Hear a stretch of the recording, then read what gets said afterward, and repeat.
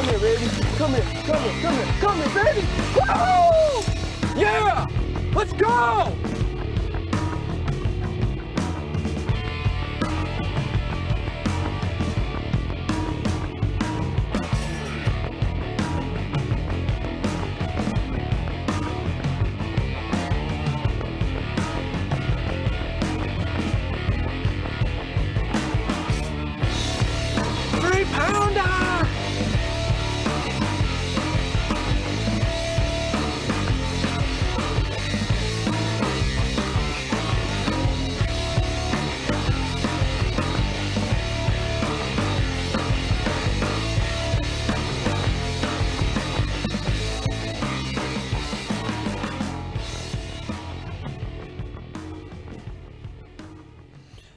What's up, man? Head-to-head fishing, Bassin on the border, day 4, Fintastic Four. Andy, how are you this morning? Man, I am ready. I am ready. He's ready. You know, after yesterday, the drama of yesterday, to me, yesterday was one of the more dramatic endings that we had. We had 2 matchups that went right down to the wire. Yep. And then throughout the day, there was plenty of drama. This has definitely been a week of firsts, right? I mean, we've had some interesting. We had a boat stuck. We had one of our best viewership days, and it's been maintaining. Yeah. The other first we had is we had a tiebreaker all the way to the end. We've had Dinkfest tiebreakers, but we actually had a tiebreaker where the weights, the averages, everything were locked up tight. It was all the way down the list. I mean, dude, if you're not watching this week, you're missing out on a lot of firsts. And that highlight reel covers some of the amazing events from this past week. Right. Or yesterday, I should say. I mean, you saw Cade fishing a ditch in the middle of a cornfield. It was rice. It was rice. But it's like you sit there and look at that and go, there's no way I'd ever try that. And all of a sudden, right in he goes, and he catches a fish. Yep. Where I would have never expected to have a fish caught. But he goes in on a frog and catches a fish in less than a foot of water. So let's talk about our Fintastic Four matchups for today. So we have Kevin Rue versus Steve Mortensen. Yes. Now, I mean, we talk about Kevin putting that big 4-pounder after it was lodged underneath some debris of some sort. Right. And then we have Steve's been grinding that French spot. You would say it again, the French what spillway? Right, the creamy French Island spillway. Remember, it's orange, not red. Right. But, so interesting to see where Steve's going to start out right away this morning. Then we go to the other side. This is all these matchups there are going to be strong, but this is the one you're going to want to really pay attention to, in my opinion. Remember, is the matchup between Trey and Cade, right? Right. We were kind of talking about this off air, and, Cade has a lot of experience on this body of water, and he's proven, like you just said, some off-the-wall tactics that are allowing him to advance each and every day. Yeah, we talk about, sometimes guys, they fish inside of a box, right? Yep. Cade has no box. No. The world is wide open. And, Cade, he grew up on this river. He grew up in a club that is known for putting out national caliber anglers. Wow. I mean, the club that he's in has a 2-time classic appearance guy. I mean, he went to the classic. I mean, the club that he's a part of, like I said, he has so much knowledge of this river. And what's interesting is day 1, gets by, he caught a beautiful smallmouth bass, right? Yep. But he 3-9 day 1. Yep. 1 fish. He gets by, right? Day 2, he made the adjustments. He bumped his weight all the way up to 12 pounds, doing completely different tactics. And so that's where it's like when I look at what Cade is capable of, he has got just so much to pull from pools 7, 8, and 9. He can go to so many places. He has so much knowledge. But Trey, he ain't no slouch. No, and Trey's not by any means. And with the same thing with like Kevin, Steve, Trey, and Cade, you can see the cool thing about this format is, it is a little bit longer time frame that they have to fish, so they're able to work out the kinks. Right. They're able to build that pattern going into this week, and I agree with you. I think Trey has kind of figured something out. Yes. Just like Kevin and Steve both have on that opposite side. That, that's what I'm saying, man. It's going to be that Fintastic Four today is going to be some interesting battles. Looking at the other side, Kevin against Steve. Kevin, he made a comment yesterday that just stuck with me. He says, I'm not quite dialed in yet. He put 11 pounds, 8 ounces on yesterday, and then day one, he also had a good day. Yep. And he's saying, I'm not quite there yet. I'm dialing this in a little bit better. And he is, just like Jeremiah said, he is a fantastic stick. He is an up-and-comer. He knows this system, right? And when I look at what Steve did, Steve, the first day, he caught 2 fish for 4 pounds and some change. Yesterday, 1 scoreable fish. He caught a lot of fish. Yep. A lot of non-scoreable fish. But, he was at 2 pounds, 5 ounces yesterday. And to me, if I'm Steve and I'm going against Kevin, I don't know if that spillway is going to pay off. Now, I'm not saying he shouldn't start there. I'm not saying he shouldn't check it because things change, right? But the last couple of days, just seeing what we saw, I don't think that is going to hold up. I think that he is going to have to expand his water in order to beat Kevin. So, and just like we saw a little bit last week in the Capital Clash here, we've seen some anglers go to some spots, really milk them for all they got, and then those spots didn't pay it off. So then it's almost a scramble as we get into day 5 or 4 and 5, right? Where everybody pre-fishes and they have backup to backups, but you get comfortable fishing one certain area, maybe a little too comfortable that the confidence isn't there in those backup spots that you had lined up throughout the week. Right. So I agree. I'm going to be interested. We're real quick to head out to the water here, but we have some other matchups that we need to talk about. So we have our 5th place brackets that are going on today as well. Right. So not only are you going to see the Fintastic Four going on, but we have the battle that are going to be going on for our 5th place. So then we have Andy Lee and John DeMay, right? A surprising 0 from our head-to-head champion, John DeMay, yesterday. Right. The guy grinded. I mean, he was straight grinding yesterday, but it just didn't pan off with the head-to-head scoreable fish, where Andy was on the flip side of that Steve Mortensen matchup with that tied up 2.5 pounder, 2 pound 5 ounces. Yeah. Yep. So then on the other side, we have Daryl, who pushed Cade right to the very end. I mean, literally to the limit. And what was fun is we saw Daryl on the top side of the French Island Spillway, and then we saw Steve on the bottom. But right at the end, Daryl caught that big smallmouth that really it was ounces, right? Ounces. And Cade was just... It was a good thing that he told Kyle, I don't want to know any more updates, because if he would have found that one out. He would have been panicking a little bit. Yeah. And then, so, excuse me, and so Daryl is going against Kevin Herlitsky on that other side of that 5th place bracket. Yep. So, I mean, I think we're closing in about 5 minutes before we head out to the water.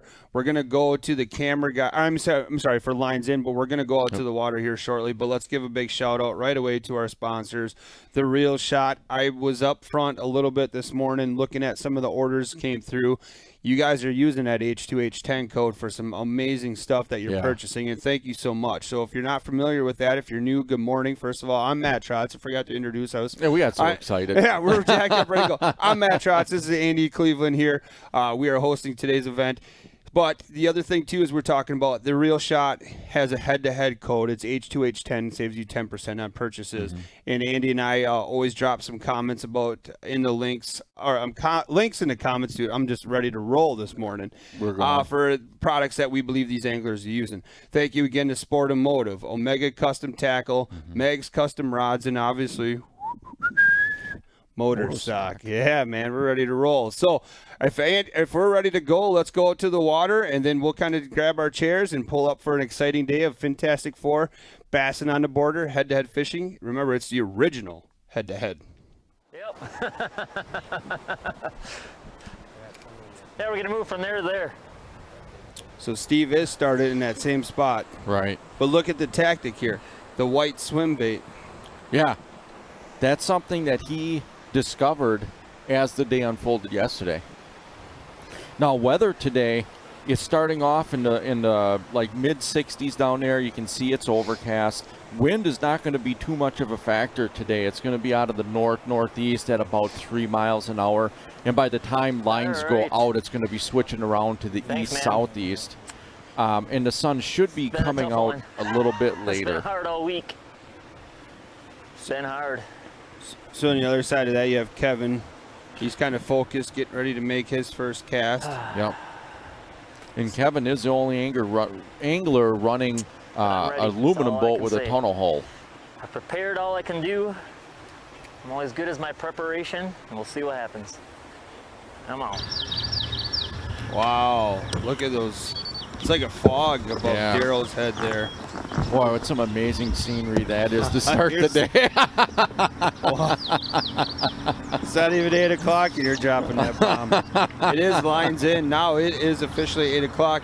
As we get started today, we've been having some recordship viewer numbers. Thank you so much. Yep. We also have some milestones that we're getting close to. We're really close to 4,000 subscribers on YouTube.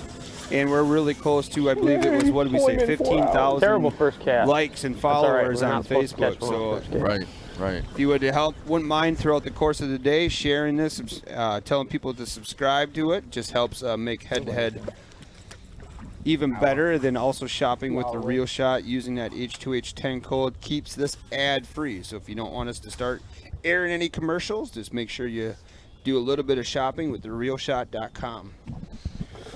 Pull up a chair, Andy. It's about to get interesting, my friend. Oh. We are lines in here, day 4. You know, when you settle in right here, the world just is right. So the other thing, too, is we'll talk about here is you'll see this is our part of our Fintastic Four matchup between Trey and Cade. You can see that right underneath the Bassin on the border title is the Fintastic Four. The contour lines in the background are changing. So obviously we're going to stay with the Fintastic Four for the most part throughout the day. We'll be continuously showing the 5th place brackets as well. So Trey is starting off in kind of some similar type areas. You know, he's fishing a channel, some backwater area, and again, there's probably, I don't know, about 15 feet or so of that matted vegetation right along the shoreline. Looks like he's throwing a frog. It also looks like Cade's throwing a frog as well. Actually kind of doing a similar tactic, but in a wider channel.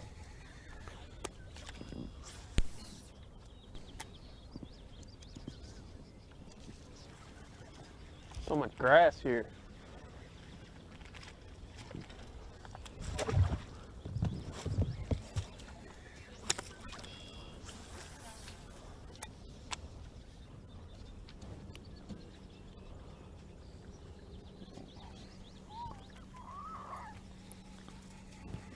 Why that morning is just still out there.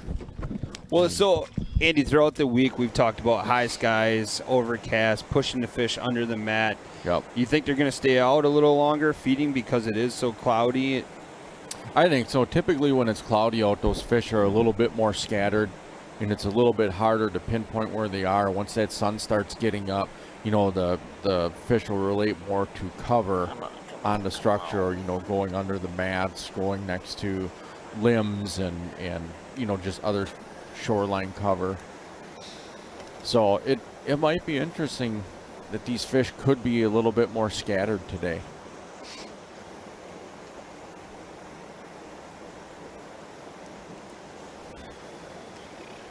Good morning, Gary. Gary was in yesterday picking up some Omega custom tackle. Ooh. Gary's in our member chat.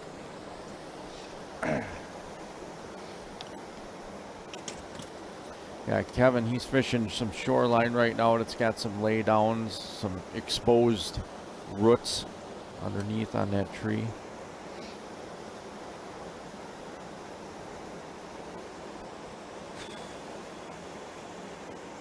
Yeah, this week has, every day there has been excitement. Every day there has been things that we've never seen before. Yep. I can't wait to see what happens today. Just got started, man. Back over to Trey. Looks like he's top water fishing, maybe a frog over some slop. Yep. You know, we had talked about how Cade knows this body of water. Well, Trey, being from Missouri, spent the last week fishing this body of water. So, I mean, it gives you a time. It's not, oh, there's got to blow up. Trey Harple is hooked up. Oh, man.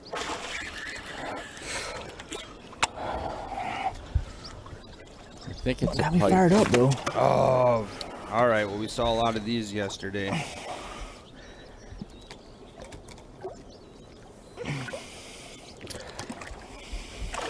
So if we kind of talk about what some of the anglers are using a lot this morning, we're seeing some frogs here. Like Trey just had a pike blow up on a frog. We believe Cade was Hopefully that's using the a only frog. one today. Yep.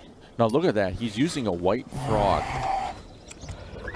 And what's interesting about that is, you know how they talk about cloudy conditions or darker, that a lot of people will use a black frog. Yep. So this is interesting. That white is such a common theme on this river. Yeah, how many different white baits did we saw? We saw a swim jig. Yep. We saw bladed jigs, Swim bait, swim bait, frog, frog now. And actually, if you look fluke. at Fluke, yep. And if you look at Kevin Rue here, and now we have Steve and Kevin on the split screen, I think Kevin was throwing a white spinner bait for a minute or two here right away as the event started. And I think that has, that just goes to show you what these fish feed on, right? A lot of crappies. A lot of crappies is what I was told is one of their main forages in this body of water. We saw. And I believe there's quite a few shad in here as well. Okay.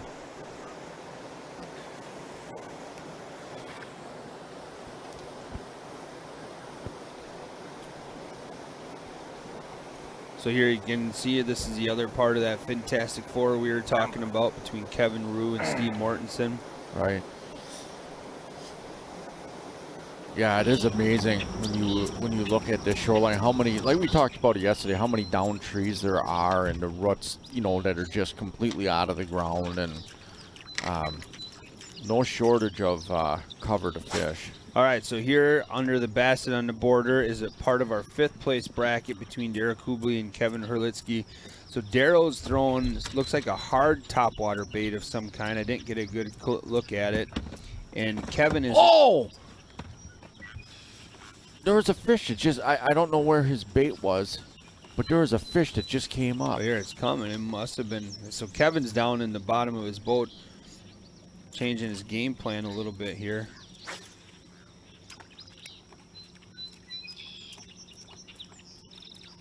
Look at that walking action on that thing. Now, wasn't he throwing that yesterday? That was that bone color that we were looking at? No, I think Kevin was throwing that bone color bait. I'm trying to look at it. He's kind of hiding it. Maybe we can ask his camera guy. Now the label's in the way there. Well, it's like the camera guy is mic'd up to you. I know. But look at that. Interesting, though. It's like a bone color, a white, with a chartreuse front to it. Right. I'm sure the chat can identify that. So good morning, everybody. Remember, this is day 4, head-to-head fishing. Let's start it out early. Let's tag some friends, and we appreciate everybody that's done that so far. It just really helps us out, like we talked about earlier. A couple of milestones we're getting close to is 4,000 subs on YouTube. Doesn't sound like a lot, but realistically, that's like 5 months worth of that's awesome. Of events. And then we're almost close to 15,000 on Facebook. I know Instagram is climbing as well. Everybody's kind of liking all our social media stuff. If you're new to head-to-head, welcome. Good morning. There's a couple of different ways that you can enjoy head-to-head fishing. It's obviously Facebook, YouTube, and then we have head-to-head radio on the H2H Fishing website, where you can also watch it over there as well. Head-to-head radio is free. Just download the Mixler app, and if you can only listen, Andy and I do our best to describe the events. A lot of people like to take advantage of that.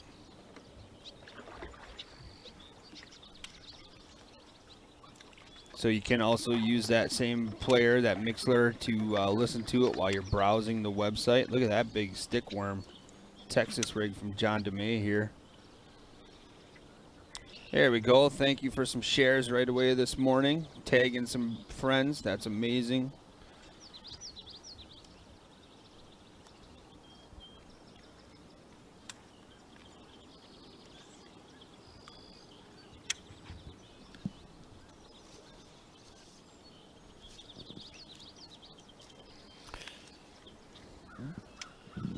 Yeah, John is flipping. It looks like he's flipping like the weed line, because he's about, I'd say about 10 yards or so off the shore. And then up to that point, there is that matted vegetation up on top, and then he looks like he's flipping right along the edges of that. So maybe with the cloud cover, he is targeting some more of those fish that are on a little bit out yet. looking at. Whoa. We're watching Kevin. There he goes.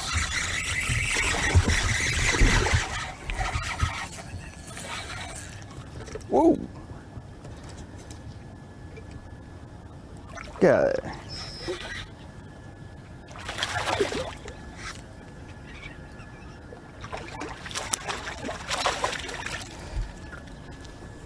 Looks like a smallmouth. That looks to be a little short.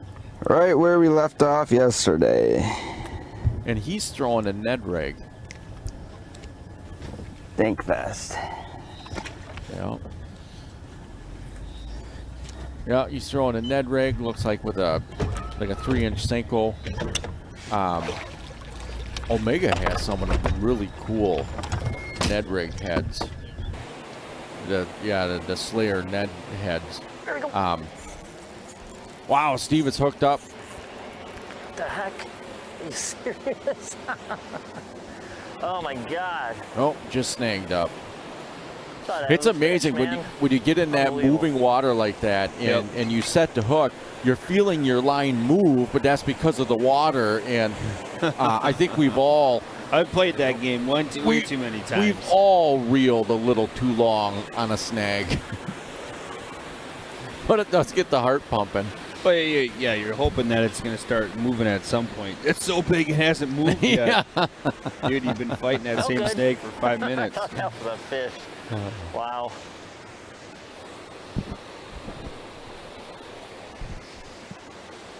So we're watching Steve Mortensen and Kevin Rue. Now we're just switching over to Cade. Sounds like he's going to be throwing a buzzbait. Oh, that's another one we saw quite a bit of. Right. Oh! Ooh, right away. Little guy. I wonder how Cade's hanging in there this morning.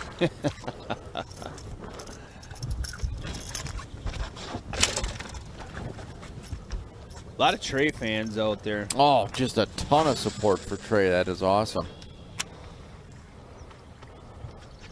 That new boat of his, I tell you Ooh, what, that man, looked pretty sweet. That Phoenix, that looks nice. Yeah.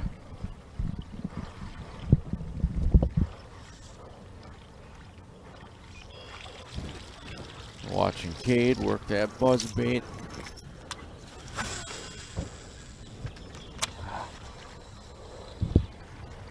Just love the sound of a buzzbait. I don't have to bring it all the way in. Fish blew up in the grass over there. So Cade was just mentioning he saw a blow up in the grass, and so he switched from a buzzbait to a I have frog. to change colors of frog today because these fish are eating bait fish. I got my black frog still on from yesterday fishing dirty water stuff.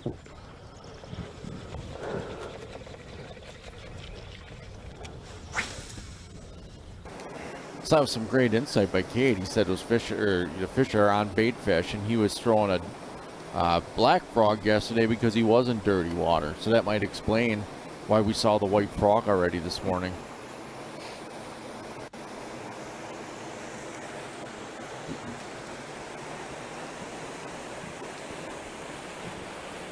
Look at that channel that Kevin's in. It's just littered with laydowns. Again, I mean, we talked about so much this week of bassy looking water. Yeah. That's another one. Like, even that little bit of duckweed built up on the edge of that blowdown. Right. Woo, Right. throw something in der. I mean, it literally looks like there was a log jam that was blown apart where he's fishing. Yep. So much shoreline cover, so many logs that are actually out in the middle of that channel. I think he's throwing that spinner bait up in there.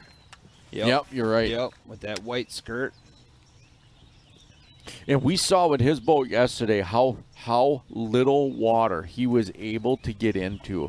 Did he mention like 6 inches is Yeah. what he was in yesterday? It was just ridiculous. And it's funny because he was telling his cameraman that he might have to come up front to get his boat over some parts of the channel he was in. And that just goes to show you how thin a water he was fishing.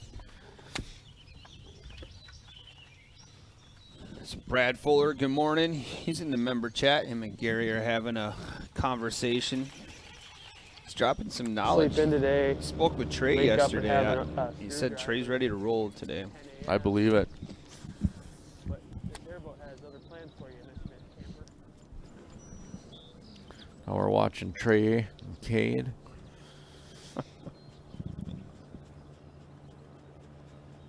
So I just shared the links to some Ned stuff on the Real Shot website. We'll look at some of these buzz baits, maybe like, oh, I don't know, maybe the Alpha Shad from Omega is one you want to look into. Yeah, absolutely.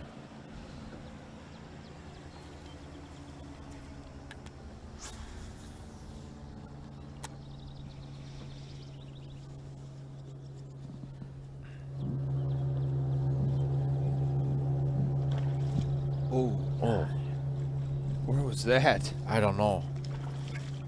Oh, that was off a tray. Trey's. Oh, another pike. Wow.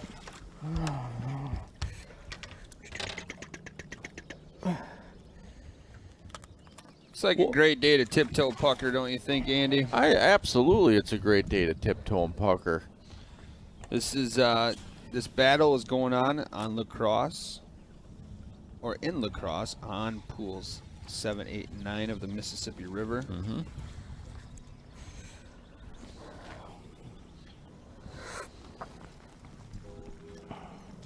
So right now the screen is split between Trey and Cade. Cade is still fishing that buzzbait, and Trey is throwing that white frog.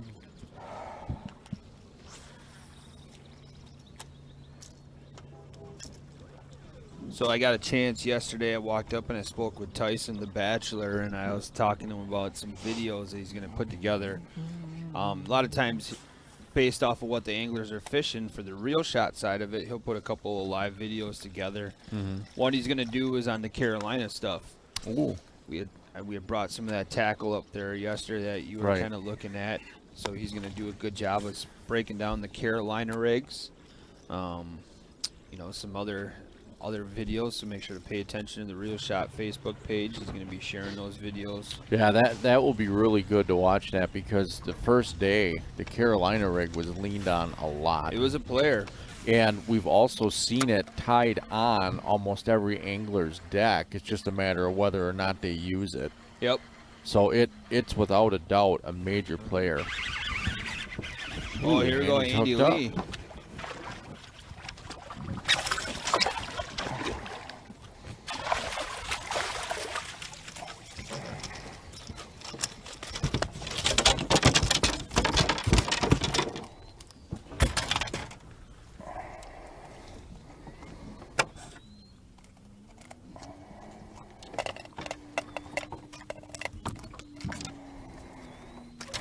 Boy, look at that scenery behind him. I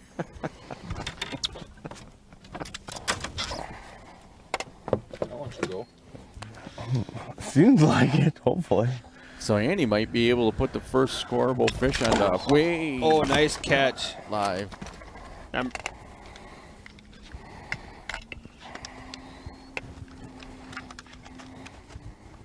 There's a lot of fish on that lake. Yeah, there is.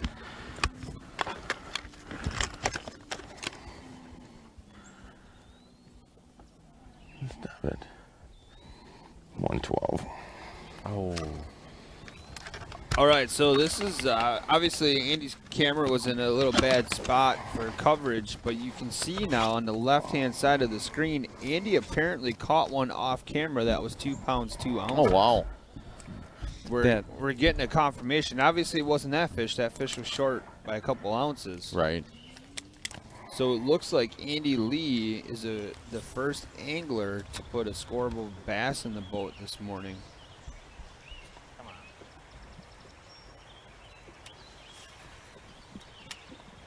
And Andy is, you know, part of that 5th place bracket against Yep. John DeMay.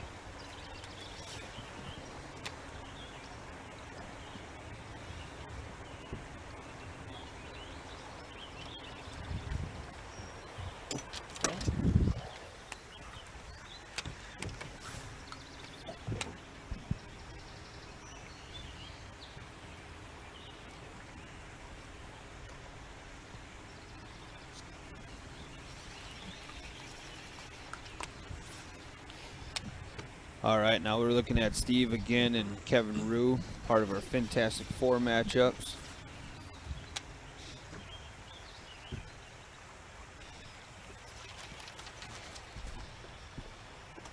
I'm anxious if Kevin starts putting some weight on the weigh live, if that's going to force Steve to move early. Or I'm just anxious to see how long Steve is willing to give this spot. He showed tremendous patience yesterday. Yeah, he's snagged up again now.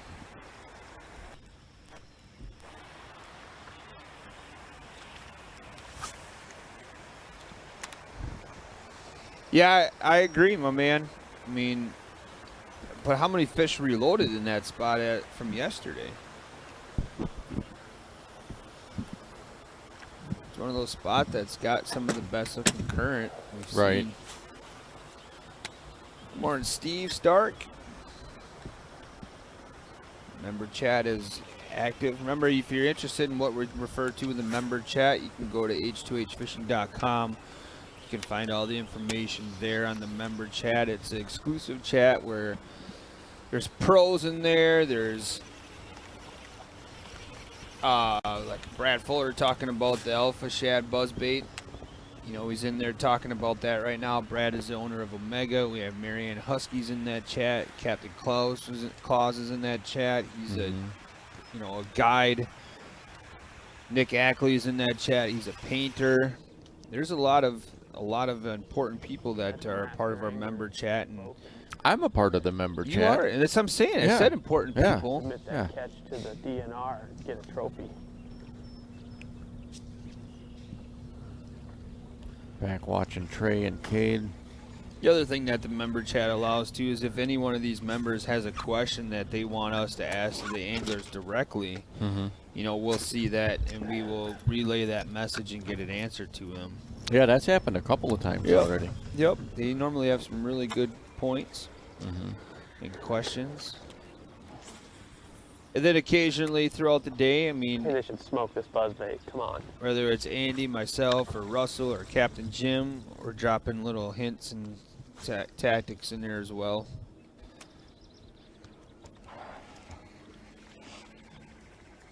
Cade's still working that buzzbait around that grass. And I think, I think a buzzbait is a good tool, like a search tool to use, because sometimes they may not get it, but it might give their location away, where you can then follow up with something else. Yep. So it's a good strategy to cover water. Coming with something finesse style. And there looks to be no shortage of options on the deck for Cade as far as to be able to follow up with a Yeah, rod. I mean, look at the Fantastic Four matchup between Trey and Cade, like you just said, Andy. Yeah. What, Trey's got 4 rods, including the one in his hand. Right. Trey's lost count after 14. Right on Cade, yeah. And I think he's probably got another 30 below deck. Below deck, yep.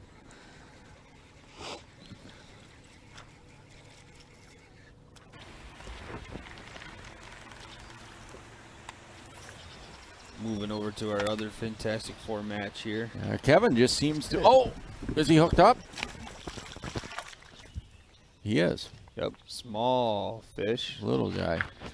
But Kevin just seems to be roaming, specific channels of that backwater area. And I'm anxious to see how his day unfolds, because like you said yesterday, he's not quite tuned in yet.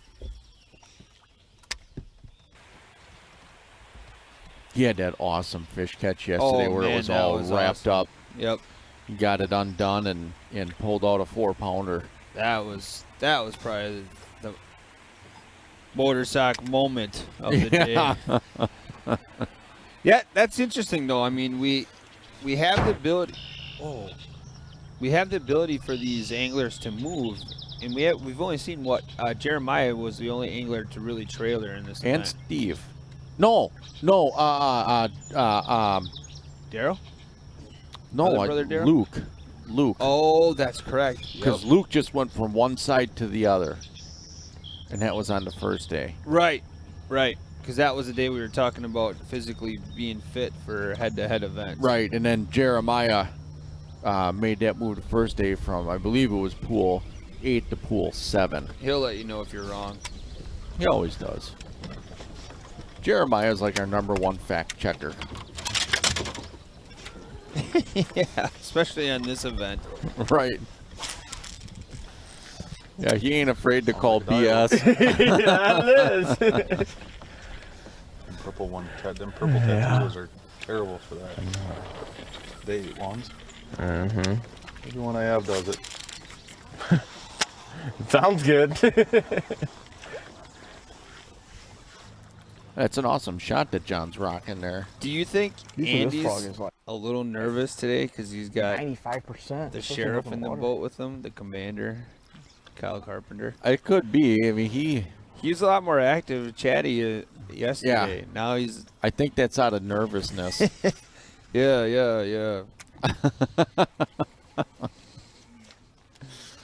anytime you have the sheriff, it's just a little different energy.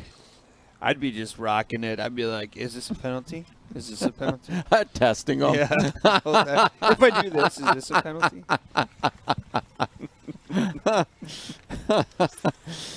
Could you get your cell phone out, get an argument, and live stream it on like YouTube or something? Test them on the rules. Test them on the rules. So in Article 6, Section, you had said this. Did you really mean that? I think Kyle. a pike. Yep. I think Kyle would actually push him out of the boat. Took the back of a Sankoa. I'm just thankful he's Wow, look at John's rocking the Real Shot shirt. Yeah, I the tell ya. head-to-head hat. Yeah. It's looking good today. Can't wait for the head-to-head pike division to come out. Best dressed angler of the day, I would have to say. Absolutely. How relieved do you think John's cameraman from yesterday is that he's not back in John's boat today? Yeah, setting him up to ask the difficult questions. Yeah. So, how was your night on the sandbar? Yeah. Whoa. He burned a hole in his skull with that look. I got quiet.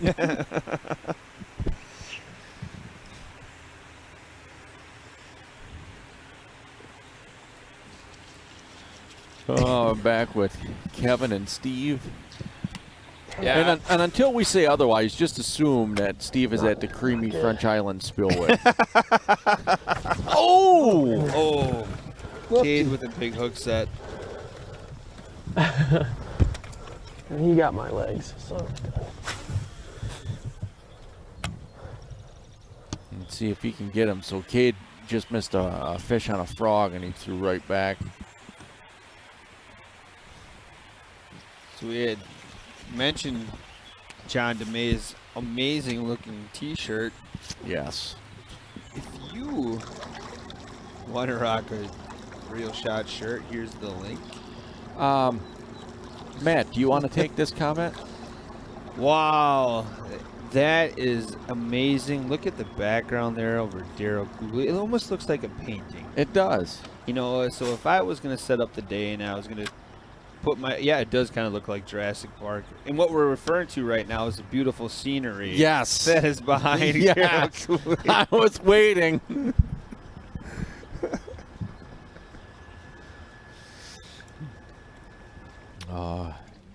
It does, yeah, Aaron, that's right. It does. I was waiting for a Tyrannosaurus Rex to come running down the hill. They do run in herds. We got back with Trey and Cade. Cade's now working a frog across some just matted vegetation that's close to the shoreline, and it's back. I mean, he's back, and there's a lot of emergent vegetation. This whole area looks extremely bassy, doesn't it? I mean, there's little channels that are going through the grass that's sticking up. Just looks awesome.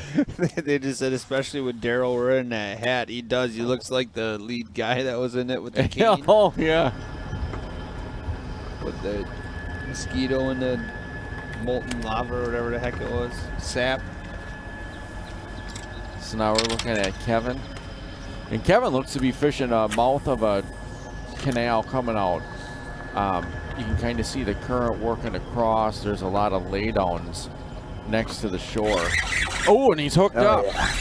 There we go. He There is we go. hooked up. He sounds like this is a positive thing right now. Got a spinning rod in hand. It's Kevin Herlitsky. There's 2 Kevins fishing today again.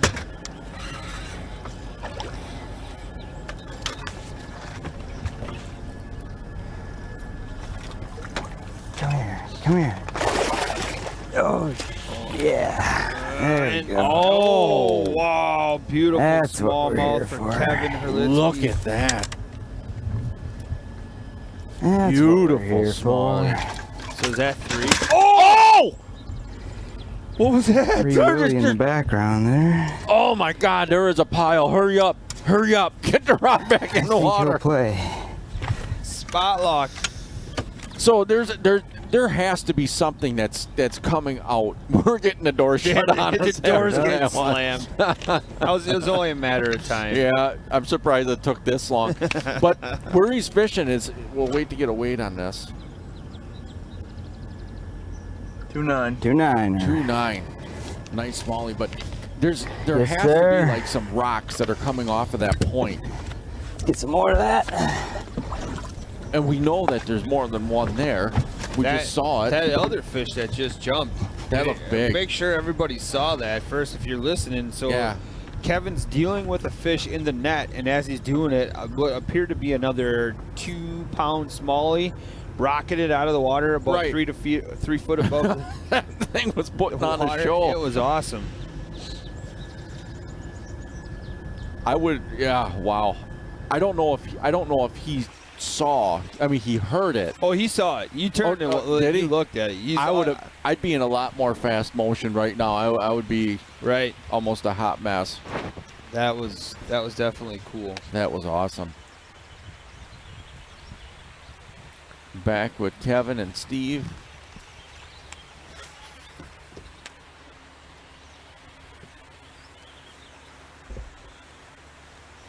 Steve is working a frog across lily pads and just matted vegetation up on top.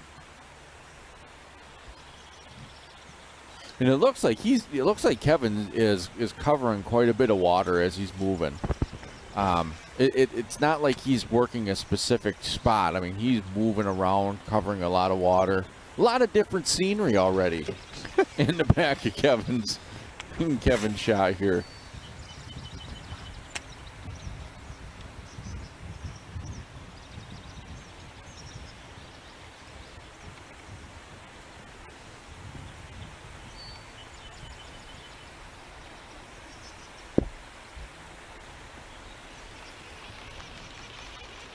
Wow.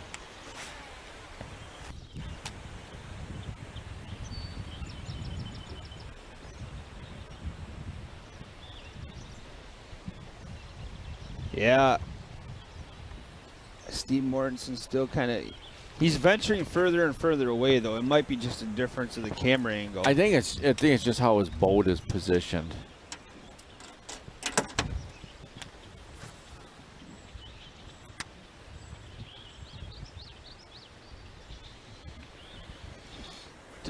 Yeah, the spillway produced one keeper fish for Steve yesterday. Right. It was the right fish.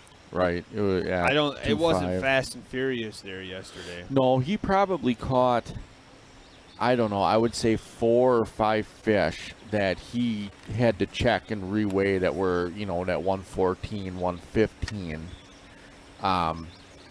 So it's hard because, you're looking for 2-pound fish. You have fish that are just under it. Yeah. And I don't know how much patience that I would have today sitting there, especially when you're facing a guy like Kevin who has had some pretty good days. Yeah. I mean, if I'm Steve, I'm going into today going, okay, I'm going to have to put 12 plus pounds on the board. That would be my mindset. And in 2 days of fishing that area, he's put about 6 to 7 pounds, probably 7 pounds in 2 days. Yeah, the day one he fished it was his best day by far. Yeah, he had If we go to the real or head-to-head website, we can look at the progression of his weight for Mortensen. So he had 412 day one. Right, with 2 fish. Yep, and then yesterday was the 2.5. So, you know, all those fish have came from the spillway. all of them, right. And so if I'm Steve, I'm looking going, okay, 2 days produced, you know, about 7 pounds. I'm thinking I need 12 pounds today. I think it's a good thing that he started there. You know, if that's your most confident area, you know, go ahead, check it out. I don't know how patient I would be with just grinding like he did yesterday. Yeah, it's a half an hour in already, and I mean maybe it's the water temp. Maybe he's waiting for the sky to break up and open up. I don't know exactly what, but you would think if there's an hour and you haven't caught a head-to-head fish in there, then you'd be moving. Right. And so where is this one? What pool is this one on? He is actually in pool 8, and what you're looking at above the spillway is Lake Onalaska in pool 7. Okay. And so on my handy dandy little map here, he is like right in here. Okay. And so you can look up and see Lake Onalaska in pool 7, because right there is the lock and dam number 7. And then, yeah, he's in pool 8.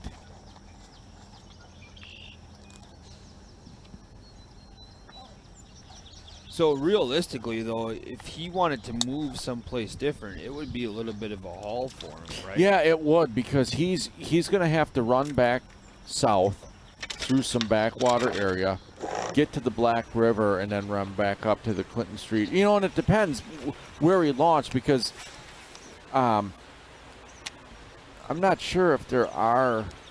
Well, it looks like there's some launches that are pretty close to that. There's one right next to him. Right. If that's exactly where he is. So if he launched there, which would be a pretty cool strategy, because you know what? You dump in right where you're fishing, and if you want to make an adjustment, it is literally right there. You pull out, and you're able to, you know, hit the road and make some moves. I don't know. I'm not sure of the history that Steve has on the river of how he's going to be able, you know, if he has a lot of history, he'd be able to expand his water pretty easy. Yep. But if he doesn't have a lot of history, he's going to be limited by only a handful of confidence areas. And the 2 places that he's fished has been the French Island Spillway and then in the Black River around the Clinton Street boat landing. So we see Darrow making a run. And Darrow was fishing, you know, as we talked yesterday, he was up on pool 7. And I mean, to open the show, we had spoke that Darrow seemed like one of the anglers that's around the bigger fish, and he caught some fair fish yesterday. Obviously, it was enough to put a lot of pressure on Cade. Yeah. Yeah, he caught good fish yesterday.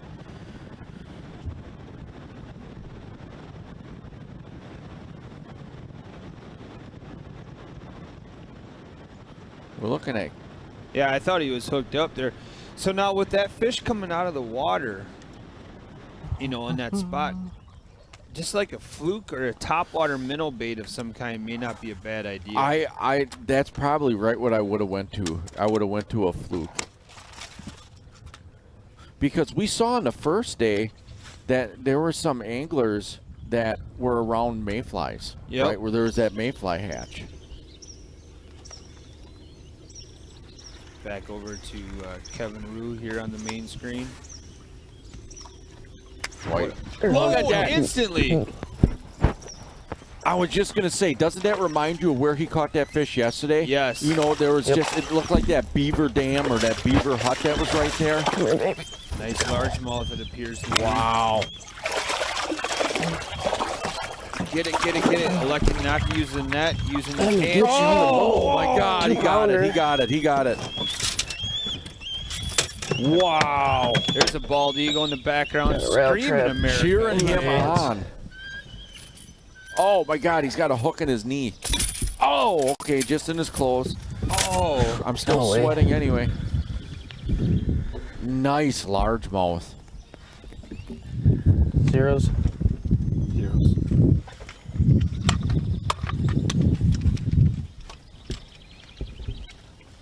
So Kevin's getting the fish on the scale.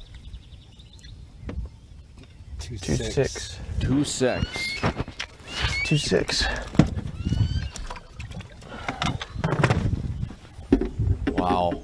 Excellent start to the morning. But so that was right at the mouth of I a haven't channel. been up in this area in like a week, and I figured I'd start up here today because I want to know if it's good. If it's real good, you know, I could do good in here if I advance, but we'll see what happens. So where he caught that fish was right on the point where two creeks meet, and there is just smaller twigs or limbs that are piled up, and it was the exact same type of area where yesterday he caught a fish going down a bank. And the other thing, you know, if I'm Steve, the other thing I'm doing is probably every 15 minutes looking at that Waylive app. Because the last thing that you want to do is not pay attention to that and then find out that you're, you know, 10 pounds down with only an hour to go. If I can get a bite or two doing this, I can just run this stuff for a while. 4 lines in, I ran down here and it looked really good. A couple little cuts back in the grass bank. Down We're here, listening there's to a lot of Cade. eelgrass butted up to the bank.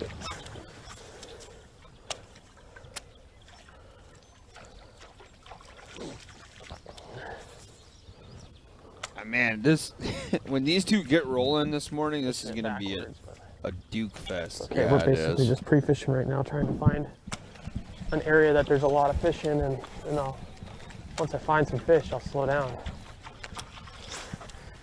So that's exactly what Cade's doing. Is he's in search mode right now. and Kind of been he's- trying to gauge how to fish each day based on what I think my competition's doing, and Trey's fishing, flipping a lot of banks, and it's just a slower.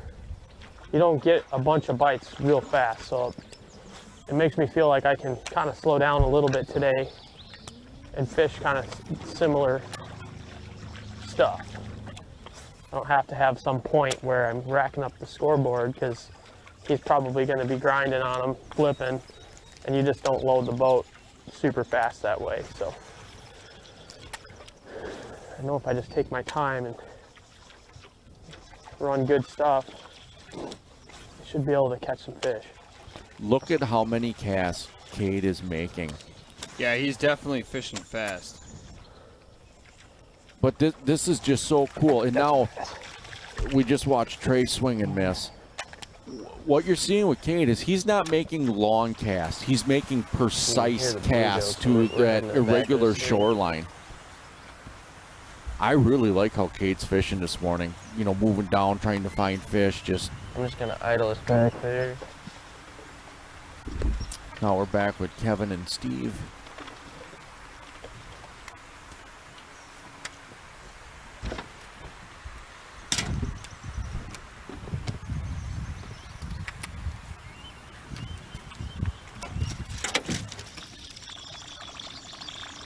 Oh, look at that. That's Daryl throwing that buzz bait. Oh yeah, look at all the birds coming. That's pretty cool. That's pretty neat. Oh, they're like flying around his bait.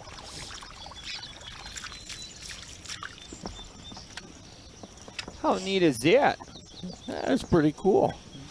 Hey, do you think we can change Steve's name to Spillway Steve?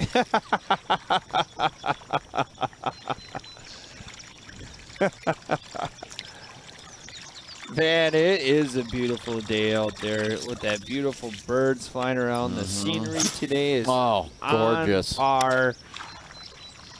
I would say that scenery view is a 10 out of 10. What about you, Andy? Absolutely. Absolutely.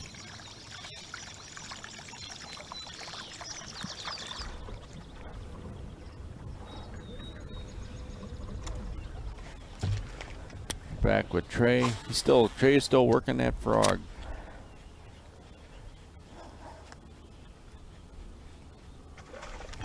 Oh, it just you heard the blow up. You heard the blow up. That's a bass. It's a good one.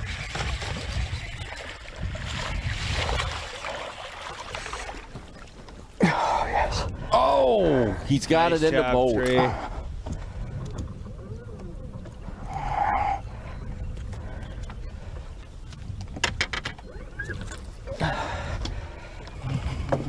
Boy, that one looks like it's going to be close.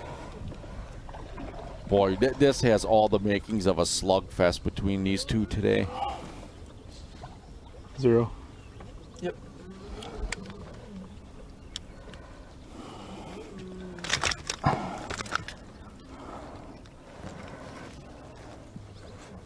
Guessing 2-3. Dude.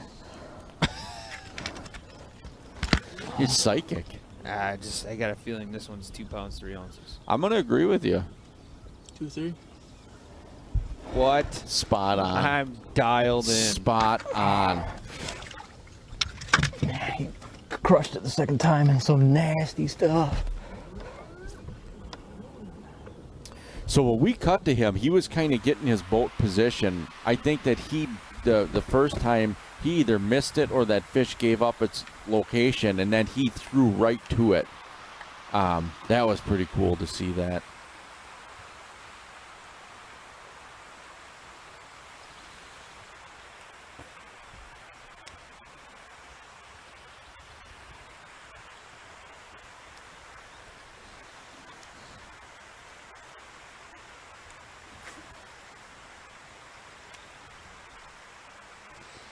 So, good morning, Marianne. She's actually got a good point here talking about next week's walleye event is we're seeing a lot of white. Wonder if that'll play into the walleye side next week.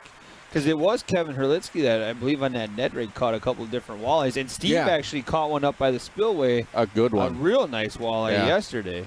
I would have to imagine because, you know, bass and walleyes are both predator fish, and they're going to be keying in on a lot of the same forage. And so I would have to imagine that white would play in the next week's event.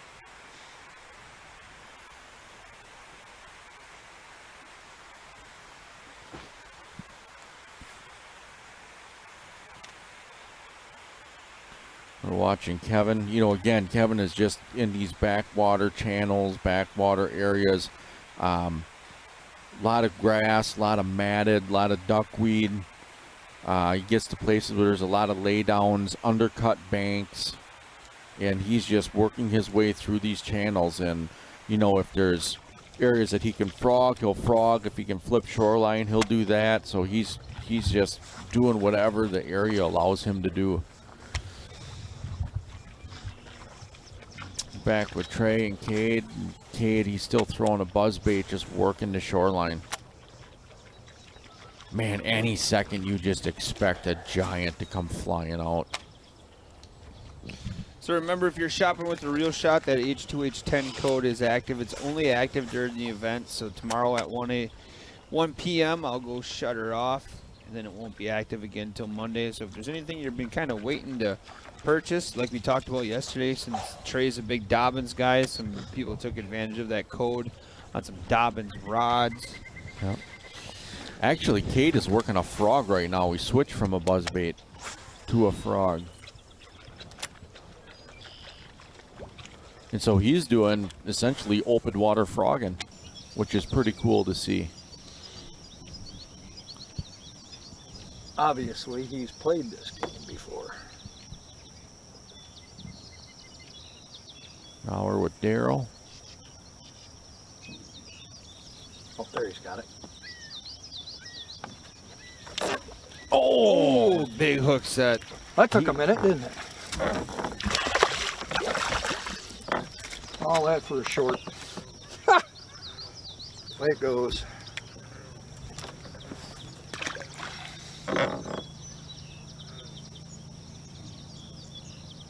Now, look at all of like the flies buzzing around where he is right now. Well,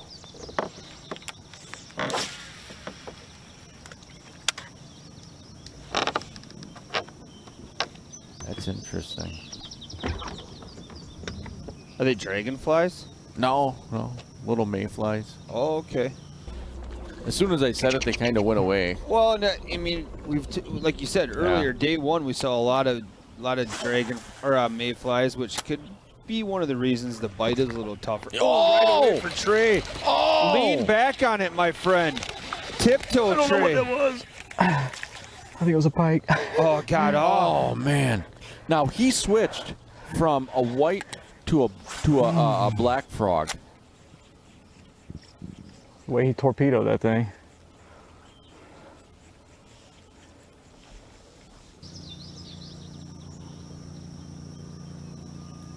We're back with Daryl. Yeah, the one thing about when the mayflies hatch, I think the fish tend to be maybe feeding a little Oh, more. Daryl again.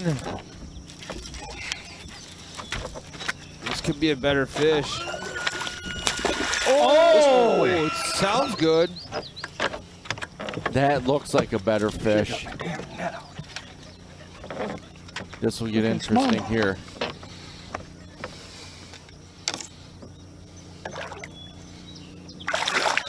Oh my God. Oh, beautiful smallmouth for Daryl Kubley. Yeah, that's... Wow. Wow. Look, what is a smallmouth doing in the middle of where a largemouth should be? And I think that the answer is there's current coming through here. Yeah. And so we're looking at what just looks like to be still backwater area, and I'm guessing that he's in Lake Onalaska. Zeros? Go ahead. And there is going to be current moving through here, and that is what's going to keep these largemouth in the middle, or I'm sorry, the smallmouth in the middle where you would expect largemouth to be. So it looked like that was a tube. 2.9. Wow, 2.9. 2.9. Jeez, good start, Daryl. On what it looks like he's throwing a tube.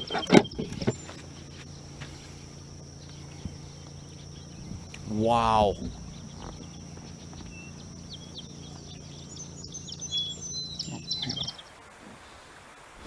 What an awesome fish catch. Holes in my frog. I don't really like it. So we're back with Kevin and Steve. Kevin has one fish. Kevin Rue has one fish for 2 pounds, 6 ounces. And Steve has yet to put a scoreable fish on the weigh live.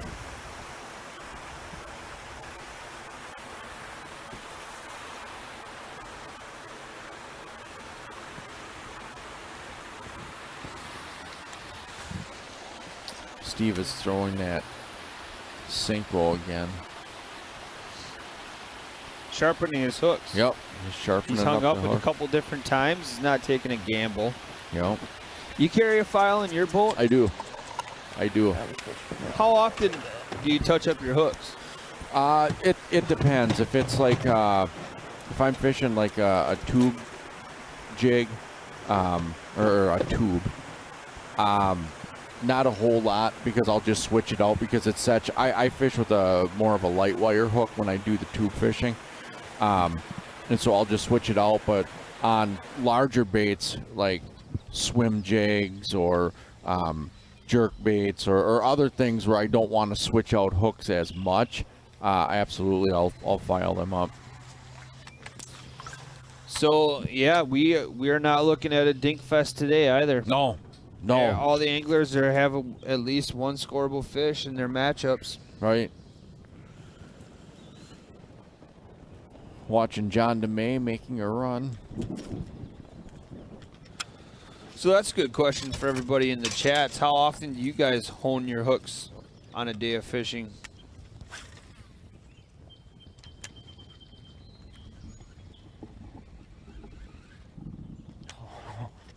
Instantly.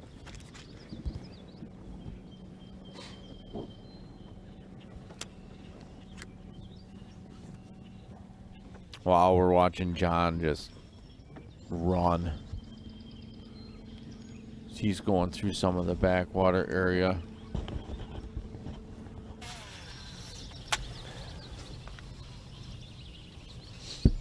Back with Kevin Rue. Yeah, I guess that's That's one thing that I never really considered is sharpened bass hooks. Oh my God! That was a I don't know what it is. hashtag Little bass, about as H2H small a little bass tiptoe as you can pucker. eat a frog. Jesus. Wow. How's that one get it? But all those other blow-ups I had on first day of this event, I don't get it.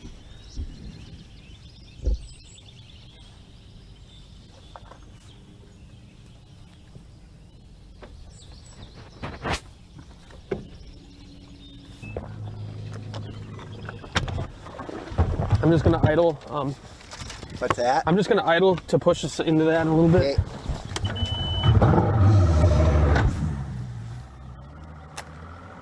So Cade just firing up the big motor to make a short move. And Trey, he's working, the backwater areas and, where he's throwing a frog over top of some of that duckweed and matted vegetation and around some of the grass sticking up out of the water.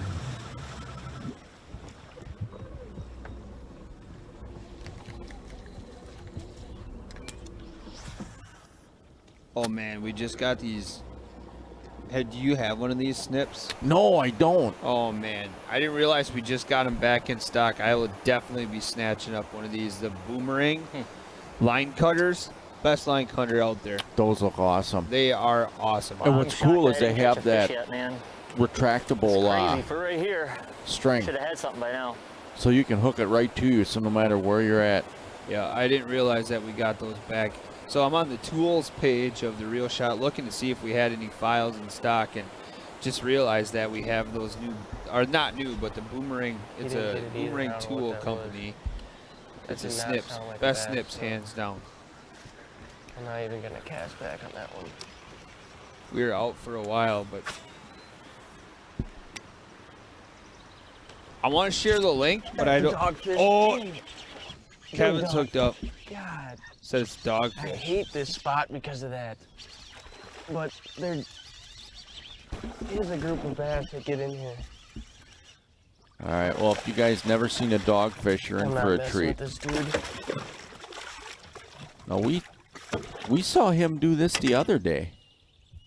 You can have my frog. Yeah, I don't get that. I don't either. I know they have teeth.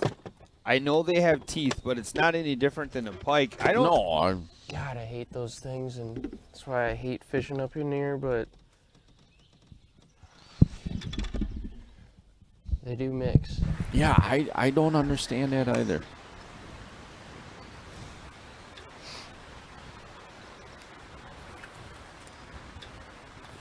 So now yes, Kevin's tying on a new frog. We're watching Steve. Now, Steve, this is the first time I've seen him fish some of the laydowns that have been on the usually in tournament, I shoreline. grab those things and I get my bait back, but with this format, I don't need to take a 2-minute penalty when I can retie here 20 seconds and get back to fishing. Because those are the meanest fish on the river for sure. I knew it was dogfish right when he smoked it like that too.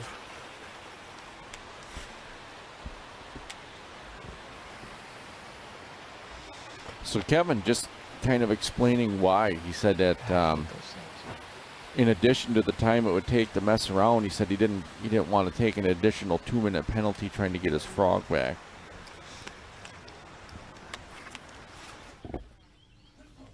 What's up? And they want just your insight on, I know you talked about it a little bit, but just go back over insight on catch a dogfish, about not trying to retrieve the bait. Well, I usually, if I'm in a tournament, I grab them and I get my frog back. With these rules and stuff, like with all hitting the side of the boat and all that, I don't know, I'm just not gonna mess with it. Today, I just would rather re-rig a new frog and get on with my day, especially on a big one like that, because I probably would take a penalty on one once I get him over the side of my boat, because he's gonna go crazy and freak out. So yeah, it's kind of how I look at that, I guess. I don't know. good strategy. So there's a kind of edit. Thank you, camera official, for asking that question. Right.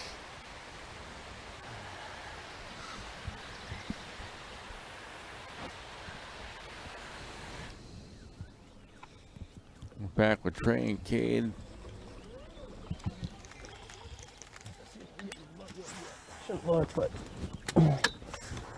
So Cade looks like he's just about to check the weigh live.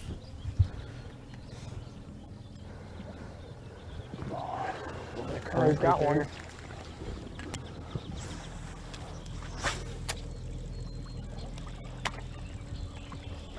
So this is the first time that we're seeing Cade down a fish.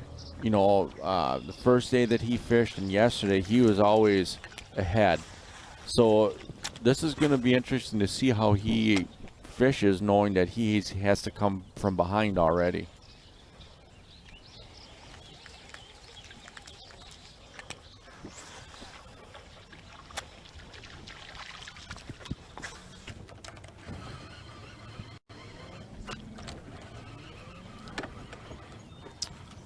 Back with Andy Lee. Oh, Andy's hooked up. He was throwing some wood along the shoreline. Oh, he's got a pike.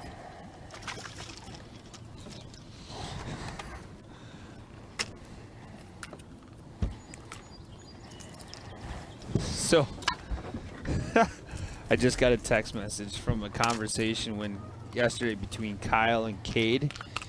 It says, this is from Brian. He said, Cade to Kyle yesterday, you need to add a Surgeon's General warning to the entry. My heart can't handle this. That's probably the best quote. We've had numerous anglers.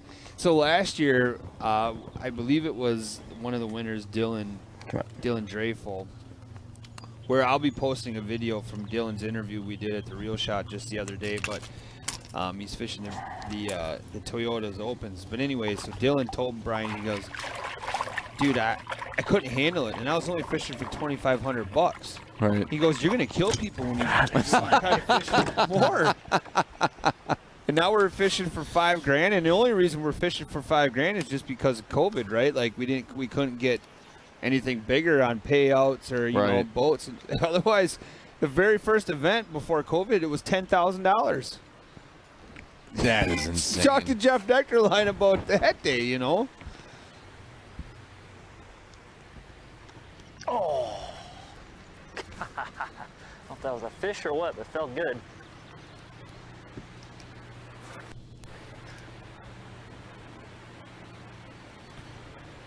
Nope. Listening to Steve. Well, he's taking our advice and throwing that swim bait. Yep. Which is a terrible idea. I don't know what he's thinking. There's a reason we're sitting here. True. Very true.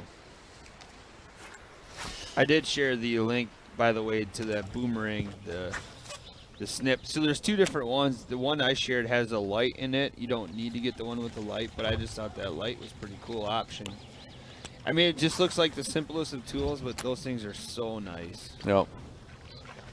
So don't buy them all, please, before I can run and go get one at 1 o'clock. We had this problem last week. Yeah, with we had frogs. the boom boom frog, and actually one of the viewers is like, "Oh man, my boom boom frog is coming today." I'm like, "Thanks, thanks for rubbing it in."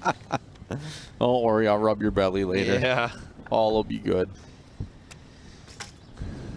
John DeMay's making a move. Hey, what can we get John's cameraman to ask him today? That'll put the fear of God on him. Yikes. One of these days, these camera guys are going to come here and just want to fight us. Oh, check this out. So Kevin is throwing the umbrella rig, or the rig. Yeah, Gary says about the boomerang, he says, I have 4 of those boomerang cutters, works flawless on all types of line. That's the biggest point to it. Is Right. And I think the hardest line to cut is braid. Oh, 100%. 100. And the thing about it is the size of it is perfect for like on your joining knots. A lot of Yes. times you have to trim it so close to the joint, Yes. you know, where and if you don't, you'll hear it running through your guides. Or I tied my Alberta a little too big the other day, and it gets caught up on the end guide if you don't tie it right. Yep. So I got to retie it. So I had the same problem with the uni knot. yep, you got to get real close to the edge, especially on your floral lead if that's what you're throwing, because it's so stiff.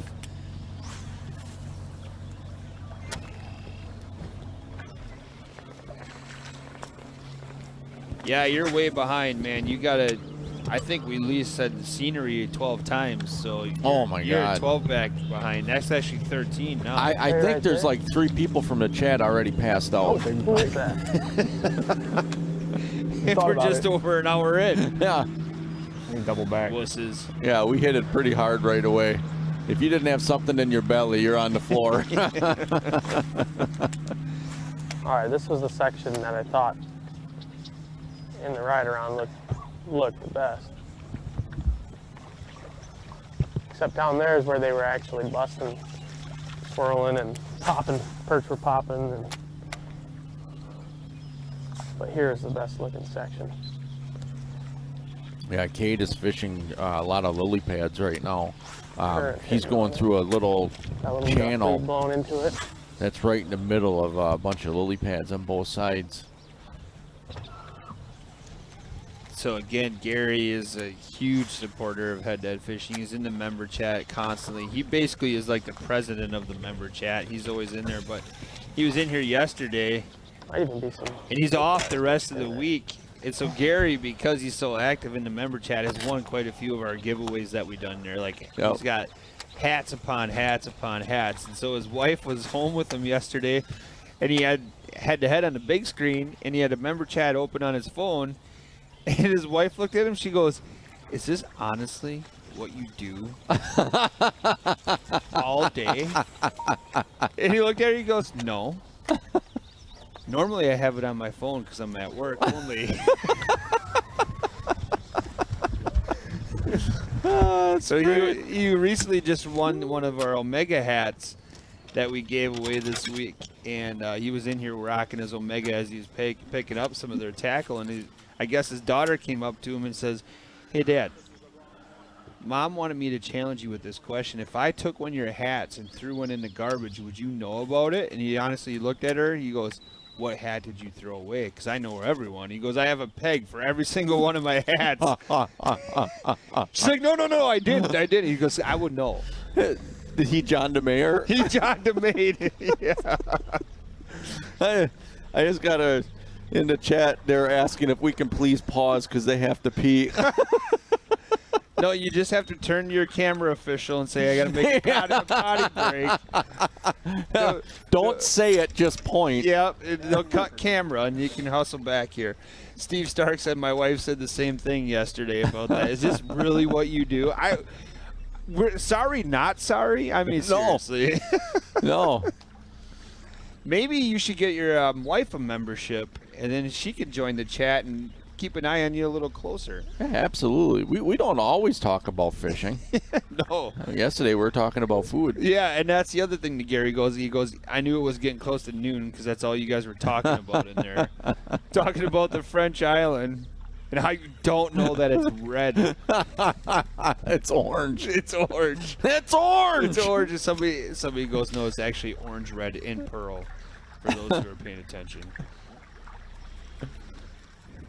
Oh, Aaron. Wow. The insight from the producer. So Aaron, the producer, just said, "Is French and Thousand Island mixed to make the French Spillway Island?" Wow. I messed it up a little bit. Buzzed because- down to that lower get section the where there was gist. actually Wow. seemed like there's a lot of life down there. I'm flying through all this stuff, which I normally wouldn't do if I was dialed and knew that there were fish in here, but I'm kind of I wanted to start out this morning just fishing a little bit.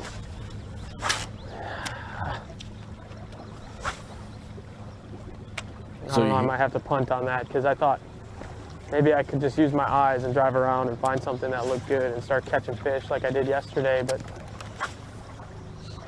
I need to get on some stuff where I know there's some fish. So Cade he's in total search mode right now. There's a lot of dead water out here right now, even stuff that looks really good.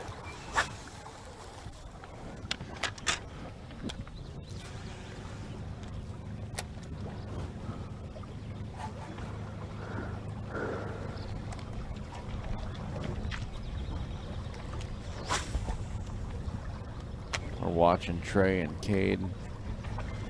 Yeah, Cade, he's basically working through backwater right now. It just looks like there's open water as he's winding through, you know, whether it's lily pads or just, you know, matted grass up on the top. But he is working water fast and he's trying to find fish. And Trey, he's also in backwater areas and he's throwing a frog next to shoreline cover, you know, whether it's matted or... Sorry, I'm just reading all the comments now. They got the chats on to talk about how much work is not getting done this week. Some guy actually went as far as he goes, I had yard work to do and put rock around my pool. I hired a high school kid to do it so I could drink coffee and watch head-to-head. Mission accomplished. Oh, that is awesome. Yeah, I got $10. Come on over here. Yeah. What are you going to do? Don't worry about it. Don't worry about it. Don't ask. Now check this out. Steve, Spillway Steve is running. He's making a move. And so wow, it looks like he went into that a little hot. He's flying, man. Yeah, he's a man on a mission right now. He's zigging and zagging. But that, I mean, you talk about the right conditions to run. Look at how nice and flat this water is. And look at all the scenery he's just whipping past. But, so he must obviously not have launched at the spillway. And if I'm willing to bet, I'm thinking that Steve is going to be running to that Black River area where we've seen him a couple other times. All right, I'm going to have you on the front. Wow. Kevin's a little hung up. Yep. Wow, look at Steve run. This is so cool.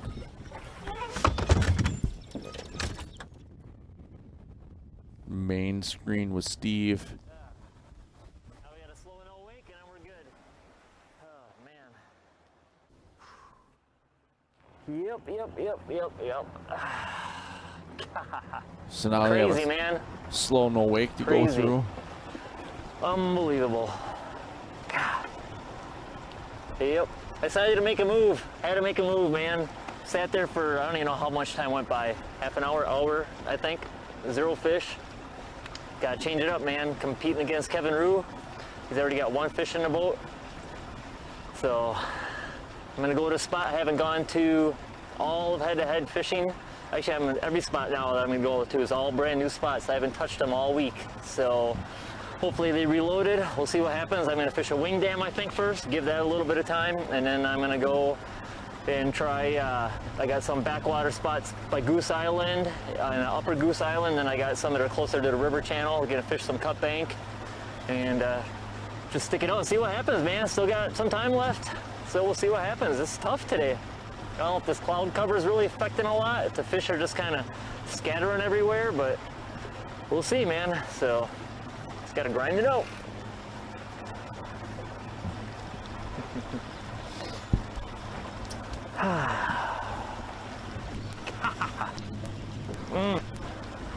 Can't believe I didn't get a fish there.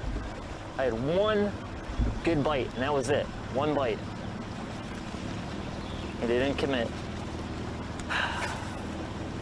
Frustrating, man. That's all right. Still got time.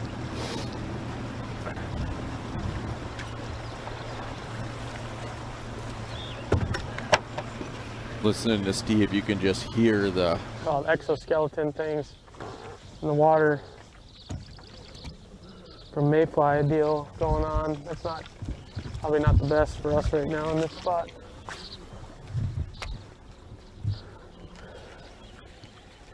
I think that was a carp. They're not like normal mayflies. Oh, They're some positive like this is bass tiny little chasing thing. shad. There's like a million different subspecies of Yeah, like 4 foot of water. Exogenia, which is what the mayfly, that's the family of the mayflies.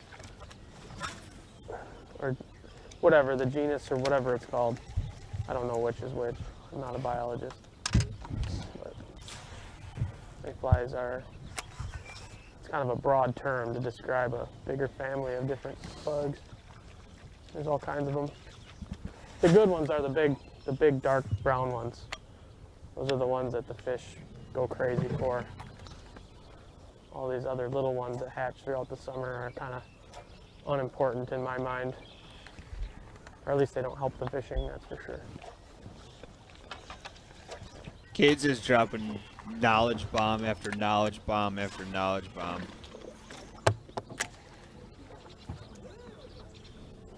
He is an open communicator. He really is. Yeah. Yeah, his Tinder profile would have to be looking for a good listener. Pretty sure he's married, but I could go to the Finfax and check that. Heck of a sand drop right here.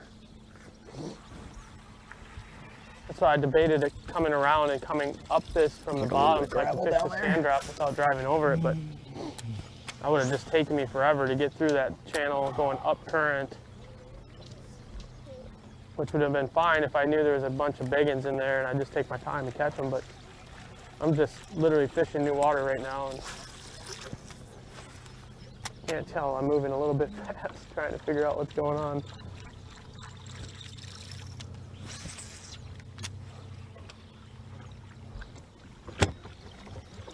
I have no choice. I mean, I just don't feel good about anything that I've been doing the last 2 days. So the only way I can feel good while I'm fishing is by fishing stuff I haven't fished.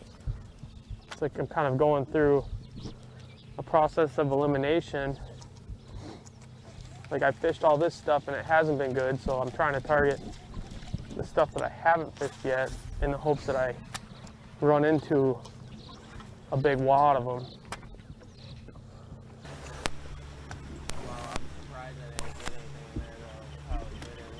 So, I could spend time fishing all this, but so apparently Cade is it doesn't single. make sense for this format right now.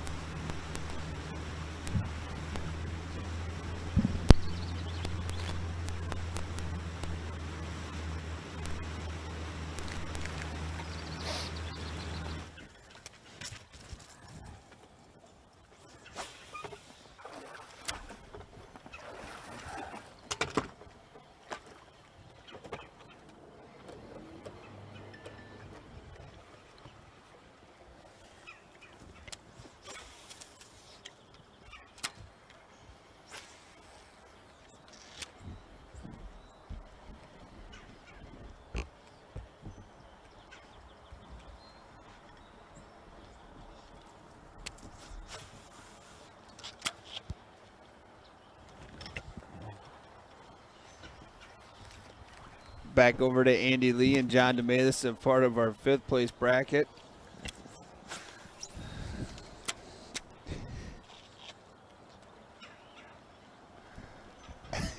Andy just learned some acronym. Wow. I am admittedly behind on my acronyms. Matt just dropped a little 411 on me here. Kind of blushing. I mean, it's not uncommon when me and Matt are texting. I actually have to ask him to break down. It's like, what the hell did you just say? Oh, man. Yeah. Thank you.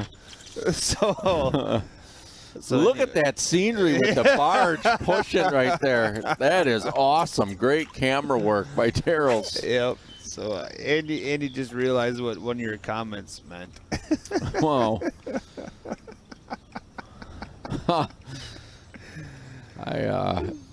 So look at those birds just swiping Daryl's bait. Yeah, well, actually, I think what them birds do is they go around, they're picking bugs out of the air. Yep. He might be kicking them off the water. Yeah, and I'm not sure what subspecies of bugs that Cade was talking about that they're actually we asked getting. Cade to break it down. Yeah.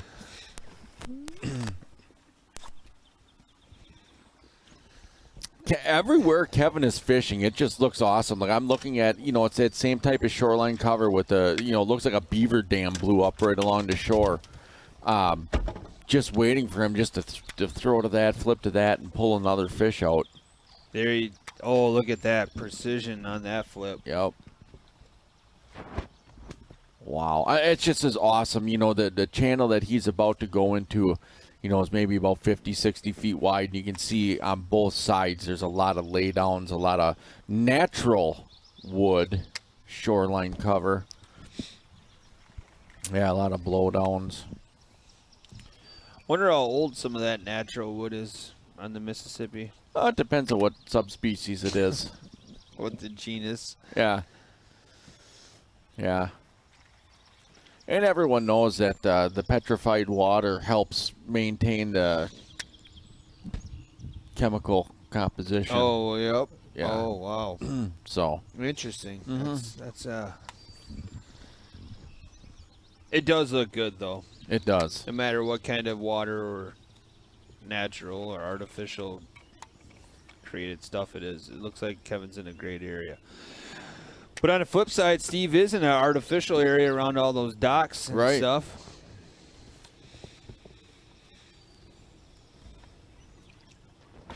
Could be a lot of riprap along those shorelines as well. Right. I like those little spots like on Steve's screen where you got the lily real close to the bank there. Yep. It's just, when you look at the different areas, it's just different types of cover that are there. I mean, look at right there. It transitions from rock to grass, and right out in front there's lily pads. That is a classic spot to fish. Look at that big train in the background. That would be an auto rack. It's an auto rack train. Is that serious? Like, yeah, I'm dead back serious. knowledge on us right now? Yeah. You have an app too to cheat? Well, I actually do. Sort of. You're a big train guy? No, but my son is. Okay. Nice. Ooh, John, that might be close. That's going to be close.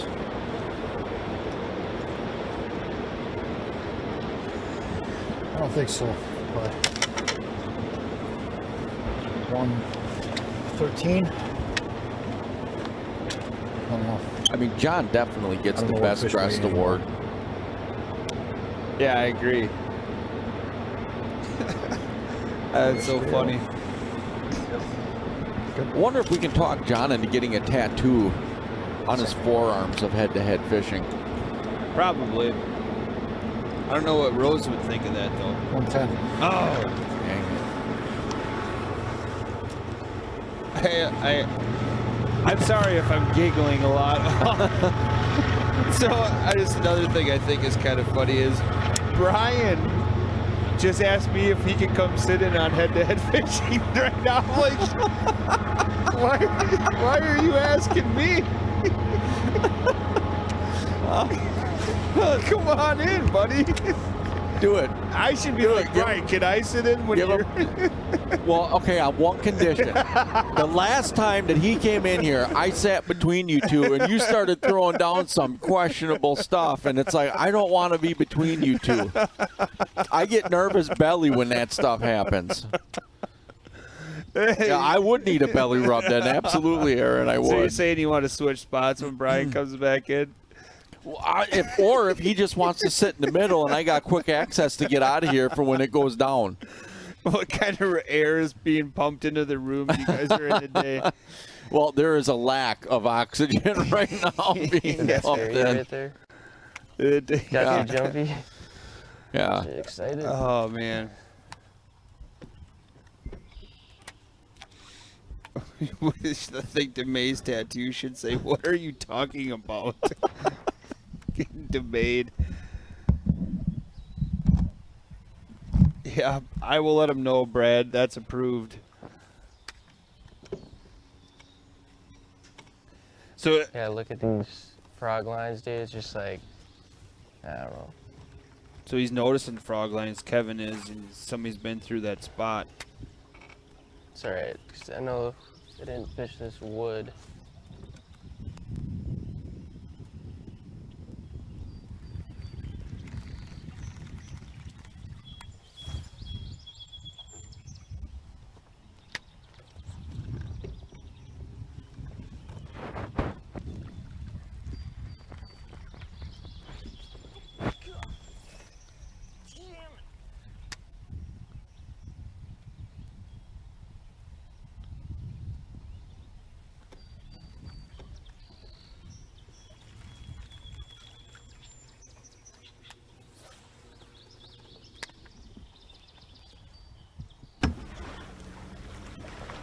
Here's another look at Kevin Herlitzky. Oh! He's hooked up.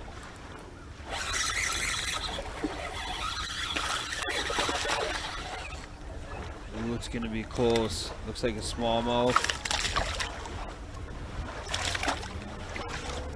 Oh man. Still throwing that Ned rig. This fish looks close. My guess is about 110. What's your guesses? Maybe I'm a little heavy. Maybe it's closer to 1.7. Hey, Don, you want to hold it up for a second? It's pretty dark. I'll zoom in on it. Cool thing.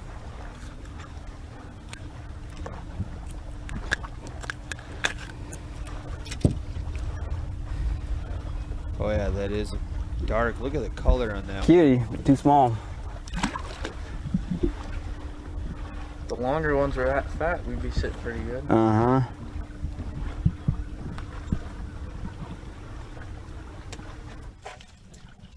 Yeah, you elected not to weigh that one. It was short, but it was really, real dark. Sent the message to the camera guy that was at Cade. Yeah. I was like, what'd you guys hit this morning? He's like, I don't think we hit anything. I didn't hear anything. Yeah. We heard something. He could have just smacked those waves pretty hard, but it was loud.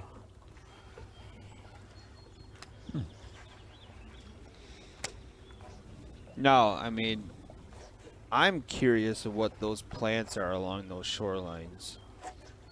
It almost looks like Cade and Trey are very much in kind of the same area. Right, absolutely. It's a tall vegetation. Is Jeremiah on it? He'll let us know. Yeah, Jeremiah, what kind of vegetation is that? And emergent is not the correct answer. Well, one of the reasons I'm kind of asking because is it a water plant or is it growing on land? To me, it almost looks like a water plant. So arrowhead is what a lot of people. So is it a water plant? Is that growing off of the bank or something like that? Because how far back in there could they really get? It looks pretty thick. Right. Oh, John again hooked up. Oh, you're kidding.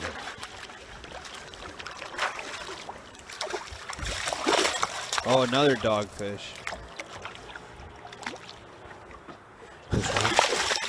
Just ruined a $20 frog.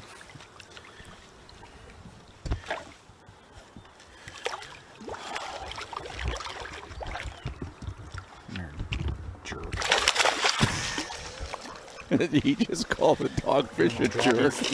He's demaying this dogfish right now.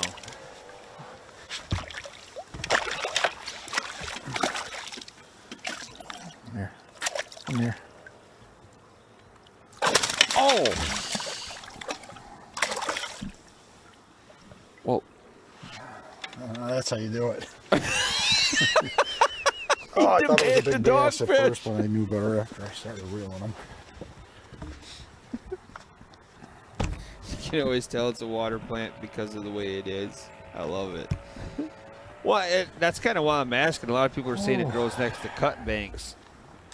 But, I mean, do fish actually, if it was a water plant that's so thick, would they actually be that far in to that stuff? That's a great question. Dialed in on off. Arrowhead species. is a water plant, but it can grow along the roots as well. Yeah. Even the dogfish are afraid of John DeMay. Yeah, absolutely. He threw that. He heard $20 frog, and he's like, trying to get it out. Oh, and he went to grab him. Oh! Now that takes some skill, boys. Whoa! How you do that? That is a quick hook set right there. Without even Not a penalty. anybody can go catch one of these. You got to have skills. Yeah. Yeah. Wow. And a good release. Oh, God. I Never thought that was a surprised trailer. me you catch one that small. Save that one for Dink Fest. 2 ounces. How did he even feel that fish? Gonna have to run that one back. See that? I don't know. We have to get a replay of that. I thought Take that some was a skills. trailer. Catch one of them.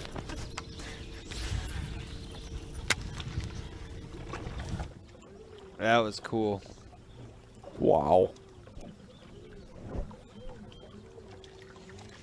Why didn't he weigh it? Because the scale would have never fit in that one's mouth. You'd have had to hook it by the tail or something. Right.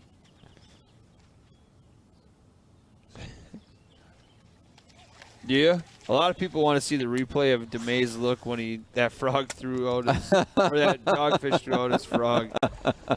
That's the look of death. The look at DeMay.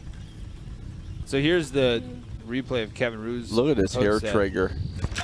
Oh! Oh! That takes some skill, boys. How you do that? That is a quick hook set right there. Not anybody can go catch one of these. You got to have skills. Yeah. Oh, God. Oh, God, he says. That's funny. Inch of water over there. Well, that was Cade that did that on his first day, and he ripped the fish Yeah, through the motor sock. Yeah, yeah. And the look on Kate's face was priceless. Is like, did that just happen? Yeah, and he's like, and now I have a penalty for it? Thank you.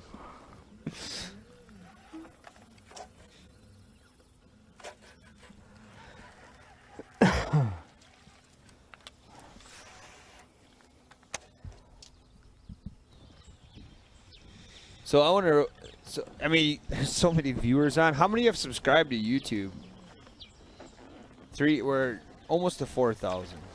We're getting closer. I mean, so that's one of our goals is to hit 4,000. Mm-hmm. And then the other goal would be 15,000 on Facebook.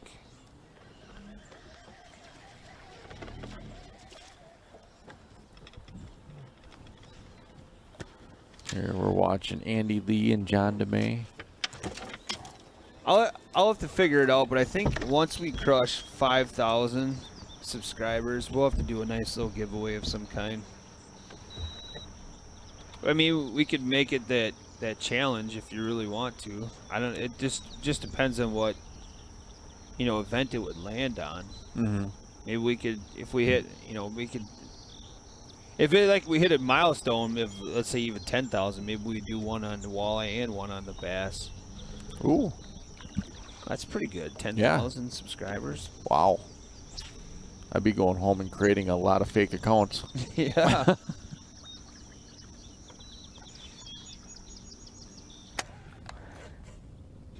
Cade making a run.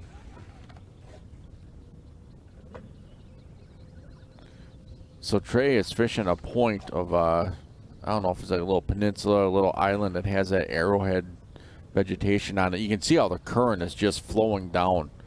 And again, they could be fishing along, having these sand points, little sand drops. That just looks like a great area where Trey is in. And Trey right now is up 1 fish on Cade. Trey has 2 pounds, 3 ounces. Cade is still waiting to get his first scoreable fish. And we already eliminated the possibility for Dinkfest today. Back with Andy.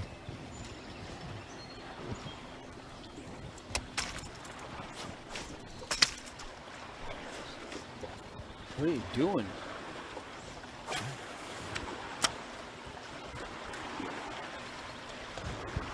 Wow.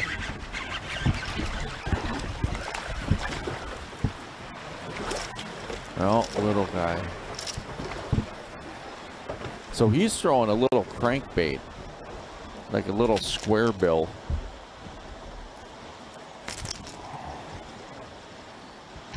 Come on. Stop it.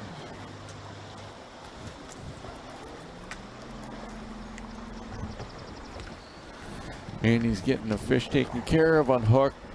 Definitely not a scoreable fish.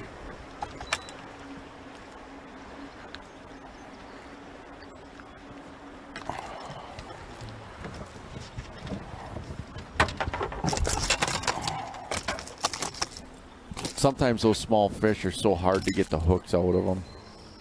The little ones are the worst. Yep.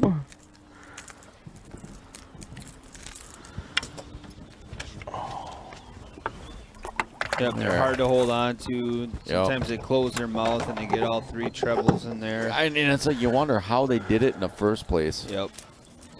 Yep.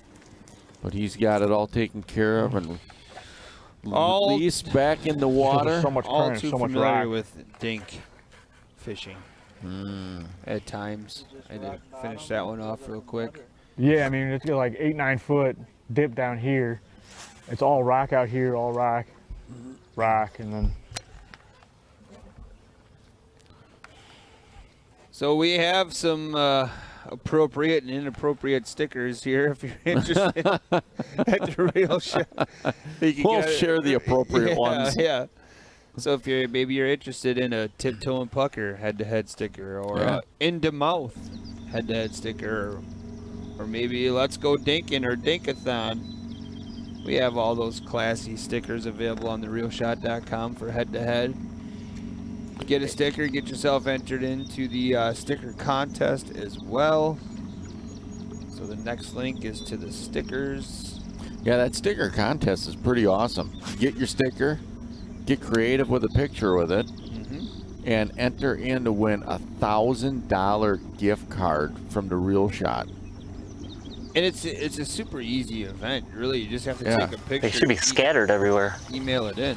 And they can take one picture with each sticker. Correct? One blow up, but that was it. It broke me off.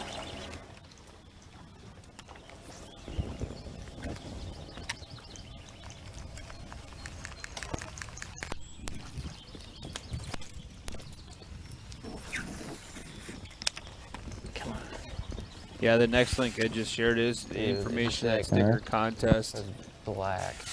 So I can kind of summarize it. I caught one of those gars. I didn't have any hook on.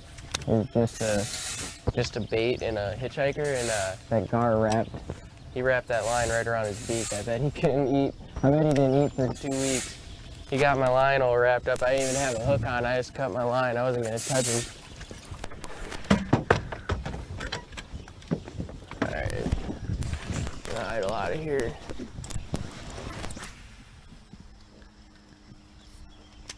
So if you're interested in the entering the head-to-head sticker contest, is as easy as sticking a bass on a Ned ring in springtime. All you have to do is take a creative photo of your official head-to-head fishing decal, email it to contest@h2hfishing.com with the subject line reading H2H photo contest, and that's it.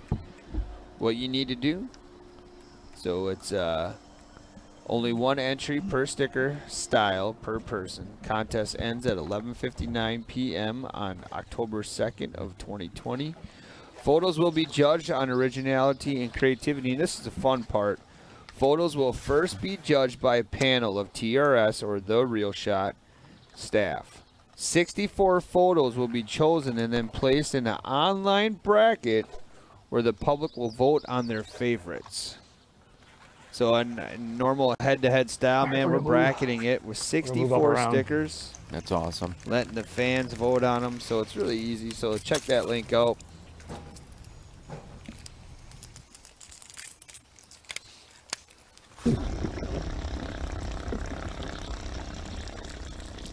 Whenever I see that screen,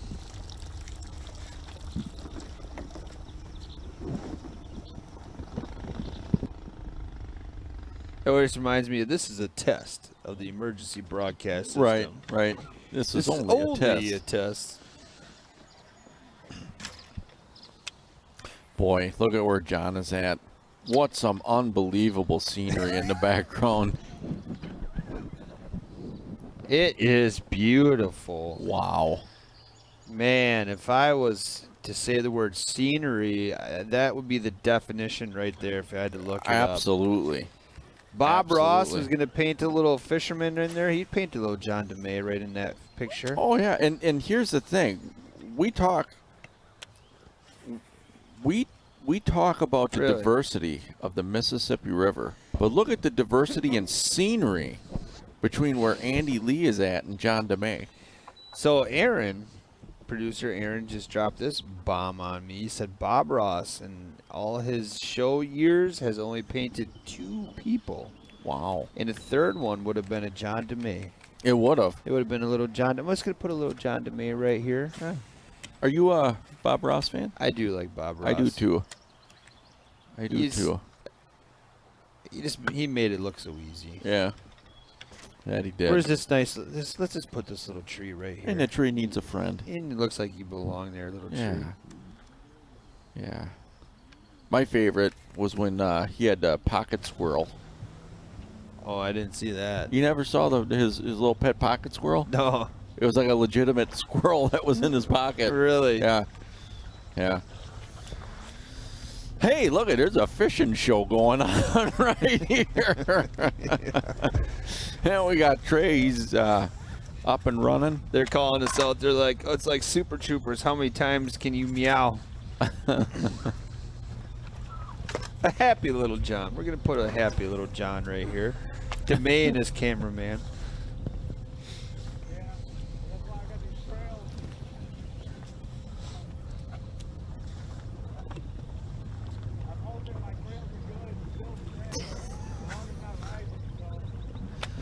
Wow. Take those odds any day. Yeah, Kate, he's back. He's fishing the backwater areas. He's just covering, he's still covering a lot of water, just trying to figure it out. Trey, he's making a move right now. Trey is up 1 fish, 2 pounds, 3 ounces on Cade, who's waiting for his first scoreable.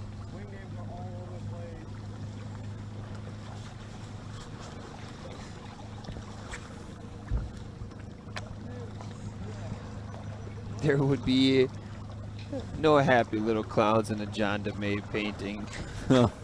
No. 44% of his paintings had happy little clouds. God. Wow. I think Aaron and Zach need something to do. Where is this coming from? They're so quick with this They stuff. have apps for everything. Really? It's that age class. They have an app for that? They got an app for that. You guys have apps for your apps? Can you order us an appetizer? How about a prime rib pizza?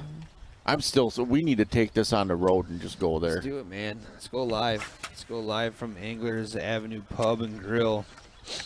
Just back up a minivan, pile all this stuff in, and head it. Oh, we don't even. No, we'll do it away from an event, so that way we're not working and we can have a couple beers or something. All right, I'm down with that. Well, cool. Well, it's been a great show, everybody. By the time we get to Sheboygan, it'll be just after 10 o'clock. I'm sorry, it'll be closer to 11. So 11. That's probably when they open. Yep. Got Brian coming in to take over. Yeah, Brian's going to relieve us. We're going to go have a pub, beer, and a pizza at Anglers Avenue. Who wants to meet us? Oh, John. I'm gonna puke if I get all the way down here and like Kevin's down here. You know that 900 miles an hour. Oh, please don't put a hole in my frog. Must be a pike. The hook pike. on the torpedo. The green torpedoes, man. What do you think the average size of a Kate pike has behind been yours? this week? Like who's watching, right? Oh, Like 27 inches? No, smaller than that. Smaller? In your frog's life. Oh. About 21.75. Oh my God. That's what my app says. Would you? Wow. Oh, there you go. Oh, he messed my. Oh no, my frog is done. Oh. Well, sounds like Northern Pike 1, John's frog, nothing. Yeah. Hooks are going two different directions. If you could, you'd probably throw this frog. It'd probably be an interception, though, because it's a Bear fan. Ouch. Who makes that frog? Bye, Smiley. Thanks, Cade. That was a great tip.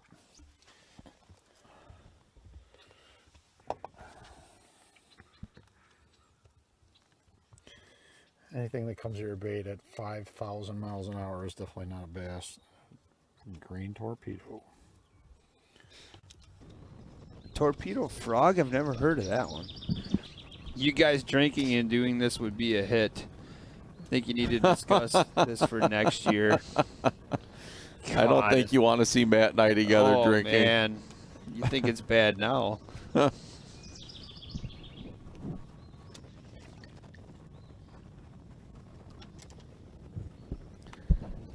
don't want to make another drive. Too lazy, Aaron. Plus, there's got to be an app for that, right? Everybody delivers nowadays. Doesn't Uber Eats drive from Sheboygan to Appleton? I would hope so.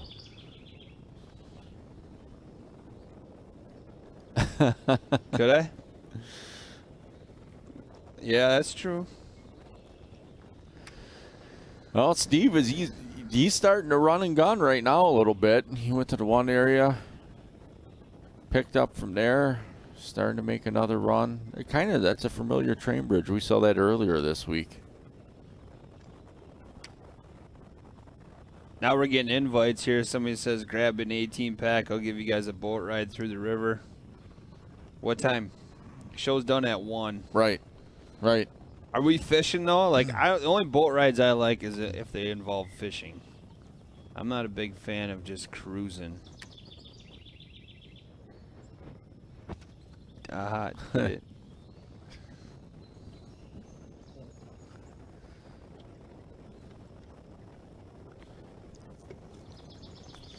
Yeah, we're watching Steve Mortensen make a run. Watching Kevin Rue. He's still working shoreline.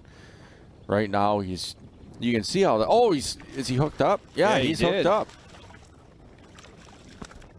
I don't think he's gonna weigh. Oh, that's gonna be smaller. Yeah, it's There ain't no way. no little largemouth.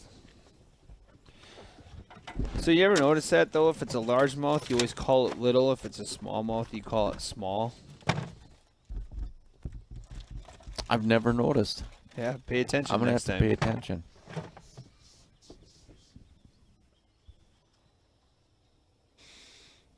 Yeah, look at what he was throwing to again. It's those. Is this that area that he was at yesterday? Oh yes, I think it was. Yes, where I there was it agree. looked like that right there, where That he beaver caught that dam, fish, and then he there's the also caught point. the other fish right around the point. So he's working some of the same water that he has been the last couple of days. They're all really tight to the wood today because it's just a little bit colder. Oh, There's a little one. I don't know if it's that air temperature or what. I love it. Don't say nothing about the weather. It's perfect right now. I'm not ready for the 90s again. No.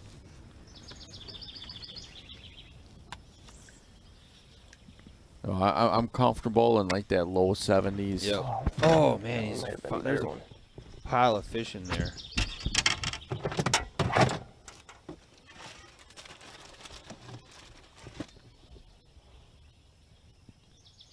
Yeah, it's supposed to be, check your local listings, upper 90s by the weekend.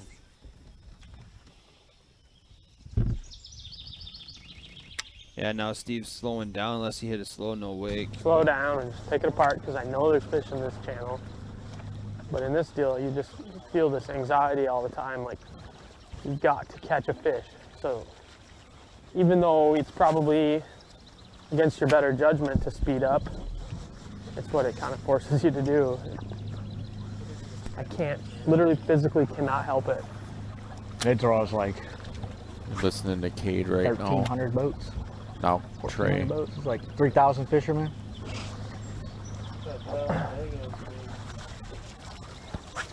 Yeah, it's crazy. It's pretty cool. It's a very well run event.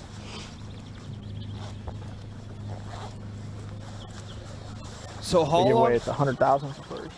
into the day before Trey puts down the Just to frog catch one fish for the weekend, one big gets fish. back to flipping?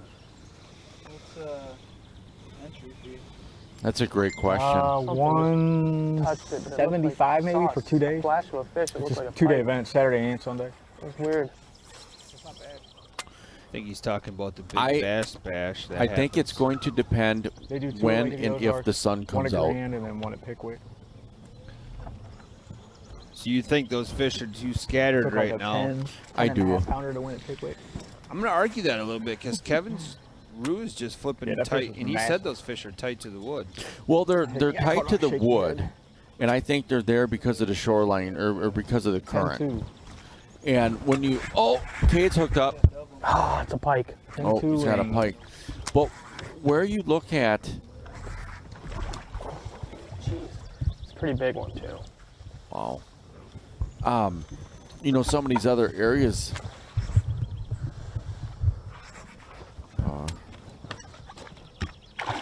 Waiting to see this fish that Cade has on. Oh, my God. Wow. I can't believe I didn't just get busted right there. Whoa. Holy cow. Wow. Right? I had him. I'm going to show you guys again. I did it yesterday.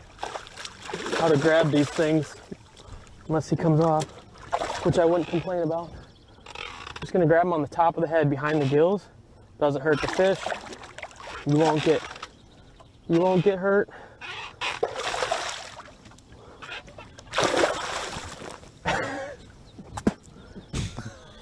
My word. Cade just got a face full of Mississippi water. If I told anybody how much I dislike these critters, just like that. Right behind the head. That is a nice Can't pike. do a thing. Yeah, that is. Good girth on them.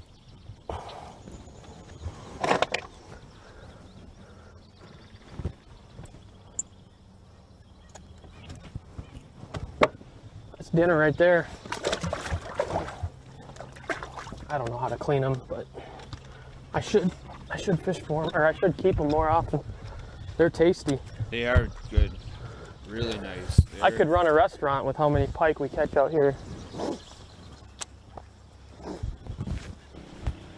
Oh, I'm literally soaked from that thing. I was wondering why he didn't Can't tell if that's a boat or a. net that. He was right on the prime spot too. Right on this corner where the current sweeps A away. lot of times when you net them, they That's go where you hog catch a wild in the 4-pounder. boat. Probably one of them boat down ones. Yeah, the shallow runners. Doesn't sound like an airboat. It's loud though.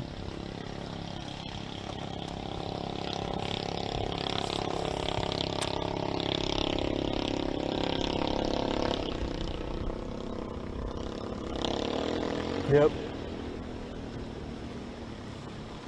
I think that's one of them boats that have those, you know, like you see on out in the swamps, where they have them really they're fun. long shafts on the back.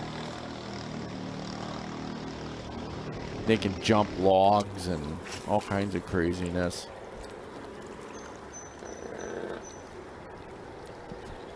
So Steve right now is fishing a little wing dam.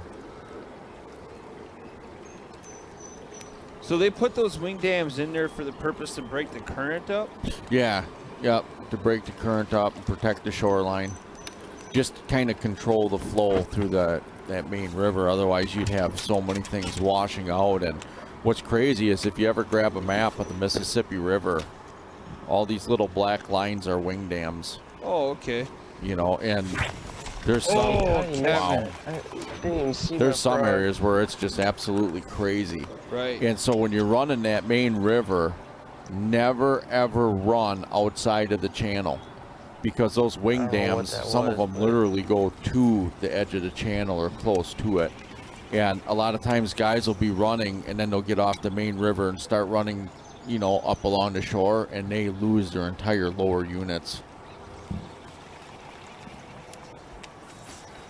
This past week's probably been the worst week of frog fishing I've ever seen on this place.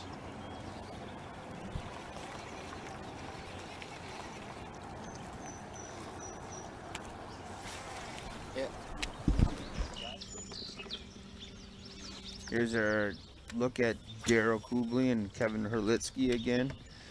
This match is tied up. 1 fish apiece. Both of them are 2 pounds 9 ounces.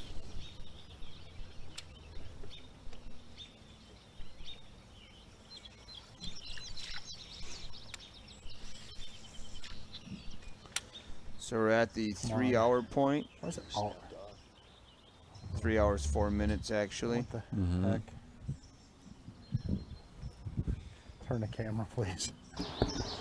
It was like John was dealing with a knot around his eyes. You ever get those knots around the eye? Man, are they a pain to try and get out? Knots, yeah, those are all too often, and it's frustrating. Like especially like a case like Kevin Ruge just had, where he set the hook, and the bait just goes whizzing by you, and then the next thing you know, you try to shake the rod tip to get the line out, and it's all wrapped up. Yep. Oh man.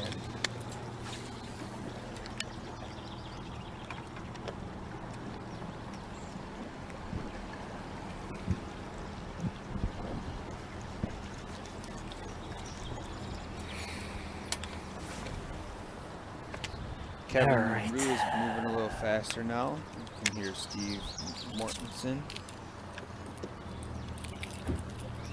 It's kind of frustrating the way the day's been playing out so far. He was really hoping that that French billway was gonna put a couple more bites on for him. I think he did good though, not staying there. Good one. Oh, Kevin Rue's hooked up. Come on, wait, 2 pounds. Oh, he's got a shot. I don't know though. I don't think he's gonna.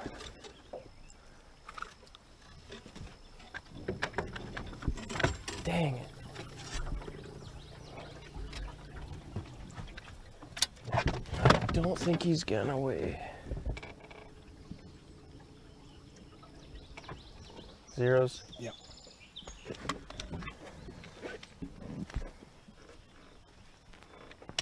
Say like he's probably 1.5 only. Or 112. Oh, wow. He had that thing way down. Get him back in the water.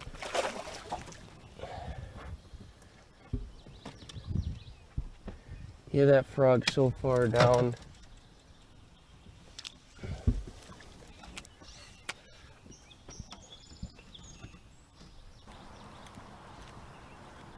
Dang, I thought that was a better one. See how they're there? I flipped that beaver hut probably 30 times, but I've known whatever you do, try the opposite on something that you think you're pretty confident a fish is on, and sometimes that first cast back one will just, smoke it. So you're right, that was a beaver hut. yeah, I didn't notice that the chat commented on it. They said that was a beaver hut yesterday. Here comes a boat to the left of Kevin Rue's screen.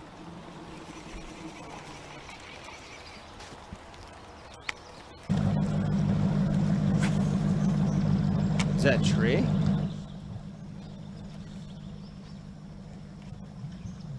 Possibly. No, he was. No, the trolling motor was down. Yeah, the boat was flying. Look at all the frog lines. So Kevin hit a spot earlier where he could see frog lines, and he elected not to fish it, but he fished the opposite side of the bank, which could have been a good strategy. This looks like an absolute pike hole.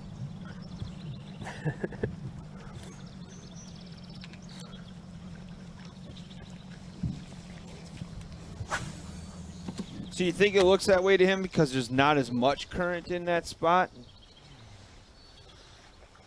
I don't know.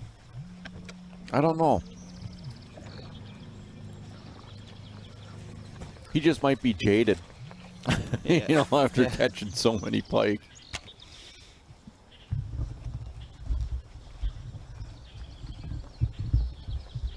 Thing sounds like a dirt bike.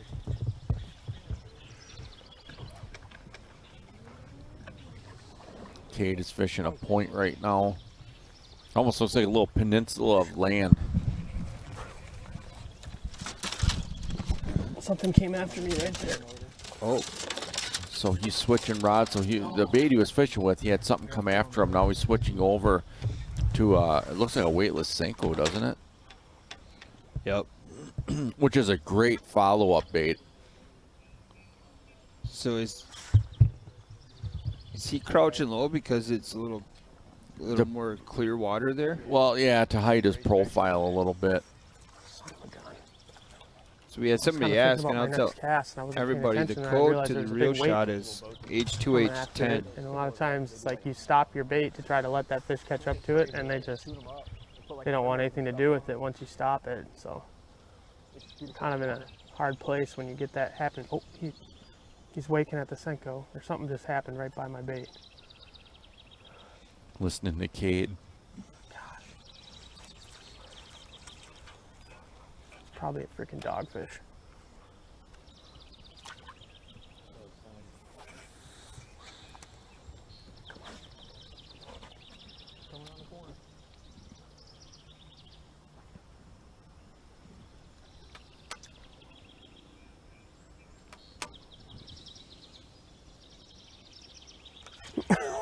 Oh, dude, that's a pike, 100%.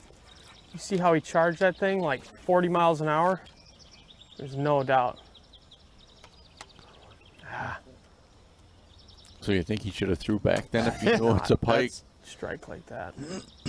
Yeah, that's kind of what I was wondering.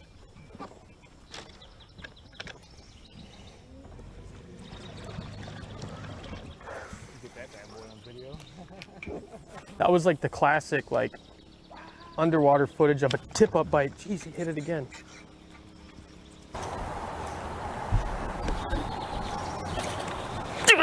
Oh! Come on. Dang it, little guy.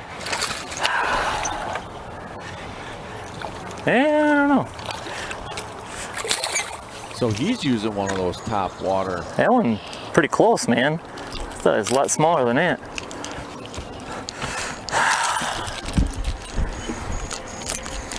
Boy, look at the current. I think right there is a wing dam because you can see all the water. I haven't caught any fish. I'm gonna wait just to be safe. I don't think it's gonna make it, but we shall see. I don't think it's close. 0.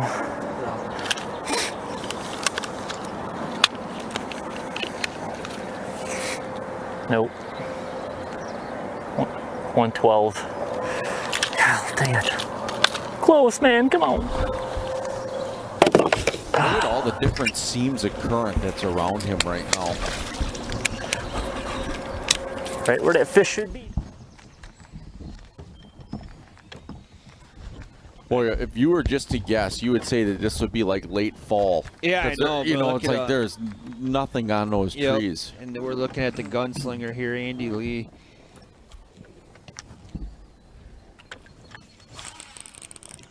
Yeah, this is a time of year where you get a couple of those cooler mornings. Mm-hmm. And you start thinking about fall. Yeah. You start thinking about the Flinging into Fall event that's happening at the Reel Shot August 8th from 9 to 5.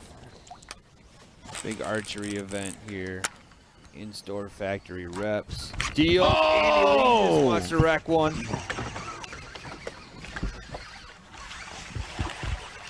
Pike. Pike. Oh, careful, careful. Careful. I think that pike is trying to take a piece of him. So that is a bladed jig that Andy Lee is bombing. Maybe a rapture? Could be. If it isn't, it should be.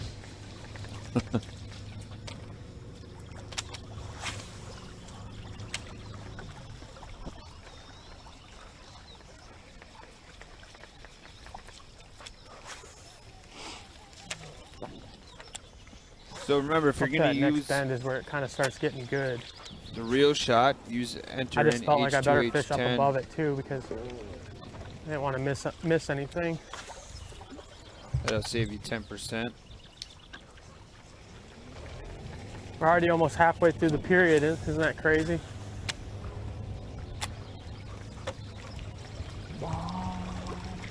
Cade working his way down a narrow, well, I guess not a narrow channel.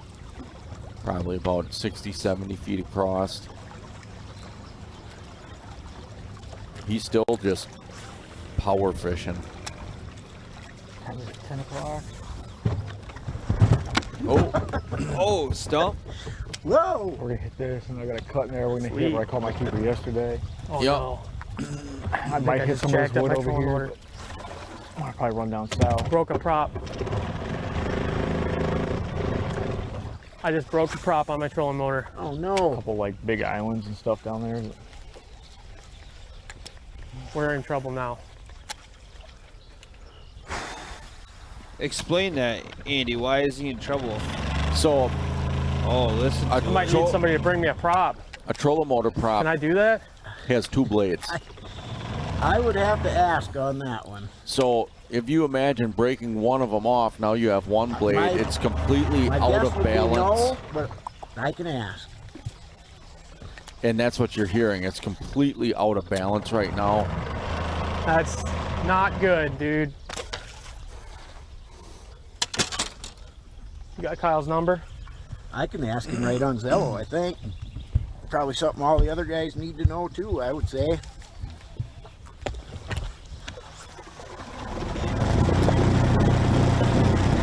I have never done that in my life, and I beat the crap out of so many Minn Kota trolling motors. Never have I ever busted a prop.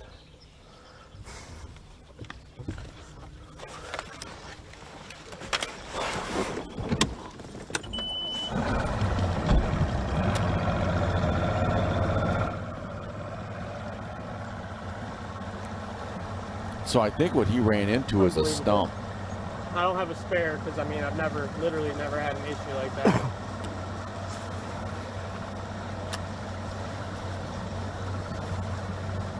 I literally got a prop sitting on my flat bottom at home, like Right? if I could get my roommate to like bring it to me. I don't know if it would for sure work because it's from an 80 pound thrust, but I don't see why it wouldn't. It might be a little different, but as long as it fits on the shaft. Kyle, Cade broke the prop on his trolling motor. We have someone who can bring him out with a different prop. Just got word that Cade broke the prop on his Falmo. On his trolling motor? Yeah.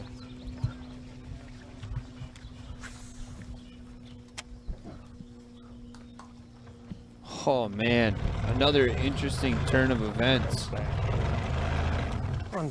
The other thing it obviously does is it makes it so that Cade is not as stealthy. I mean, I don't know how this might be really bad for the actual trolling motor too.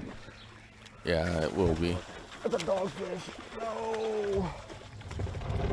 A lot of dogfish They're today. checking on it. Kyle's in an area where they can't get reception right now, but Zach's gonna try to check on it for me. They're horrible. We've had in the past, we've had people bring props out. This isn't the first prop that broke. I got the long. I think in one of the Bago events, one of the guys broke a prop or had something wrong with his trolling motor. It obviously is just it's a penalty then You know where I can grab if you him. get out of the boat. Right. Get behind his gill plate. I honestly just don't want to touch him. Not too happy. No. Yeah, dogfish are not a pleasant sight. You got this other players over here. That's why I always carry one of those Rapala grippers in my boat, because I would just reach down, grip him by the lip, you know, Yep. and be able to pull him up and safely get that hook out, and you do a lot less damage to the fish, to yourself, to everything involved. Look at that. Even below the gunnel. Even below it. Oh, man.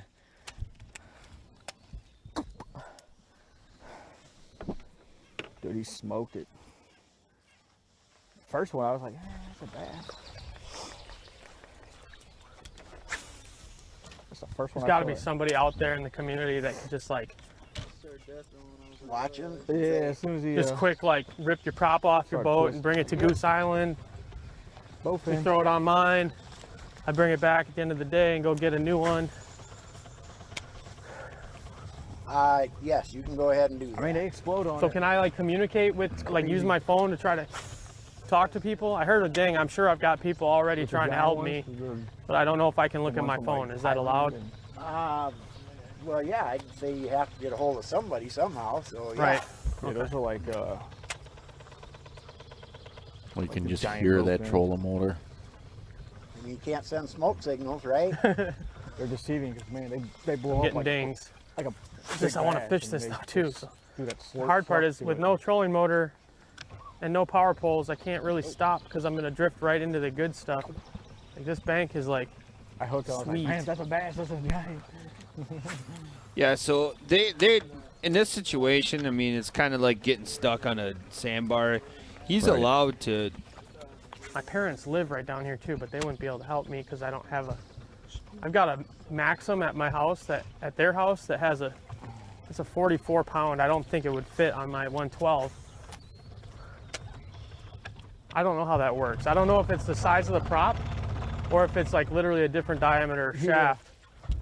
If it's the same diameter shaft, like I don't care if it's too small of a prop, I'll get through the day. I just need something to be on here. I don't know if it's. I know both. 'Cause I'm not able to control my boat hardly right now. Like it's doing some things, They are but a very barely. aggressive eater. It's Right kind when of I get to interesting.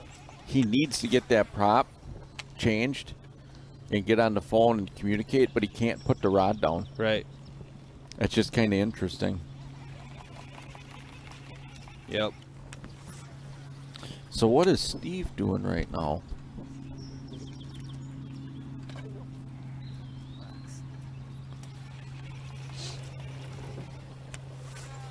Oh, I wonder if he got tangled up in the tree and then broke the line. Bait just fell down in the water. Yeah, I mean, for those who have, some people have messaged the page. I mean, you got to get a hold of Cade if you have his number, right? Like, that's the best way to, if you live in that area and you have an extra prop and you're willing to meet him out there, reach out to him, Facebook or message, Right. message him, call him, whatever you got to do. He'll get it figured out, but it's just a penalty, man. It's just in the fact that his boat, first of all, is not as stealthy. He can't control it as well. Now he's got to take time to go meet somebody. Yeah. It's again, it's no different than the Ron situation. It's a bummer. Right. Absolutely. And he said, how long has he been fishing, and this has never happened before?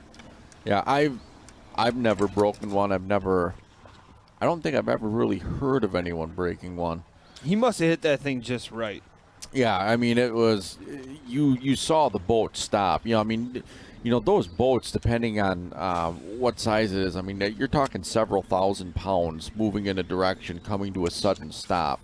Something is going to give. Well, especially how powerful the trolling motors are nowadays as well. Right. I mean, it's like trying to stop a truck. It's just... Right. It takes a lot. Look at he's talking about trolling motors. Look how high out of the water John DeMay's trolling motor is. He's really getting into some slim water. Keeping that luck today. Look at Andy's spot. I mean, we talked about something that looks really good. That all looks really good right there. Yeah, Andy he's Lee. fishing a ton of blowdowns, and around it is all kinds of duckweed. Yeah, that looks extremely good. So we're 2 hours 45 minutes remaining. You're watching a fifth place bracket right now here on Bassin on the Border head-to-head fishing. This is between Andy Lee and John DeMay. Andy Lee has one fish right now for 2 pounds 2 ounces. John's caught a couple of fish, but they just haven't been above that 2 pound point. Uh,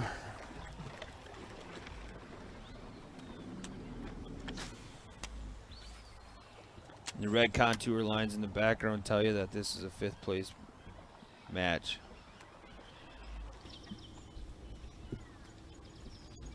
Boy, Steve is really moving around this morning after he left that spillway.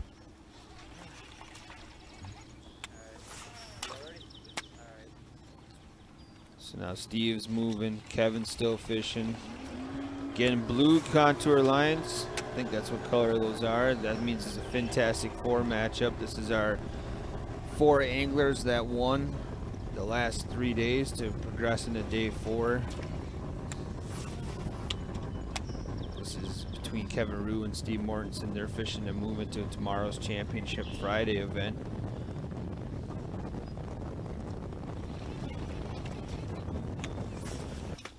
Right 40 miles away from the takeoff, and my partner rode back with our fish. We were done fishing at like 10 a.m. and we still took 8th in the tournament. Like, you can still do positive things if you keep your mind in it. I got a bet that said he finishes the day fish with this troll motor the way it is. I just need to get to it.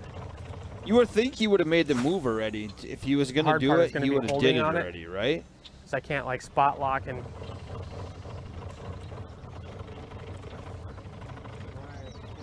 Unless he's just trying to work his way back out of this spot to get to the main river. I don't know. To me, penalty, go up on the shore and get a stick and stick in that you can take 5 minutes. try to. Yeah. Make the correspondence you need to, and then get back to fish. What did I do wrong? Yep, that's a good point as well. Because right now he has no idea what his options are. He could continue to fish and have somebody from the area literally show up right next to him and say, "Here." Yep, that's true as well. So Maybe he I'll might just, not like, even have to go anywhere. Put a bunch of sticks on there with zip ties and make my own prop. By doing this, he's louder, creating more of a disturbance. You know what I mean? Tells me that's not gonna work. I think, in my mind, my confidence would drop with that kind of noise. And just that you're not as efficient, you're not as good, you're frustrated. But if you know a solution is coming, you'd be able to settle down a little bit. Yeah, again, like if you live in this area and you want to reach out to Cade through social media, whatever you're, and help him out, he might be, no, I thought he was going to make his move. Go ahead and do that. He's able to kind of phone a friend. Yeah. Figure it out back over to John Domain, Andy Lee.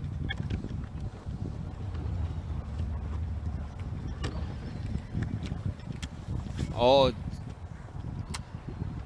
he's got to be the one. Okay, so I was corrected. Yeah, so yeah, it turns out that Cade has to be the one to get a hold of somebody.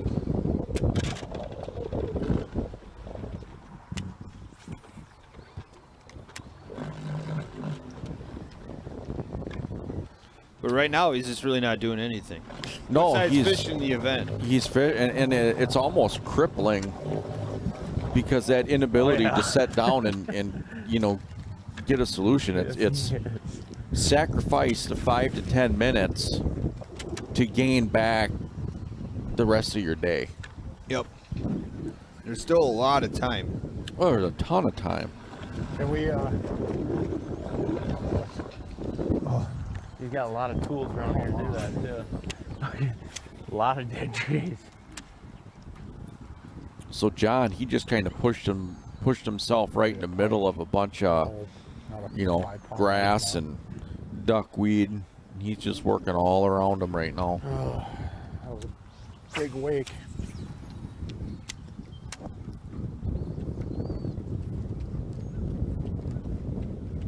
Here it comes. No?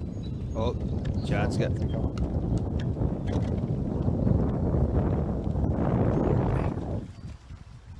That was a big wake. DeMay's got something following up his topwater bait.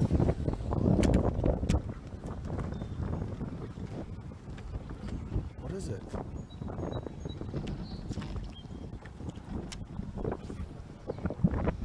Yeah, what's right there? That's just kind of scary. One's all around me.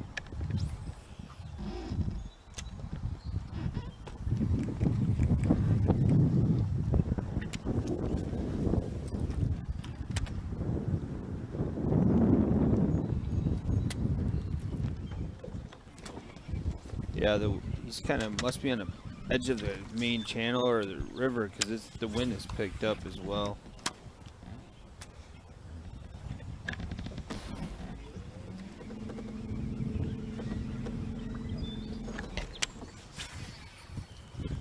It almost looks like that's rock right there, doesn't it? Or is that a tree? No, it looks like rock. You talked in front of Andy Lee's camera? Yeah, in front of Andy Lee. Oh. No. I think that's just a bunch of trees built Yeah. up.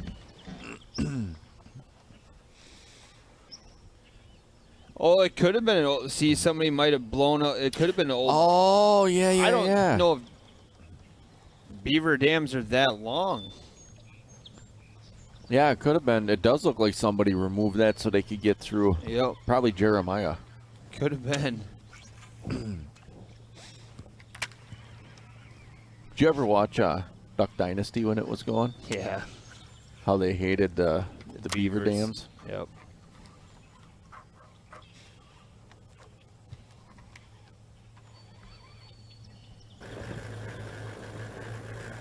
Listen to it. Oh, that's in John's boat. Right. He's got his trolling motor way up high.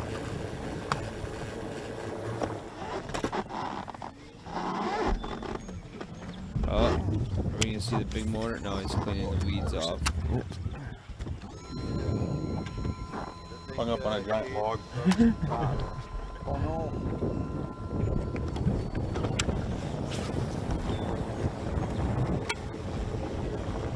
I think we're hitting. I think we're hitting bottom back there. Can you walk up here? Yep.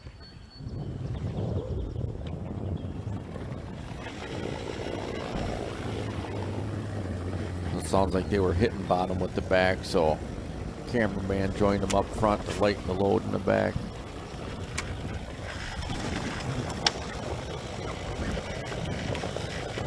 Now, I'm just going to give this as a public service announcement, FYI, help a brother out. If you're fishing with your wife and you run into that situation that John is in, I know where you're going. Do not tell your wife to, hey, the back is too heavy, can you come up front? I'm just telling you guys that right now. That's a great tip. That will get you thrown out of your own boat faster than you even know what happened.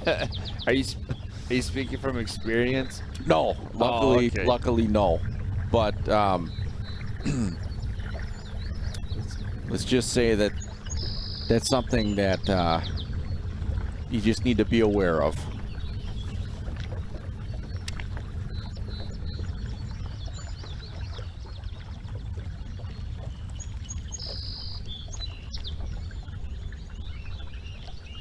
So it sounds like Cade has got a prop being delivered to a nearby launch.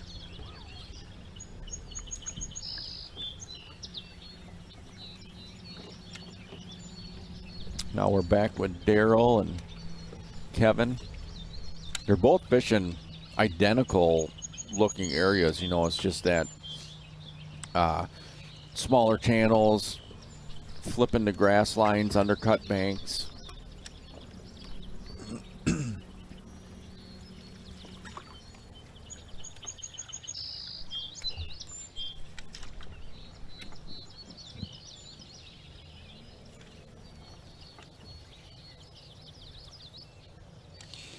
Yeah, so that Zach was just telling us that's what we saw happen.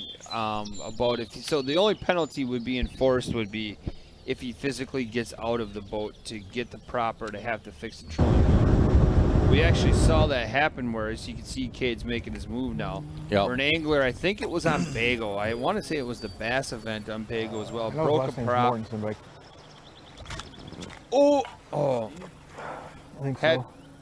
Had somebody deliver a prop to him, but he stayed in the boat. He pulled up to a dock. They handed him the prop. He stayed. Oh, it's Nick. It was Nick Schrader. It was a walleye event. Nick Schrader. That's who that happened to. Okay. I thought I cleared it, and I was obviously too close to it. That thing is, that log jam has been there for 20 years. It's really the only major thing like that in here. The other thing is I just heard Cade talk about he might have saw Steve Mortensen. So Steve might be in that Goose Island area as well now.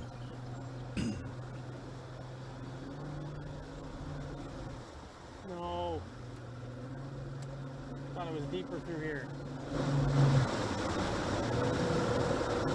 Come on. So Cade must be in some pretty shallow water right now.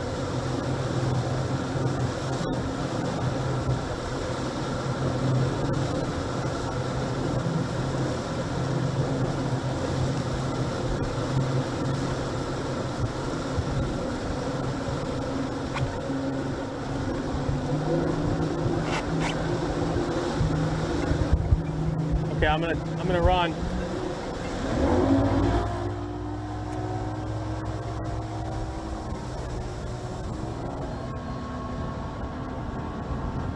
This should be an exciting ride.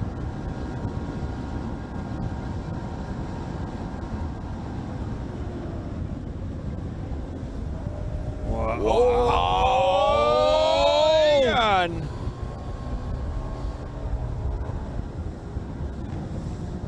Whoa. Watching Cade go. He's on his way to get a prop. Now we're gonna go. We're good now, buddy. Don't worry. You got me and Matt in the studio leaning left, leaning right, ducking. That's cool. It's essentially the same Yeah. brand, I guess. I don't know if it's owned by the same thing, but yeah, it's the same thing. They're everywhere. But we got like Amicos and BPs, and it seems like down here or up here, it's Quick Trips everywhere. Like every corner, it's like Walgreens. Hey man, I love Quick Trip. I'm a huge fan of Quick Trip. Quick Trips here have great breakfast food, I will say that. It's cheap. It's like $2.50 for essentially a McGriddle, but it's on a waffle. It's great.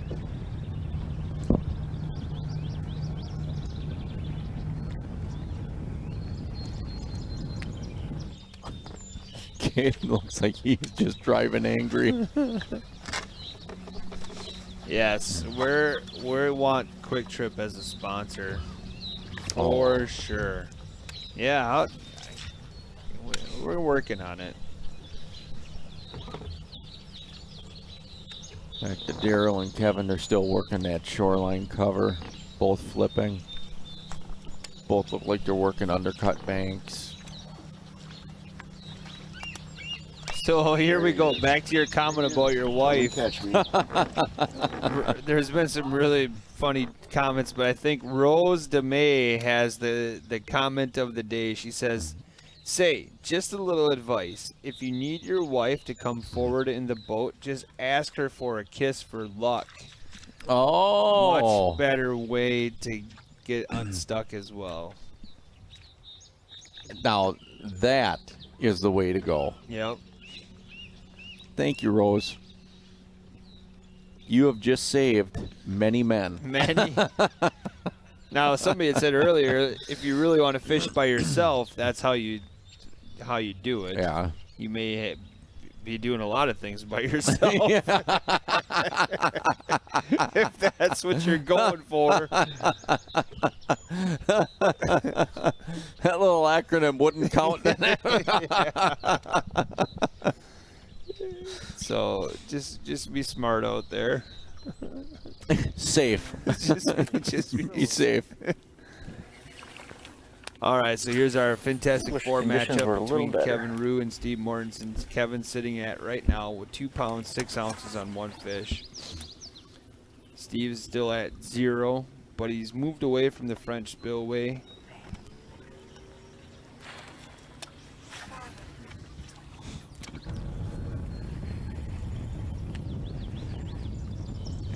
Yeah, Cade is just rocketing down that channel.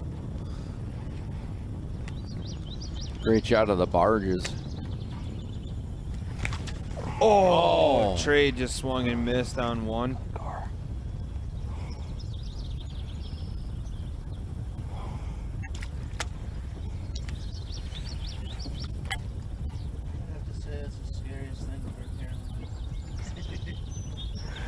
Having this half-ounce tungsten coming back at your head.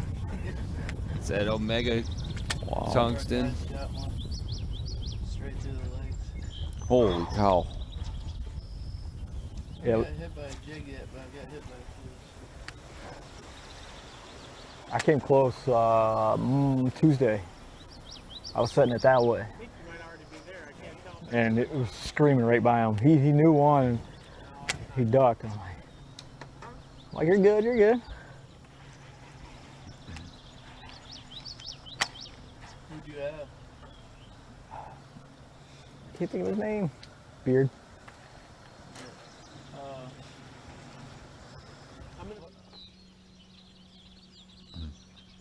Daryl Kubley and Kevin Hurlitsky. Man, I like that blowdown in front of Kevin. That's a nice area. Yeah, that looks awesome. Oh, it worked. He's hooked up. Pike? Yeah, he doesn't look excited about it. Oh, man. Yep.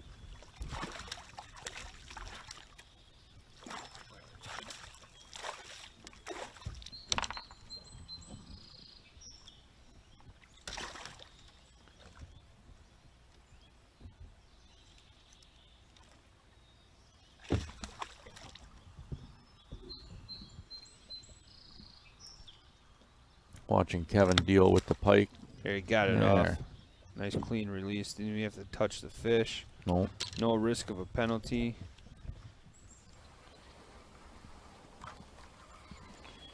Back over to the gunslinger, Andy Lee. Oh! The pause is what did it. Oh, another Wow. pike. They're just everywhere. Man, this is like Pike Fest. Thought it was a log at first.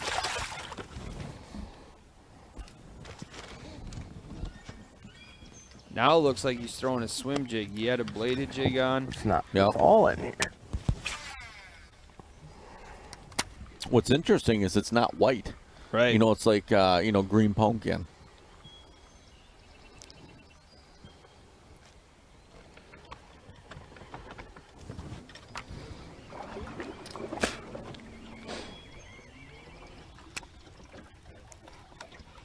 Back with Kevin and Steve. Who Kevin is, he's mainly just had that trolling motor down and working all these different areas. And Steve fished about an hour or so this morning at the Creamy French Island Spillway. And then he's been kind of running and gunning, and it sounds like he's in that Goose Island area because, like I said, I thought I heard Cade mention that he saw Steve. Steve's got a pretty distinct boat. He's got a wrap on there. So if you were to see Steve's boat, it's pretty easy to recognize from a distance.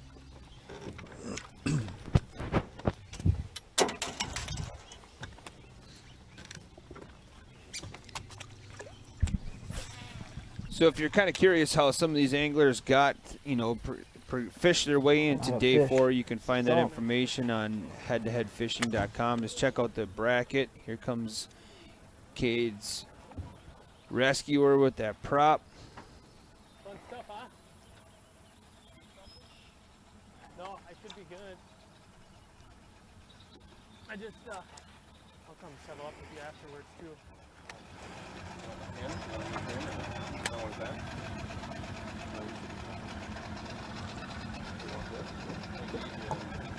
Boy, he came prepared. Look at that. Oh, you were watching it? No, I just knew you probably don't have the right tools.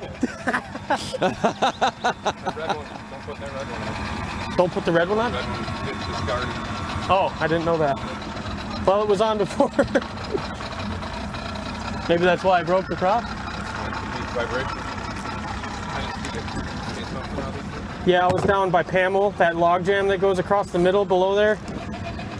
I thought I cleared it, but I didn't. Thanks, man. There you go, buddy. You're the best. Get going. Have a good one. Thanks, man. I'll stop by and pay for that later. Not a problem. Good luck. Thank you. Wow. That's service awesome. right there. That's service. Let's go. Let's go catch a bass. That's a great friend. Yeah.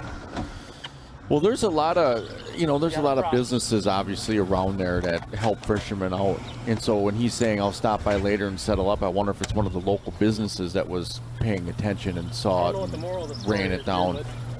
Whether it's a boat dealership, a tackle shop. Well, you could say that to several other competitors this week. Don't hit sandbars, But at the end of the day, you're out here on the river and you're trying hard to catch fish. Stuff's going to happen. Yeah. You got to be prepared for anything. Yeah, that was fast. Yeah. That's what I was admiring, how fast they went. And the guy to show up with the right tools to help him out. Well, that's my question is when he exchanged, was he talking about the nut that was on there? He shouldn't reuse that nut? Yeah, look at that. Nice job, Andy from Team Marine Service. So it looks like it was a local Marine Service place. So if you take your prop off to like clean the weeds off and stuff like that, you can put that same nut right back on, right? It's not junk after that, is it? It's just a lock nut. Yeah, I'm not exactly sure what he was talking about. So I'm not sure if maybe Cade had something on there that shouldn't have been right from the get-go, or maybe it was like something that came with another prop he got. I'm not exactly sure, but it should just be where, you can take it off, clean the weeds, put it back on, and everything's going to be fine. Unless they're talking about something that, once you tighten it, how it seats, and you don't want to take something off then and put something new on that has not, it's not a good match. I'm not 100% sure.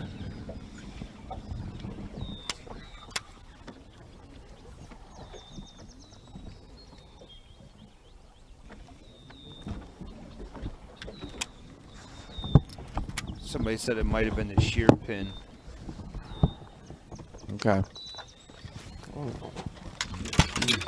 It looks like there's a big goose on the front of John's boat with that trolling motor sticking way up high. So somebody says they come with a red washer when brand new. It's supposed to be discarded before prop installation. Oh, okay. Check that out, a blackbird hanging out with a bald eagle.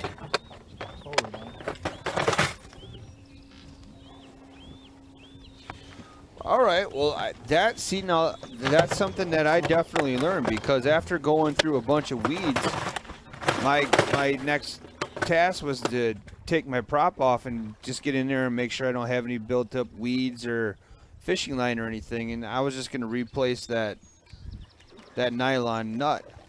So maybe now I should pick up some new nylon. Look at that bird's attacking that bald eagle. Wow. All right, a nylock, yeah, perfect. Well, thanks. That's awesome information.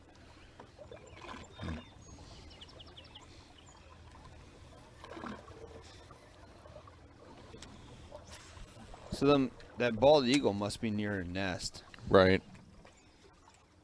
Or those birds are just gangsters crazy and trying to pick on that poor bald eagle. Gangster. Yeah, there's like wrong neighborhood.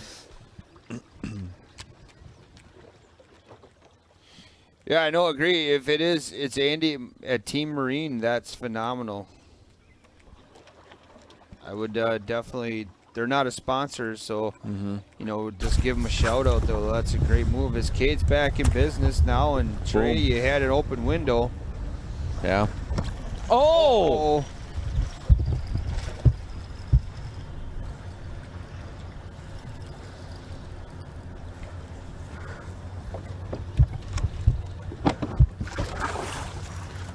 Oh, why doesn't he have the net extended? I had no idea how big it was. Is that crankbait now? Yep. I didn't even know that my net was not even. You know, I haven't thrown a crankbait all week either. That's good to know that they'll bite it. Sometimes the best adjustment comes from unfortunate situation.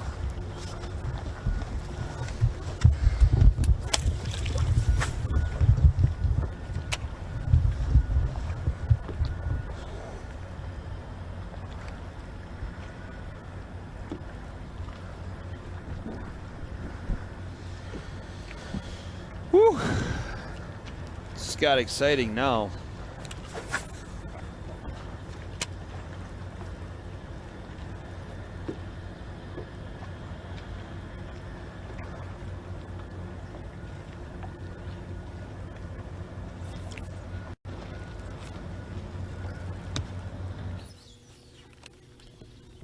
There's Kevin now rocking that Mercury jersey with all his other sponsors on there. Steve Mortensen looks like he's in a Bassie area.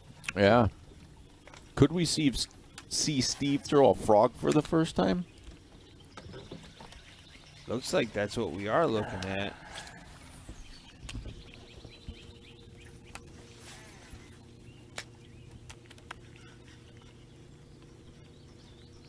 There's one. Oh! Good one. Oh, Kevin.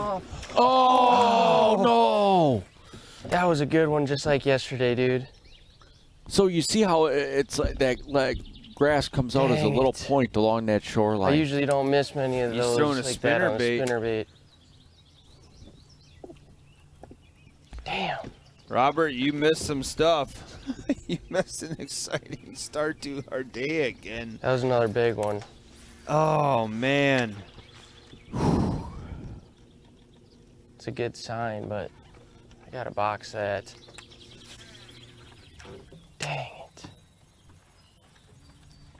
You know, I was watching Kevin when he was working the opposite shoreline going the same way that he is now.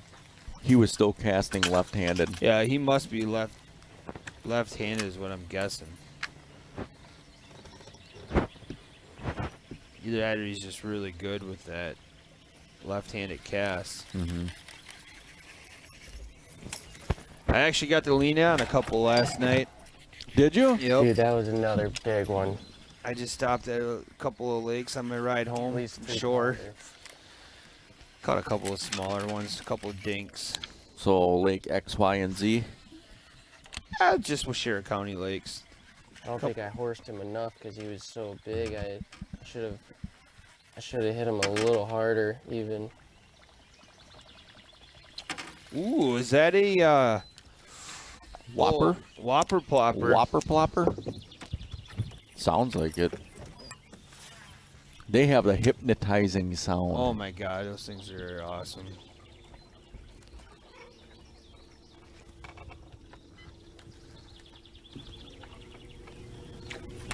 So what you saw Kevin just do is he dropped the waypoint right where he missed that fish.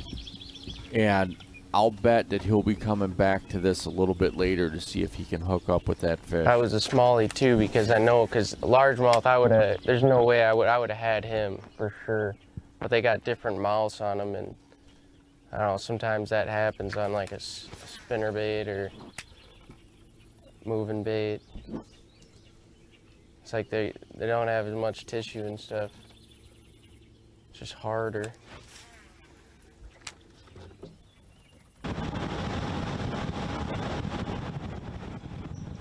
Daryl's on a full send rocking it down. So the last link I'm sharing right now is for spinnerbaits. TheRealShot.com. Remember, use H2H10 code. Shopping with The Real Shot help keeps this ad free. I'm trying to refresh Facebook and YouTube now to see where we're at. We're gaining. Wow. 377 Wow. now. He just went right next to a big down tree. Look at this.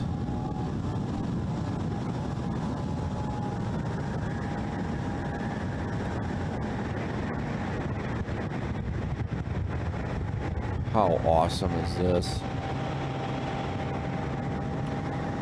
So if that is a whopper plopper that Spillway Steve is throwing, what's your favorite color? Bluegill. Did I ask you that once already? Yes. With that answer? Okay. Yep. That's why I was prepared this time. So you like this one right here? Yeah, I do. What size? What is it, the 95, 90? The 90 must be. 90. Like, so this right here is Yep. Andy's preferred Whopper Plopper. The 90. A lot of people like the bone color. That is a very good color as well. The bone color in general, you know, whether it's a Whopper Plopper or jerkbait, that's a phenomenal color. Anybody out there want to see the Whopper Ploppers? Whoa. You know I can drop that link. I'll drop it like it's hot. Drop it like it's Look at that. He just spun a 180. So where he was going, there was a guy set up fishing what he wanted to. So he took a hard right, did a 180, and is now moving on.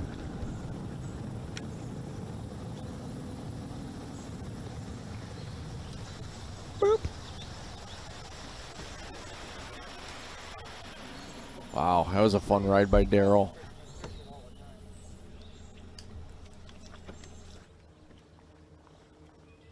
Back over to When the milfoil clears up the water. Gunslinger, John whatever. DeMay. It's a completely different language, the river talk. I was talking with a buddy. Says like talking Chinese. The longer you stay in China, the more words you pick up.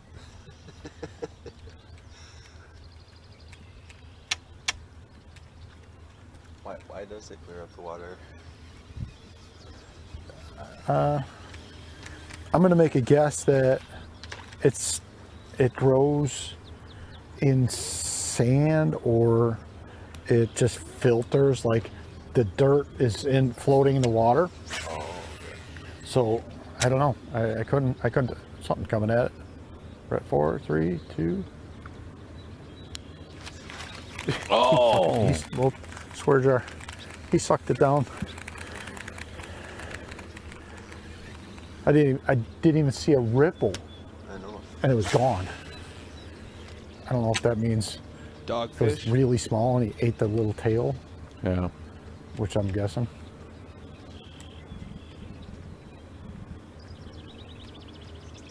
Boy, look at that scenery behind him. The chartreuse on the frog just disappeared, you know? It's like a bobber at that point.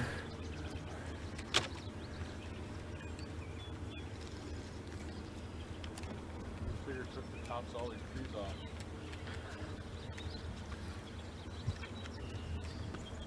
Wind. Oh. Woodpeckers. This is the good part. This is the juice. Listening to John DeMay. Jiminy Christmas.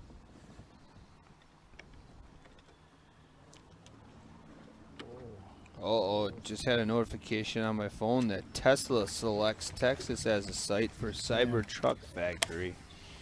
That'll give Zach something to talk about. There we go. There, they'll move around.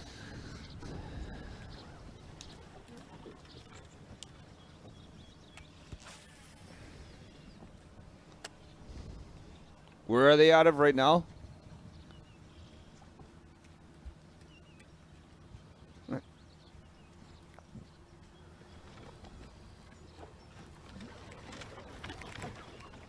one way over there. I'm leading them. Been seeing a lot of those cars on the roads. Have you ever driven one of those, Zach? Cloudy day, they're all out in the open.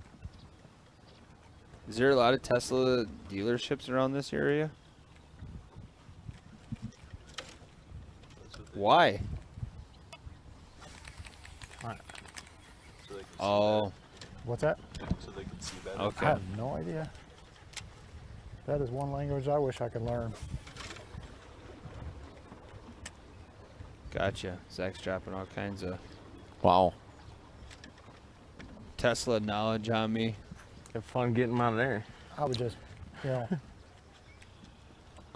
A comment I that would John say made it's earlier. because they don't have eyelids, and the sun probably makes them feel visible, and I don't know. If I didn't have That, eyelids, I'd probably be in the house all the time. He thinks because of the cloudy conditions, the fish are just scattered right now. Yeah, it doesn't concentrate them, right? Doesn't force them anywhere. Huh. Yeah, what do we got here? Some looks like some kind of traps. Yeah, some kind of nets. Here's a question for you, Zach. Do you ever think Tesla will make outboards? Just gonna idle this up here. Yeah, maybe. I'm just gonna get into that bank over there. So we got Kevin gonna make a small move, firing up the big motor.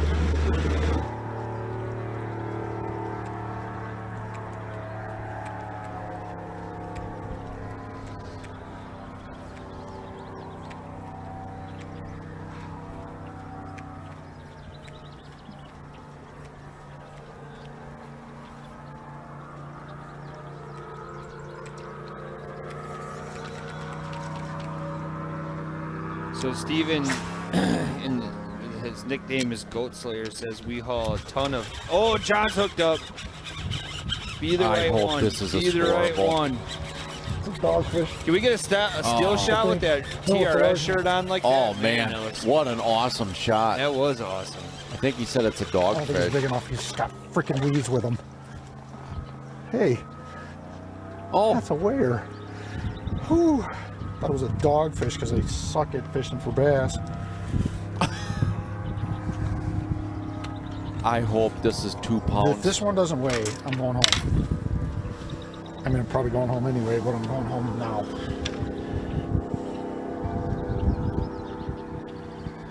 I'm gonna say 2-3. I'm gonna go. It's 2 right on the head. If that's not 2 pounds, I'm 130.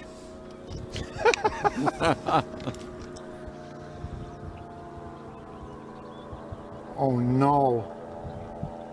It's 2-2. 2-2. You got it? You sure? I'm not going to reweigh it. Get out of here, you freaking 2-2. So is that John's 2-2. first 2 I don't pound even know how to fish answer a fish. of the week so far? Because he was in Dinkfest. Oh yes, correct. Yep, that's correct. Back over to Cade. Look at all that current right there. Yeah.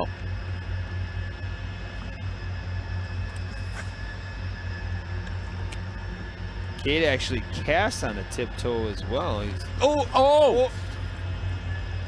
He's he's liking that crankbait lately. He's found some confidence in it. What the heck? Walleye?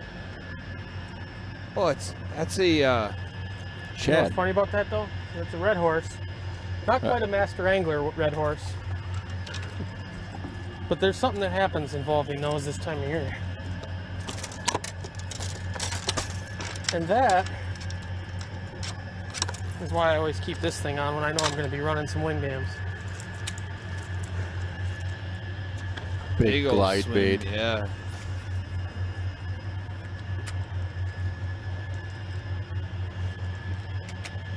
We could see something pretty cool with this right here. You know, you talk about throwing big baits for fish, for bass. That's what Cade is doing right now. Yep, and that's actually something that Trey designs. Kevin's hooked up. Looks like smaller fish, Kevin Rue.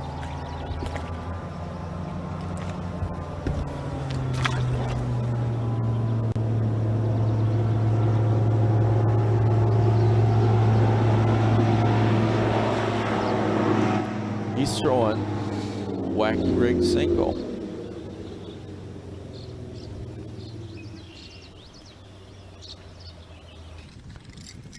Yep, this would get interesting if that big Sorry, bait pretty comes small. into Yeah. play here. There he goes. See him going? Come on, it's a big one. Where's he going? Stay here. John's seeing a fish swimming right now. Don't be a pike, whatever you are.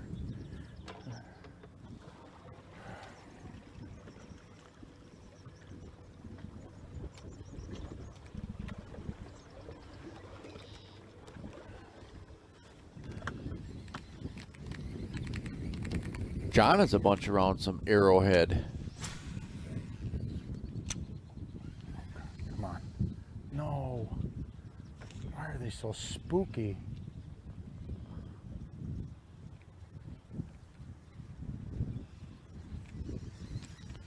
Makes you wonder if those are carp. All right. Yeah. Shallow water like that. Yeah. Busting out of there. That means they're still sitting tight. I hope I'm wrong. Yeah. Oh my God! Look at this. That was my fault, man. I missed the This second matchup's boat. tied as well. Wow. that could've What? been a small one. Is this our second matchup of it today that's all tied up? Oh my God, I could've let Yeah, it bug me. Daryl and Kevin Herlitzky are tied, and now this matchup's tied as well. Wow. Where are you? Well, we're 3 minutes away of. If these matchups are all tied up, they go into Dinkfest, right? Clean out of the water. Clean. I don't want to throw back at it because I don't think I've ever seen a bass come clean out of the water like that. Oh, man. That's a great question. I'm pretty sure that's what the rules state. If you're tied up, everything's square. It's all because of that conversation we had with Brian yesterday. At the 2-hour point, I believe these matchups should go into Dinkfest then.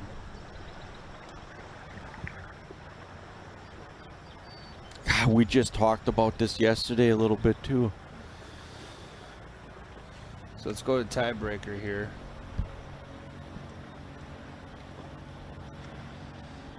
Tiebreakers, biggest fish, average, most scoreable. If the match is tied with 2 hours remaining, if the weight is at 0-0, minimum weight of 2 pounds. Now, any target. Yep. If the weight is greater than 0-0, are 1A, B, and C. So that's biggest fish, average, and most scoreable fish. Maybe that's the separation.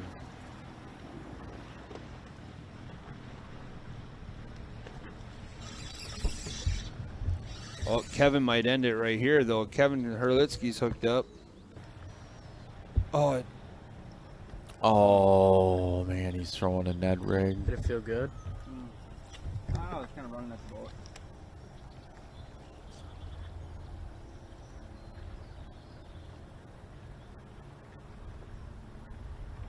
So if yes, the minimum weight limit is removed.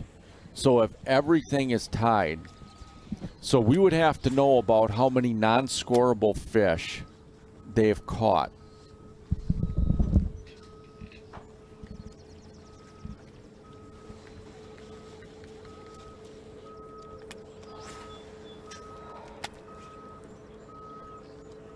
I'm just looking in to get clarification to find out as we're approaching that 2-hour mark.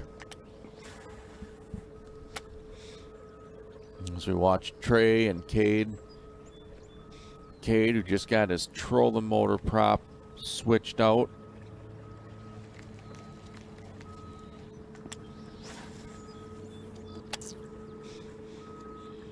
Trey sitting at 2 pounds, 3 ounces with one fish. Cade still waiting to get a scoreable fish in the boat.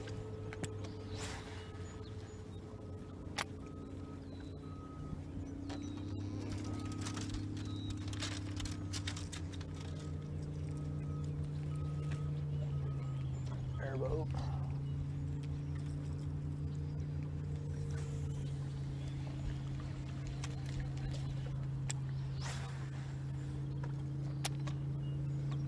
Watching Trey work a frog through some of that shoreline Put it in vegetation. the basket.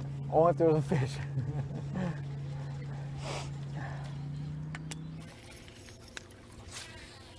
Now we're back with Kevin Rue and Steve Mortensen.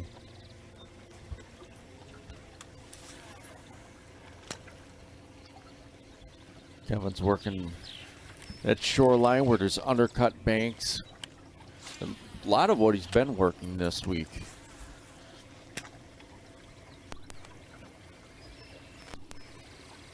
And then Steve, he's working backwater areas. He's just covering water right now.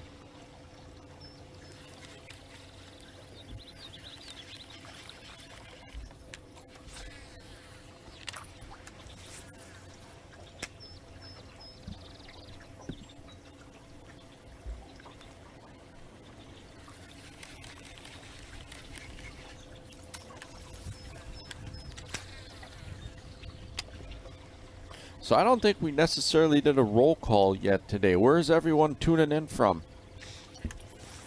Where is everyone watching head-to-head from? All right, come on.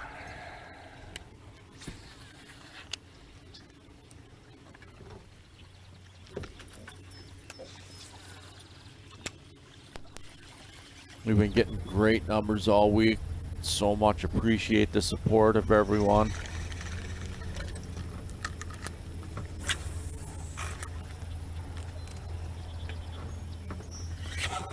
Wow. Ooh, what if I get this guy in? Oh. Kevin is hooked up with a nice fish. Kevin Herlitsky is hooked up with a nice fish. He just grabbed the net. Oh, yeah. He's actually got a pretty good one on right now, so stay tuned. This is one of the matchups that's tied up right now. And yeah. Wow. Wow, that's a nice looking smallie. The unfortunate part about that is it already turned 11 before he caught it. So it's still Dinkfest. Ah! But that's gonna help. It's gonna help as a big head start.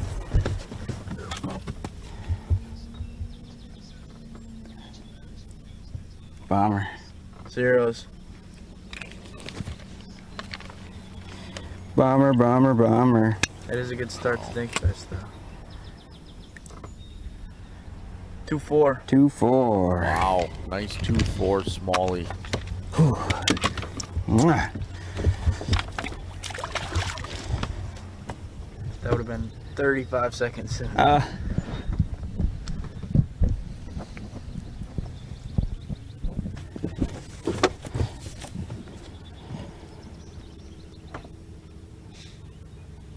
Unbelievable.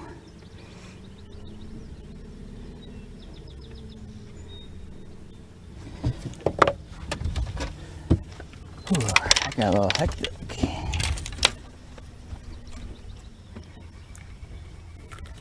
Five and 2.5, and the other one's like 2.9, 2.9. Cool.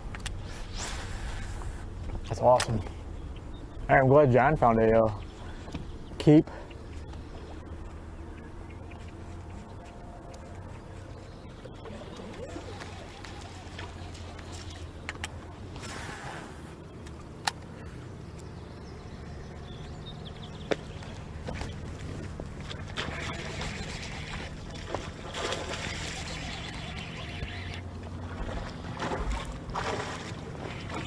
Massive dog.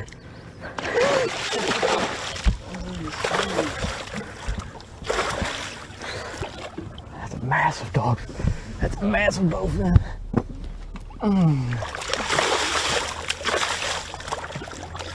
Almost looks like a redfish. Yeah. Okay. Quick release on that one. Good. He chewed up right by the knot.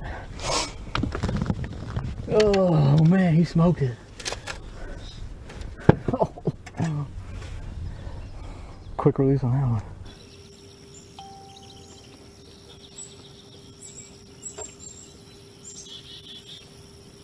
I flat whipped him. He must have been laying right next to that stick that I'm stuck on.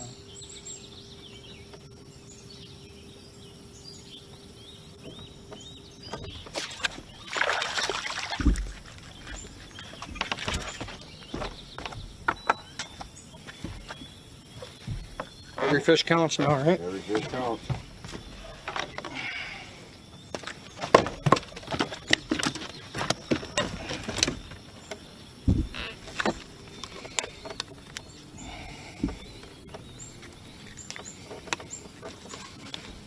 So let's break this down here real quick for Zeros.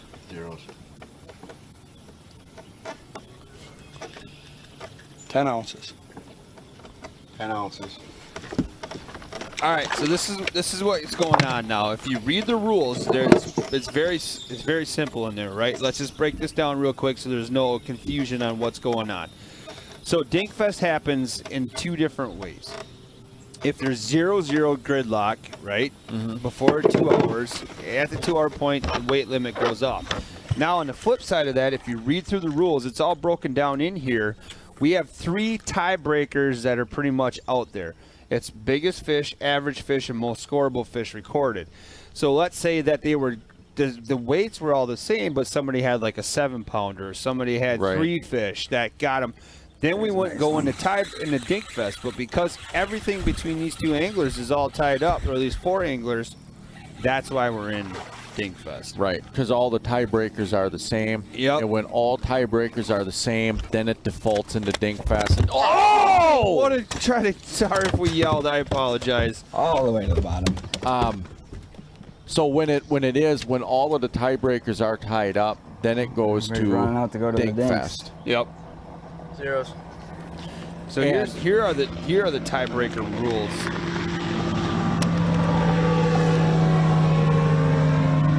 Is that Steve Mortensen? I'm pretty sure that was. 1-7. All right. 1-7.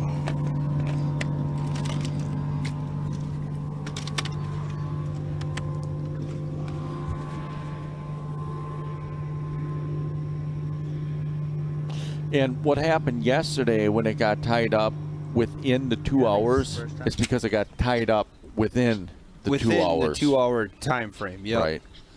And that could be honestly something we decide that we maybe want to change that as well, right? Yeah, absolutely. And the whole thing about this is we are, head to head is still evolving.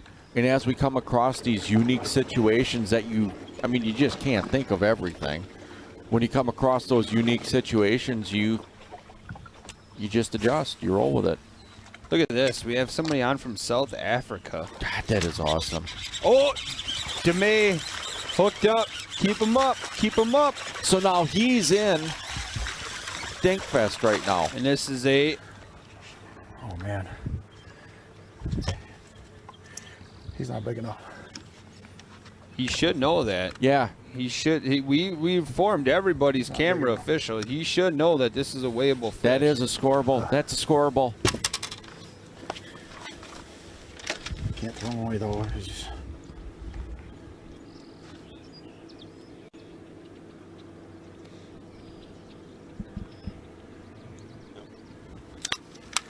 Oh, sorry, buddy. The matchups were freaking clonked them. Persisted to. All their officials were let known before the 2-hour point. 1-9. So that's a 1-9. That is a scoreable fish. Right. Enter it. He doesn't know. There's a whole bunch of open water back there, but... And see, the reason John maybe doesn't know is there is a sketchy cell coverage throughout. Fish, right. We've been trying to get a hold of Kyle for the last hour, and it's... So worst that comes to it is a 2-minute penalty. Right. Again, we talked about it. There's a lot of firsts this week, right? Oh, man. Leave it up to the Mississippi River to be a first for a lot of events. From day one, we said that this event is unpredictable. This river is unpredictable. And it's unpredictable on so many levels. Right. Anybody come out of the woods to see what happened?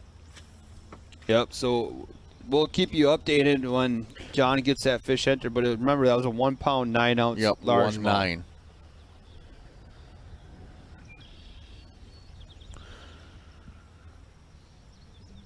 Man, do you think another cameraman's going to get delayed? I'm going to say that, the meaning of but what happened there is just poor cell coverage. Yeah, I agree. Because Kyle has been out of cell coverage for a while. For about an hour now. Yep. And I kind of, I don't think there should be a penalty if they didn't hear it. 6 going to be making a move.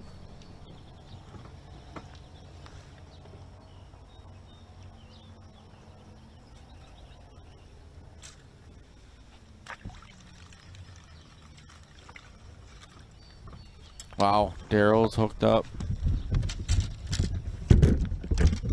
Little guy. What's going on? Is Kevin's hooked up? Kevin Herlitsky is going to be making a move. Okay.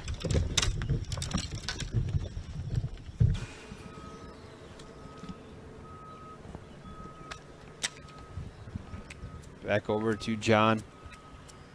Remember, John's weight is going to be updated. He has 1 pound 9 ounces to add to that.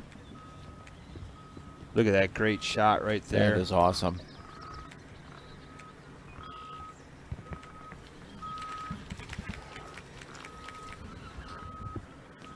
What frog did he say that was earlier?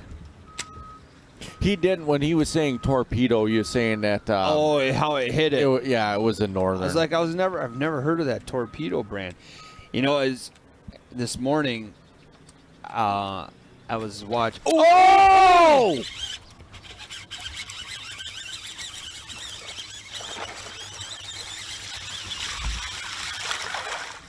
That's a good fish. That is a good fish. Like me.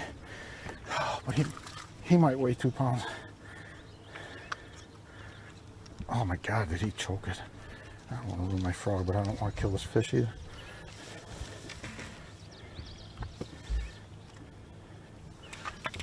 Boy, did he choke it.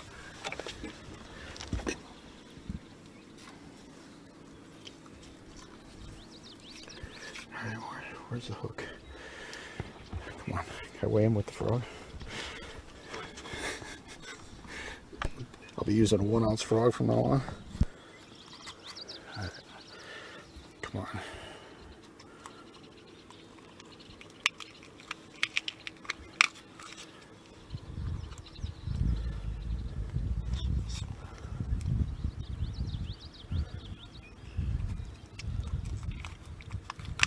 There you go.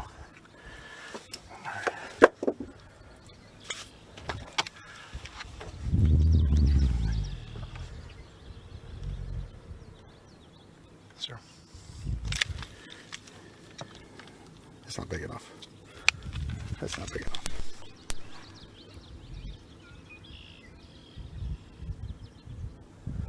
$114.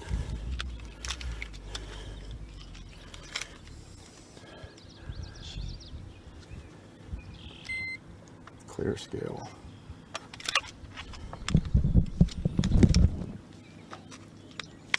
So we're watching John weigh this fish. The first time he put it on, it was 114. Now he's just reweighing. You don't want to get weighed, do you? Or he's bleeding all over the place. Oh, we got to do this again, don't we? There? Yep. Dang it, he's small.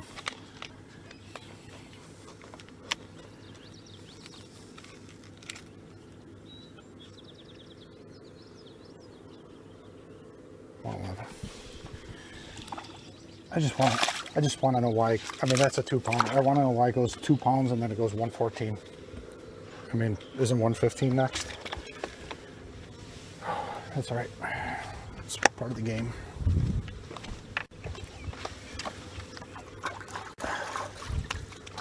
Or 114, 114. All right, we're moving in the right direction. We're catching fish. I need them to be bigger. I should go in there. I haven't been in there at all.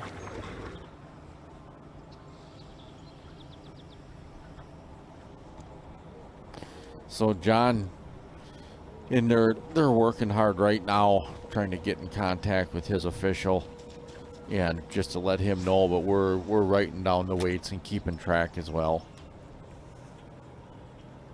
So we're back watching Trey and Cade. Cade's definitely working Main River. He's working along the shoreline right now. Trey's still in the backwater areas. He's throwing frogs over lily pads, over duckweed. In that match, Trey is still at 2 pounds, 3 ounces. Cade's still looking for his first scoreable. I'll get out of your way, sir. You can have a good day.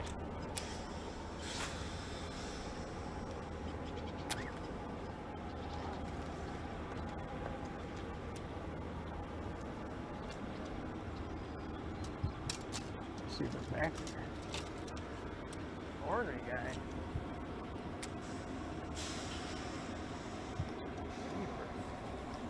Chasing that North American bluegill and getting real worked up in the process. The elusive North American bluegill. That was coined by Seth Feider. He's genius for coming up with that terminology.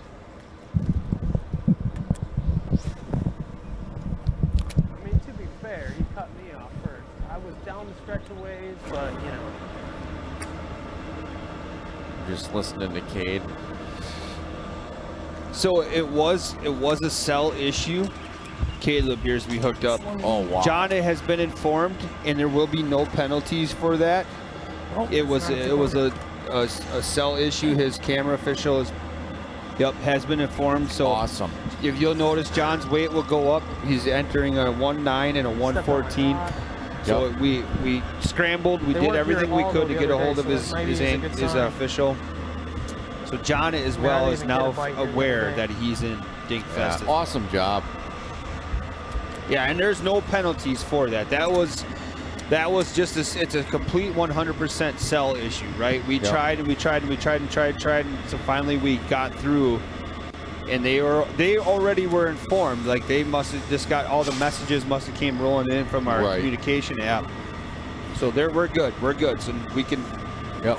Otherwise, I couldn't imagine a domain now. No, but that just goes to show you, when you guys, when we pick bodies of water, how important it is to try as best we can to make sure we have cell coverage. You know, there's a lot of bodies of water that, we would like to go to, but unfortunately this is probably borderline unpredictable. But yes, it just goes to show you why all the reasons we need to stay in touch, because as it's happening live, there's things that these anglers need to be aware of.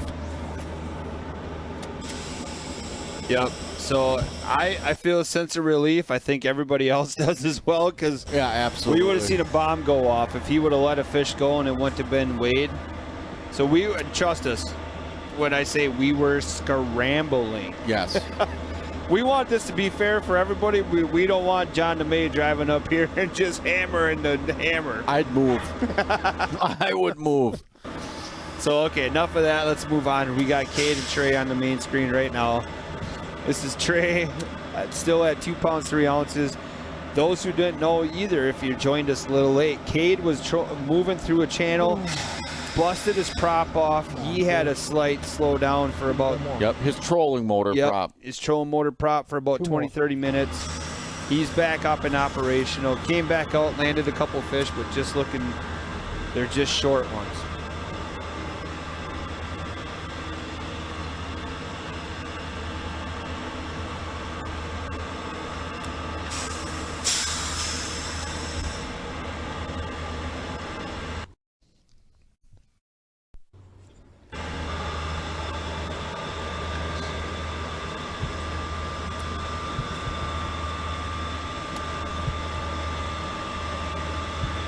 That noise you hear in the background, Cade is fishing right near a barge that's getting loaded. This looks like we're who started here the other day? Cade. It was it was Cade that started Cade. there. Remember he hooked into it with like a minute right away, the first minute of the right. Oh, that's right. He threw right at the corner. Yep. Yeah. Good memory, Matt.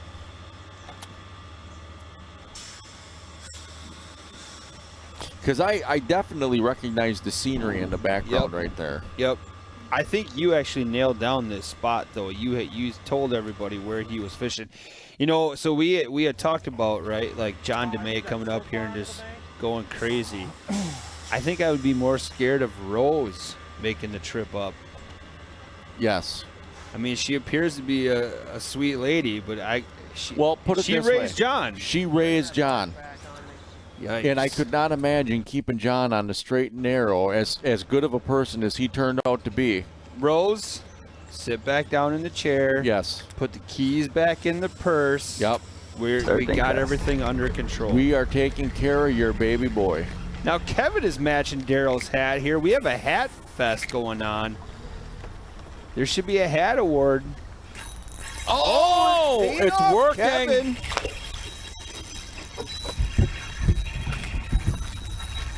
Be the dink. She said it's all good. The car was warming up. Oh, no. Yeah, I know yeah. it was. Yeah. She was packing a lunch. That would have been the fastest 4-hour drive ever. Right. Or depending on where she lives. Good job, Zach. Zach gets an award for fit in that your one. mouth. He did a great job of communicating.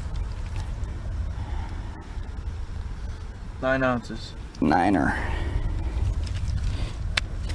One at a time.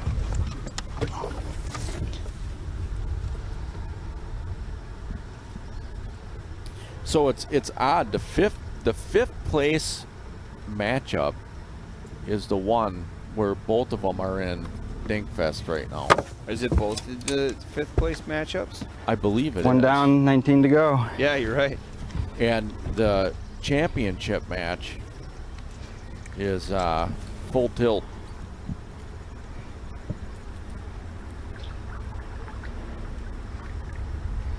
It's liking that Ned rig today. Yeah, it's well, working well for him. That's a perfect Ned rig scenario right there. That rock. Absolutely. There's probably hundreds of smallmouth on that edge. Someone says I'm in Texas and don't see hats like that on the water.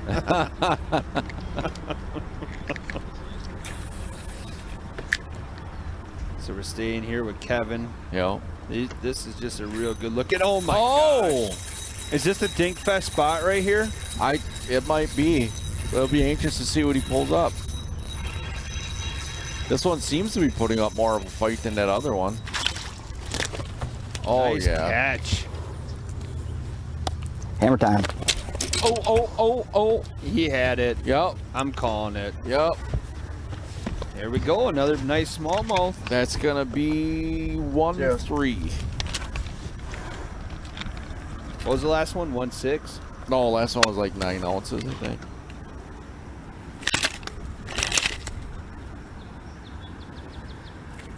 Come on now. 1 pound, 3 ounces. Yes, Captain Nailed it. Claus. He did get his fish recorded. Yep, you're all good, my man. Don't stop trying to do work today, Captain Claus. Like, what the heck are you thinking, man? Right. It's a head-to-head event. Right. I mean, seriously, you know nothing gets done until after 1:30 on That's head-to-head like event days. that's like a hall pass from the guidance counselor. It sure is. I mean, seriously, if you need Andy and I to write a note, we'll do it. We'll do it. You know what? That should be a new head-to-head sticker. Yeah, I'm listening. No way. I'm still I didn't thinking. think that thing would sink my boat. I agree. I'm just wondering. H2H hall pass. Hall Pass, okay. Yeah. Have you ever seen the movie Hall Pass? I don't think so. It's got Owen Wilson in it. Looks like him. Pretty good. Yeah, it's pretty funny.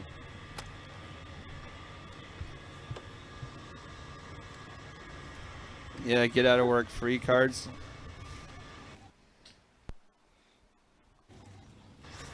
I like it. Oh, that was a And this is gonna be bathroom run. Right up against that. Yikes. I want to get that checked that out. stuff. Well, get them speakers installed in Perfect. there. Yeah. Have the head-to-head radio on. Come on. Gary doesn't go anywhere without head-to-head radio. Right. He even had it in a dentist chair the other day. That is great.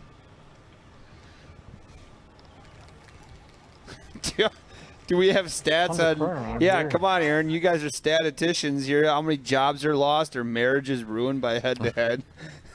God, I hope not a lot. Well, I don't know. I mean, we were trying to get people To invite together the boys, yeah. with The Bachelor. Yeah. From what I gather as well, Kate is maybe one of the Eligible? next bachelors.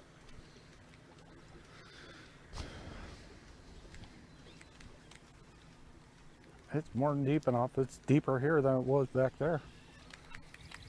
I want to get right there. It's like, looks like the juice. Nobody's ever fished for these guys before.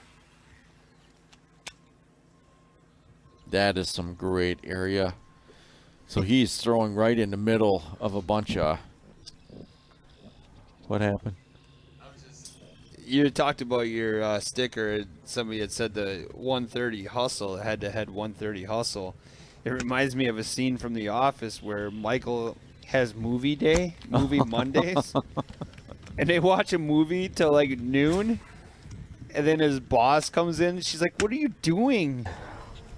He's like, it's motivation. She goes, "How is it motivation?" He goes, "They have to work harder afterwards to get caught up on the work they missed by watching the movie." That makes sense. We're back. Trey is hooked up. Trey, what is it?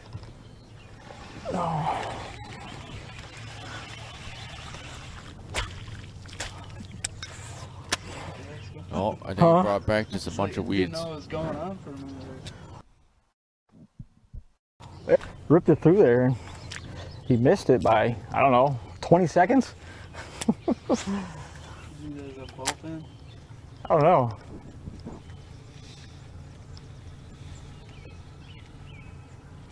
Oh, there's your sticker idea. Head-to-head got me fired. Well, there we go.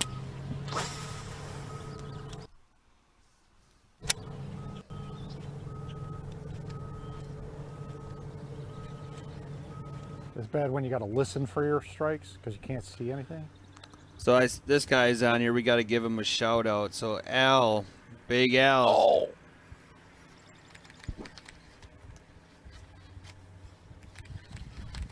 Big Al just had some pizzas delivered for us. Thank you so much, Big Al. Thank you.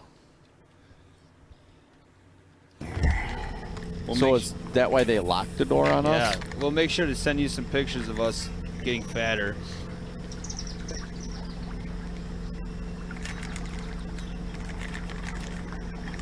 Big Al and Brad Fuller and Paul Benson are part owners in the NPFL. Wow! Whoa!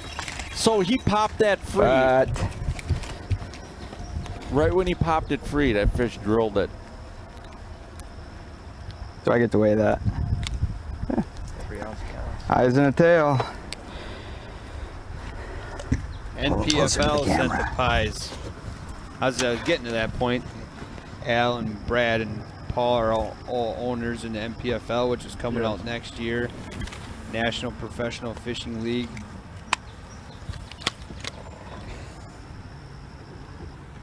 Four ounces. 4 ounces. There we go. Kevin's making it easy with this, sharing all the Ned rig baits. Yeah, absolutely. And if I was him, I wouldn't be moving from this spot. No, not at all. Not in this situation. Back over to Daryl, who's also one of those anglers that's in Dinkfest because they were all tied up. Weights, average, number of fish caught, big fish caught, that was all tied up at the 2-hour point. That is why some of these matchups are in Dinkfest.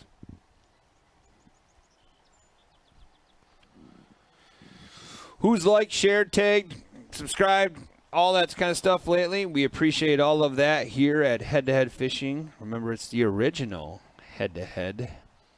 If you haven't done that in a little bit, do us a favor. Go ahead and tag some of your bestest and worstest friends. Let them know that Head to Head is amazing. It's the real deal. Now you're learning a lot, learning how to fix your prop fast, not get hung up on the sandbar. This guy right here, you're learning what to do when you're around John Maid to keep him calm and cool.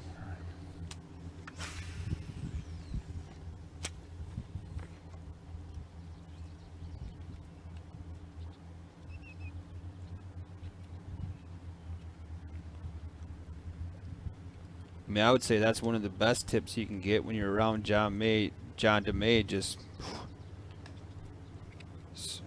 relax. Nah, he's a great guy.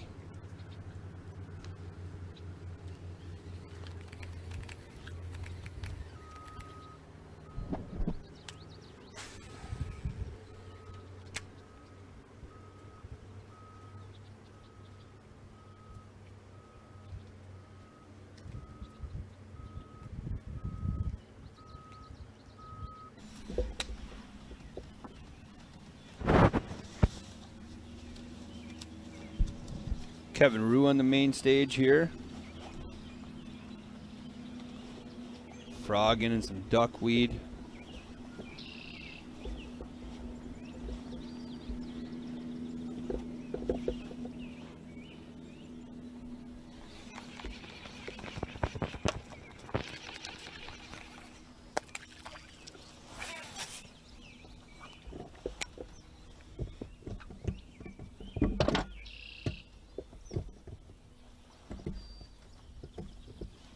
We fish all kinds of lakes, rivers. There's no limit to head-to-head and where we can or cannot go. Well, there is, I should say. It's cell coverage, basically. But how do you get entered in one? You just go to h2hfishing.com, click on the registration page. Reminder, most of the events for this year are full. Not sure if we're going to throw any more into the season. If we do... Oh, there's a big blow-up on a topwater bait. That looks like a nice smallie.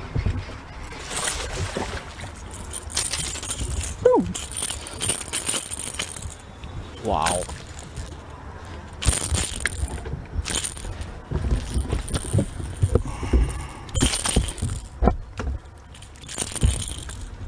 Well, that's way more fun than 4-ouncers.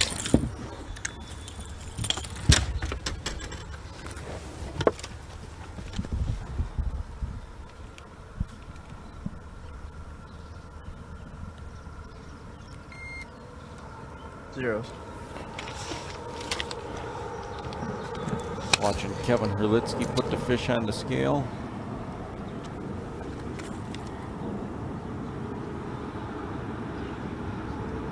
One five. Nice job. He's definitely around a lot of fish. Can you catch any more, James?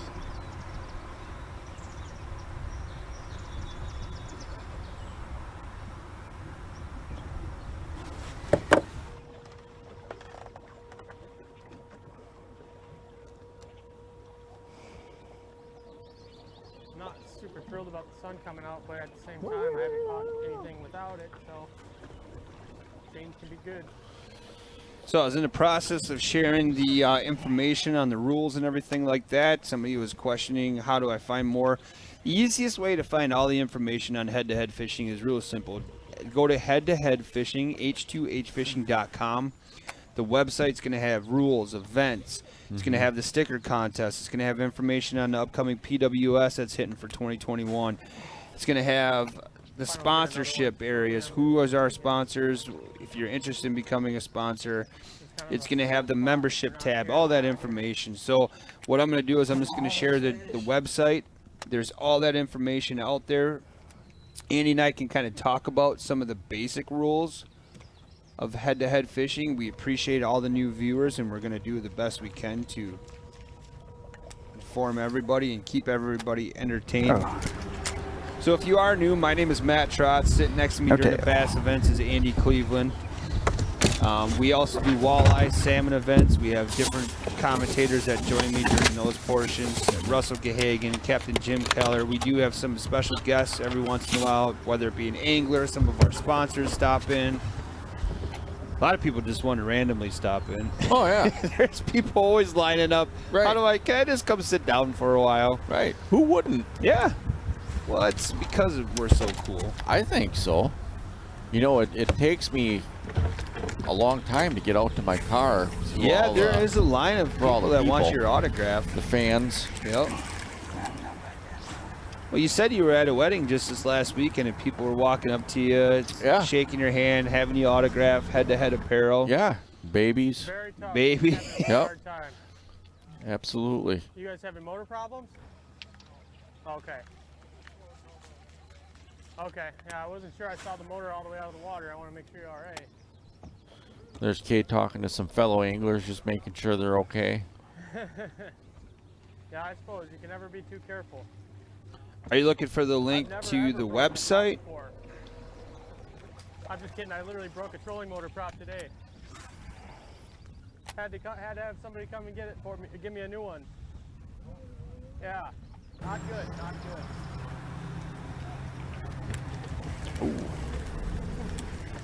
Looks like Kevin just. Oh, that's gonna get expensive if they keep biting those Kytex off like that. I'll put that away. We don't need you.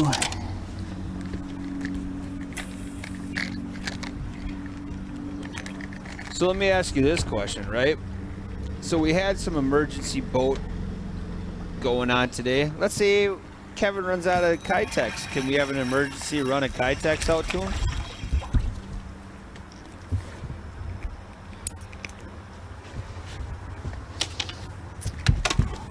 So we're watching Kevin. I'm pretty sure. That, Zeros. Just good at stirring the pot. That's what I like to do. I think you could. Because wouldn't it be considered equipment? Sorry, little buddy. I don't know, man. You should have used the 3 ounces. 3 ounces. Wow. Yeah, just to make sure that... Not even worth taking the time to weigh them. No, it's worth the time. It is worth the time, Absolutely, right? it's worth the $5,000 time. tells you it's worth the time. Well, it's not for Kevin. I mean, he's still fishing for his money back. Right, well, they don't... If he doesn't win his matchup, he doesn't advance to it tomorrow. Right. So, absolutely, it's worth the time. So let's talk about that. Then payouts for these events look like this right there, or sound like this. They're $5,000 for first place. Yes. The runner-up will get $1,500. Third place gets $600. Fourth gets $500, and then fifth gets $400. So that's, if you do that math backwards, that's 100% payout. That's awesome. I'm waiting for that net to come flying up right now. Yeah, I know. It's a bold strategy.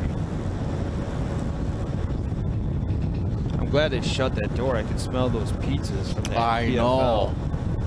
When I stepped out a moment ago, it was questionable whether or not I was returning.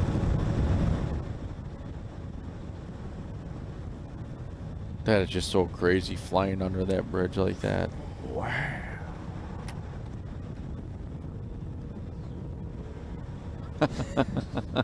Yeah. Yes, you will. Yeah, there's perch scattering, some small bass, a bunch of... I did not Fry. expect this matchup between Trey and Cade to be this Should be in here. much Clear of a water. grind, where you have Trey sitting at 1 fish, 2 pounds, 3 ounces. Cade still looking for his first scoreable fish.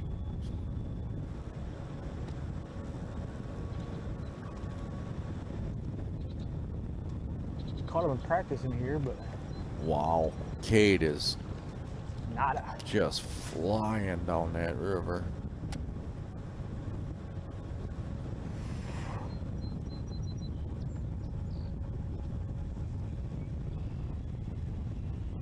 Wow.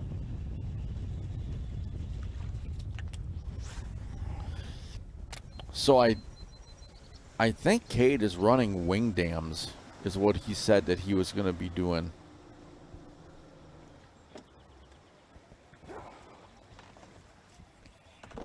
And like we were talking before, those wing dams are just long veins of rock that they put there to help control the current or the flow of the river to protect the shoreline. And So you're saying when he's targeting those, is he targeting that just because of it's a great position to, that the current break? Yeah, and a lot of fish hide in those spots. Yeah, kind of all the above. There's going to be a lot of food there. There's going to be a lot of fish to concentrate there. It's just, you know, it's the same thing as going and fishing rock piles. It's just a great place where those fish can position themselves with the current. So we talk about spots that people have fished already. Cade has gone through this stretch of river as well already. This is where he caught his 3.9 the other day. Okay. That big smallie. Okay. And I know somebody mentioned that in the comments here too. And I just noticed at the same time I saw that comment that that bridge in the background and then the wood along the shoreline, this is that same spot. And you know what the unique thing about that is Sun's finally coming he out. caught that fish 5 hours, 4 hours. by throwing out to the deep. He was flipping the wood, and then he made one random cast out to the deep, and that's when he caught his fish. That's interesting.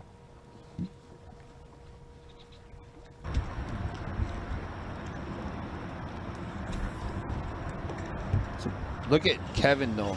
He's up to 8 total fish already. Right.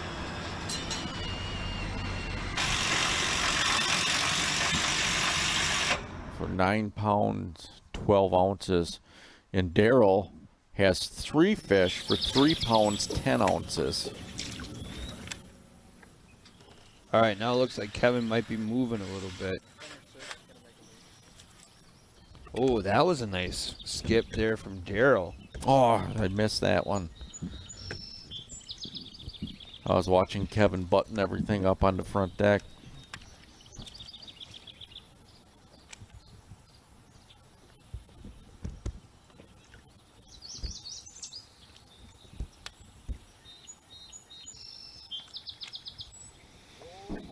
Yep, Kevin's getting the life jacket on. He's getting ready to move.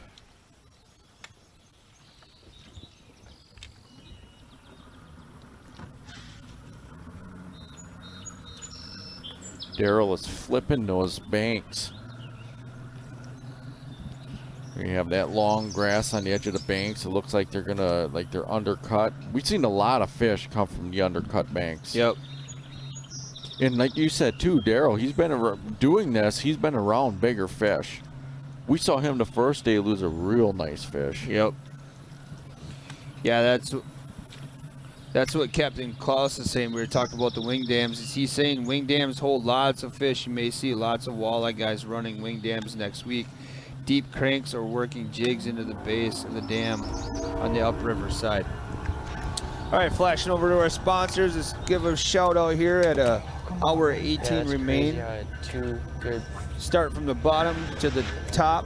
Started from the bottom, now we hear Motor Sock. Thank you so much. Motor Sock is a neoprene sleeve that goes over your trolling motor cables, your big motor cables. Helps keep everything organized, safe. Lots keeps protected from pinching and other debris like that. You can check out Motor Sock on their website. I will share the link to Motor Sock right now as we're talking about them. It's just y2marineproducts.com/motorsock. That's a lot to remember, so just do this right here. Here's Motor Sock right now. Then we scroll on up to Mag's Custom Rods. Thank you again to Pat over there at Mag's Rods. Phenomenal company out of Michigan, not Pennsylvania. Don't know where I got that from a long time ago. He designed some of the finest rods in the industry, some high-end components, bass, walleye, salmon, bluegill, all that kind of great stuff.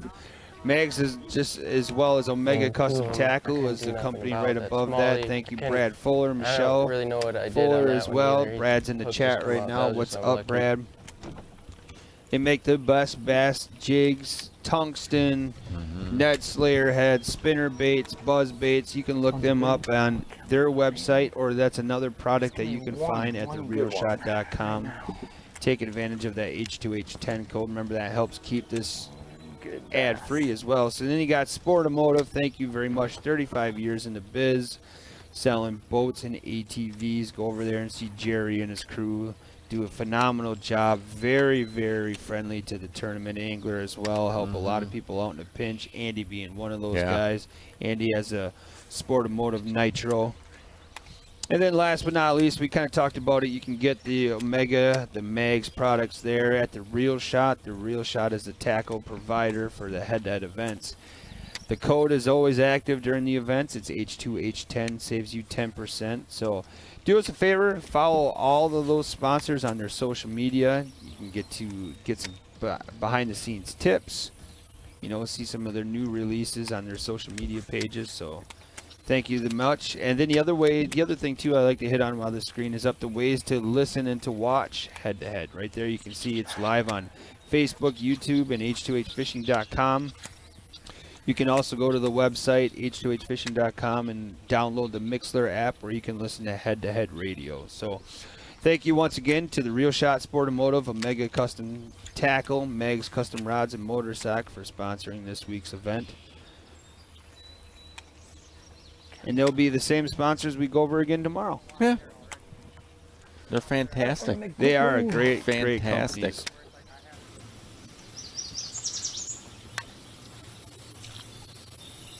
There's a little cut in that bank, and Darrow's flipping right into it. Yeah. Yeah, I mean, you can see, you know, just little irregularities and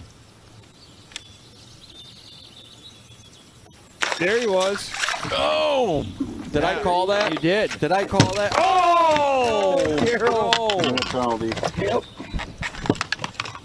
Yep.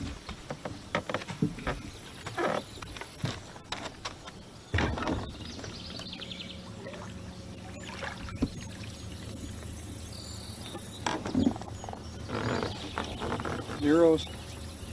Go ahead.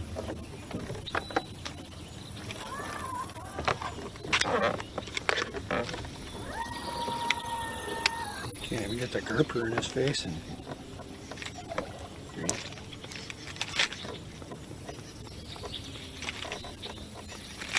you want to even move the scale? Can't come off and hit clear scale.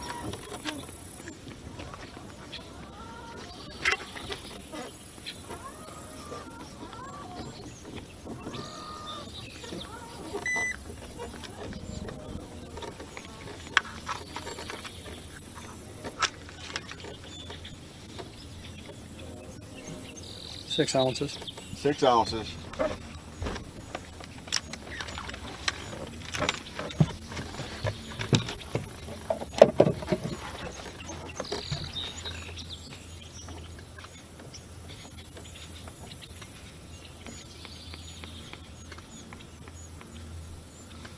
Already, and it's not a good idea, but if it gets down to it where it's like I have nothing left to do, I might run all the way back down into Goose Island with like 45 minutes left.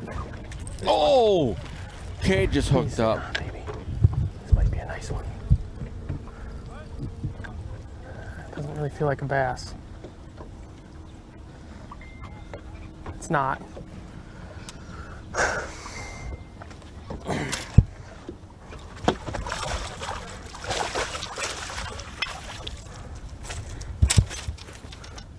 Man, that's one of the biggest pikes we've seen. Right.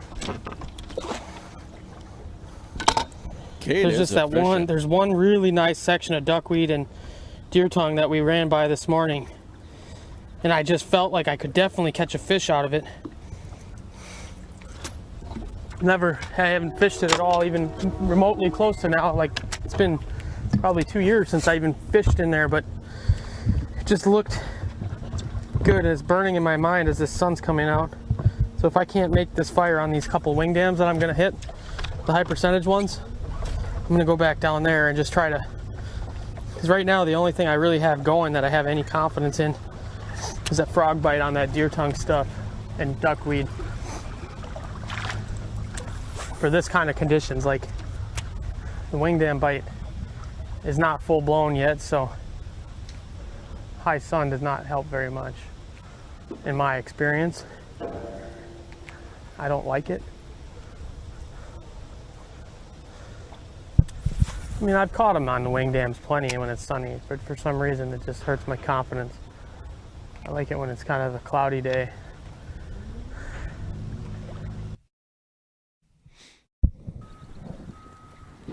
That's good insight there from Cade. Yeah. Just goes to show how important confidence is in these events as well. Confidence to an angler means so much.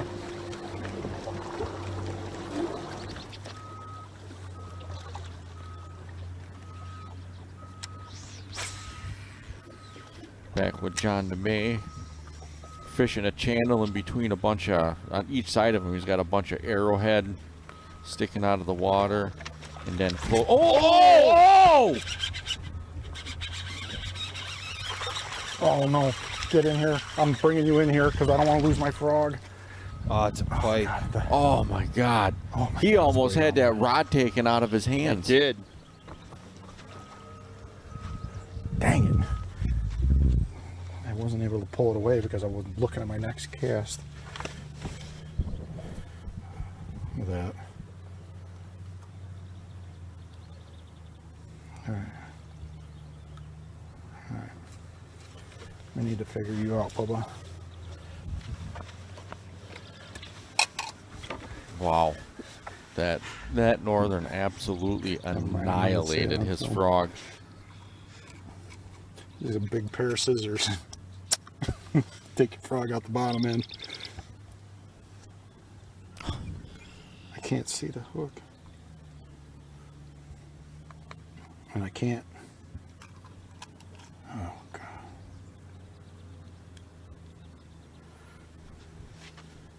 Can't see it.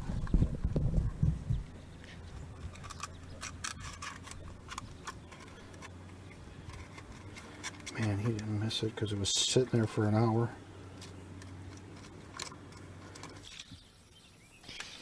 So we're back to Daryl and Kevin.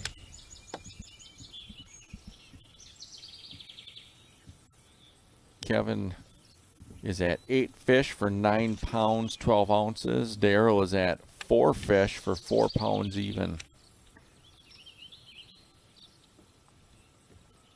And this was one of our matchups that at the 2-hour mark it was tied. And all the tiebreakers were tied, and so that caused it to go back into Dinkfest. Or cause a Dinkfest, not go back into, but cause a Dinkfest.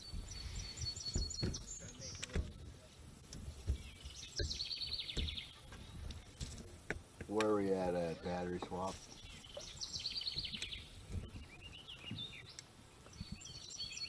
So Kevin looks like he's getting ready to make another little move. Trey also is going to be making a move.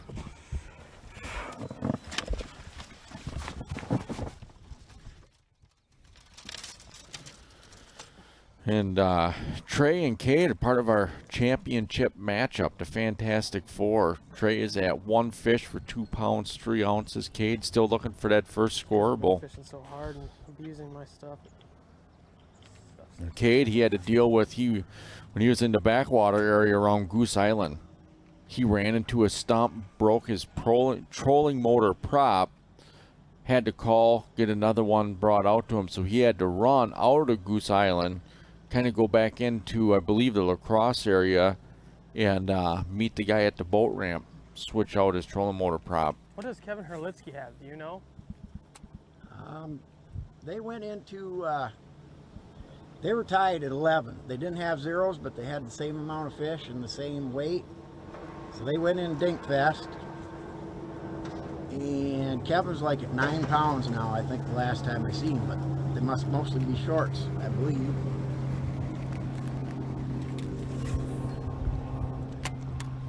Would have been nice if we could have gone into Dinkfest. Then again, I don't know if I can even catch a dink right now. So now we're back with Kevin Rue and Steve Mortensen. And this is also the other matchup in the Fantastic Four, the Fintastic Four. And it's Kevin Rue is 1 fish for 2 pounds, 6 ounces. And Steve Mortensen is also waiting for his first scoreable fish.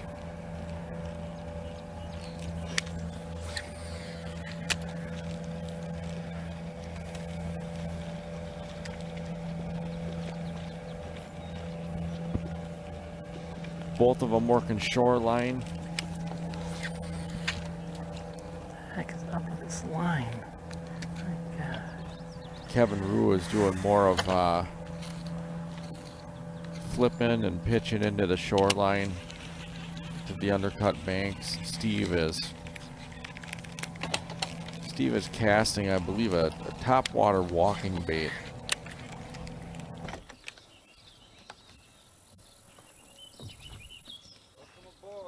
Oh, now we're back with Kevin Herlitsky. Oh! He just caught a small fish.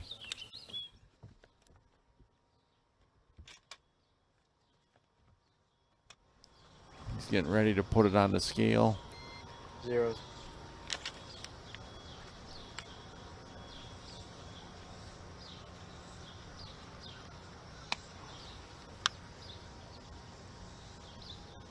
Six ounces. 6 ounces.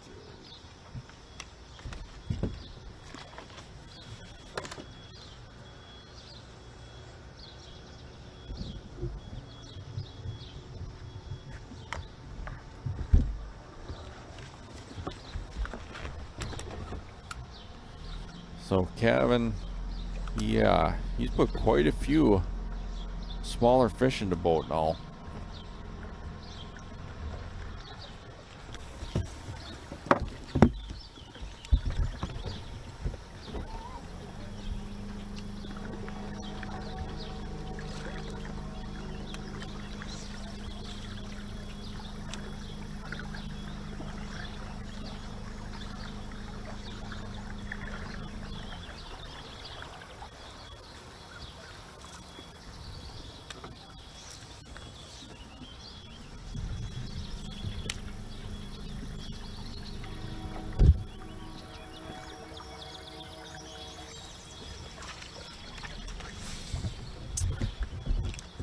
Oh, Kevin's got another. Hammering them.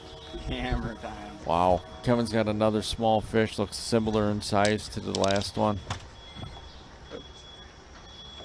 Zeros. He's advancing ounces at a time.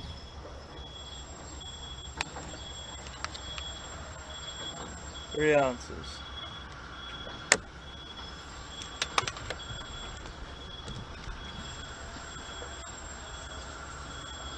Boy, look at that scenery that's behind Kevin. Beautiful scenery. Yeah. 10 to go.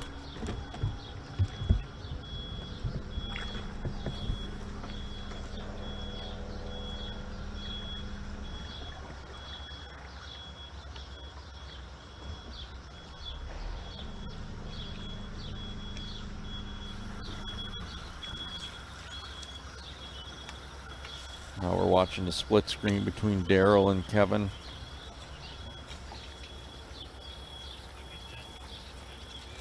Yeah.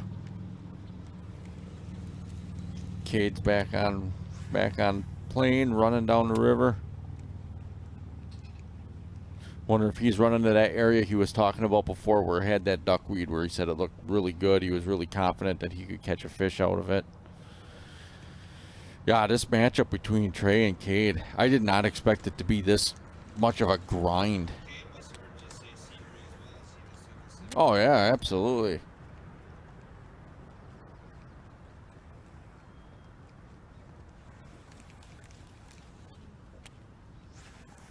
It's 11:57, man. Got an hour, 2 minutes remain here. Got that fishing. Andy, what day is it? It is day 4. We're watching the Fintastic Four right here between Trey and Cade. Cade's moving fast.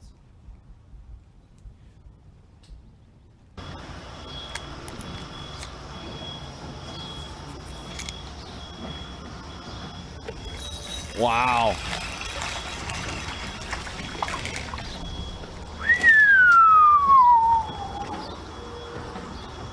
I tell you, it may not be pretty, but it's going to get them to advance. Dinky, dinky. Zeros.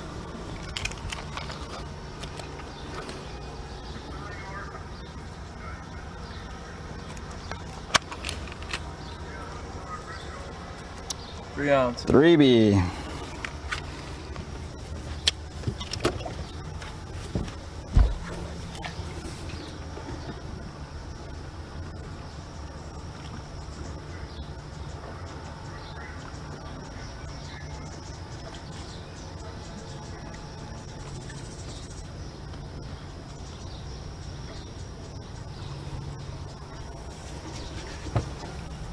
Thank you. I'm back. Hey, welcome back. Hey, I was here the whole time.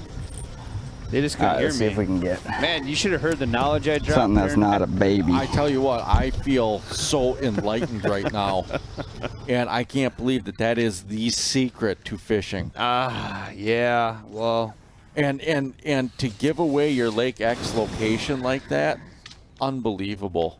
yeah. We're gonna go there now. Yeah, absolutely. And Yep. I'm going to buy 3 of those. I'm going to buy 3 of Okay. those. All right. Those, I know you said I only need 1, but I'm you going to know, buy 3. But it is the juice, as Wow. John DeMay would say. So Absolutely. cool. Well, thanks for having me today. I'm really excited to be here. Yeah, hey, I'm glad that you could make it.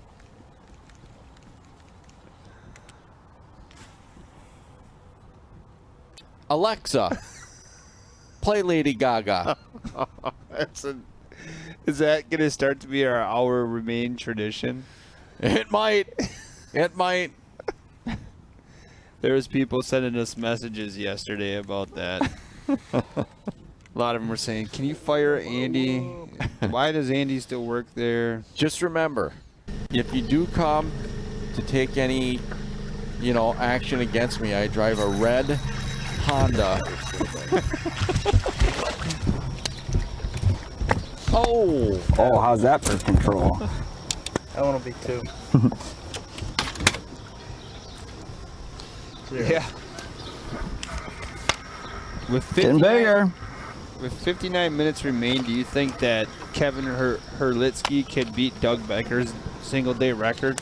I'm telling you. Get a half pound. 8 ounces. Oh, yeah. He could definitely beat the number of fish caught. Yeah, he's knocking on that door right now. I would be doing the same exact thing. Oh, heck yeah. Absolutely. Heck yeah. It's all about getting through today.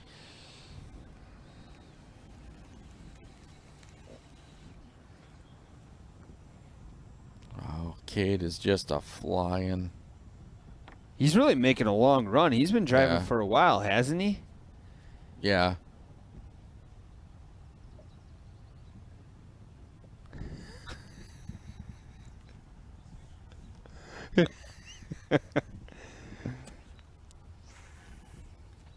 Trey has to take advantage of this time. Yeah. I know he doesn't know this is all going on with Cade, but it's like, man. So this is interesting where Cade is going. We saw John DeMay in this area yesterday. Late yesterday when John made that big run. Just bring bananas to the studio, Andy. We'll run away screaming. Ouch. Come on. We didn't need to go below the belt, guys. Is it banana peppers? It's a banana pepper pizza. That's not funny, Hey, Aaron. no, it's like kryptonite to the Superman. That's not funny. So that's all you have to do when you're going to fish against Andy in an event. Oh, Trey's did take advantage. Oh, big fish, Trey. Yes. Right on the freaking edge. Oh. Wow. Oh. Stupid. Boy, does that one look scoreable. He came back for it in open water. Oh my goodness. Oh man. Is that a 3-pounder? Is that 3-younder, y'all? I don't think so. I'm gonna say 2.8. Oh man.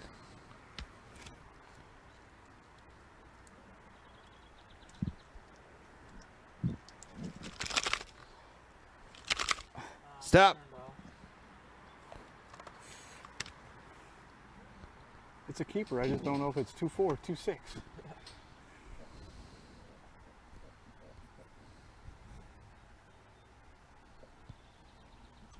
Yep.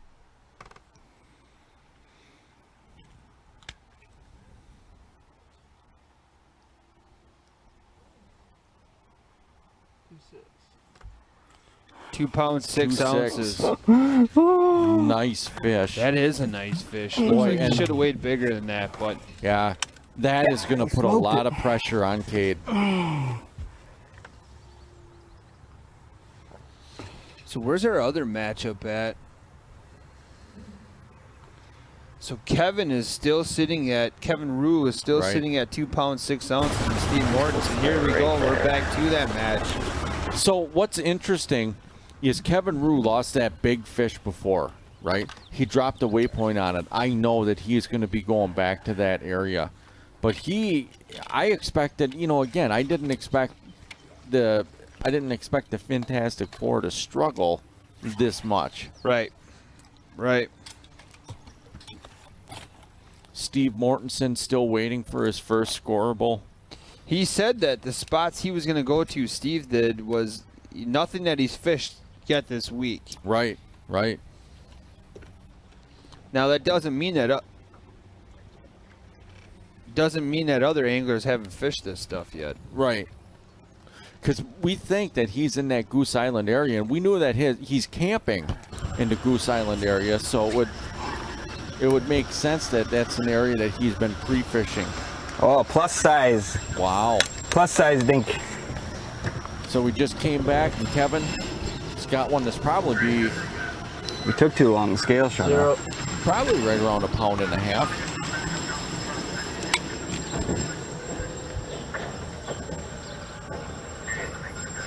1-3.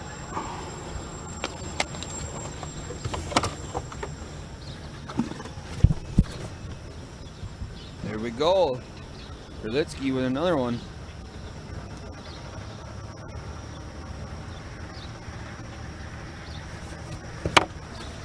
These guys are killing my average. Anytime the number of fish is more I didn't than think your I would total weight, that's a rough hook day. 'em that You close. know you're in Dig Fest. Yeah.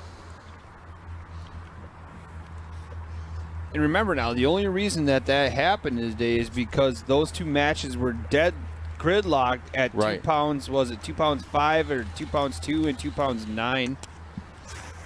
Right, and all the everything was tied up, all the tiebreakers, everything, because each of them only had one fish. Yep.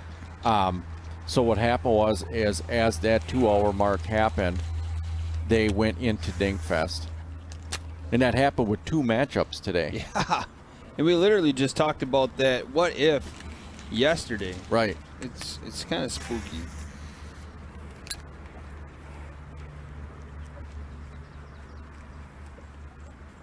Would you even go so far as to say a little wonky? Yes. Yeah.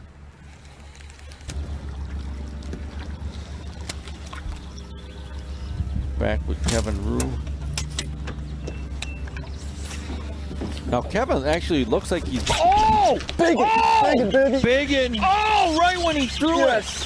Big, small, or large balls. Yes. Way too. Yes, he's gonna weigh. Whew. I think he should weigh. Man. Oh, right when that one threw hit it. Oh man, we're able to. We have to see the replay. I thought he was way bigger. I actually thought it was a big smallmouth. Wow. Please be 2 pounds. You're skinny. Please go 2. Oh boy. No way. 2. 16? 115, but it went 2 for a second. It hit 2. Oh man.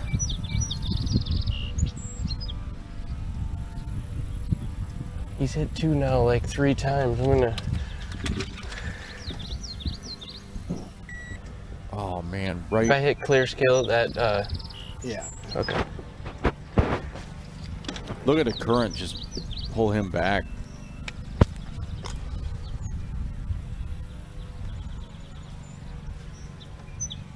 Oh, he's 114. Wow.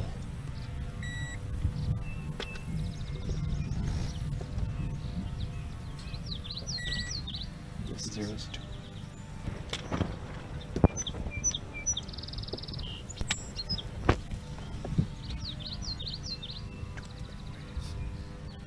Oh, 115. He hits 2 like 3 or 4 times. Unreal. Just back up there real quick.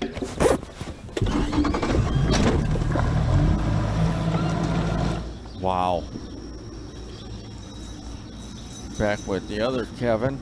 He's hooked up.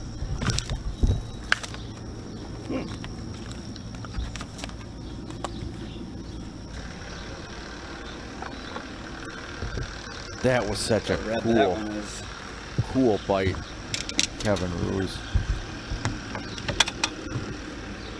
0.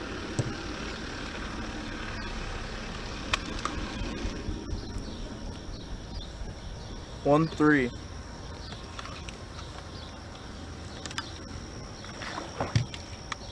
All right, well, Berlitsky just adds another one to his 13 pound 6 ounce total already. Whoa, careful, careful.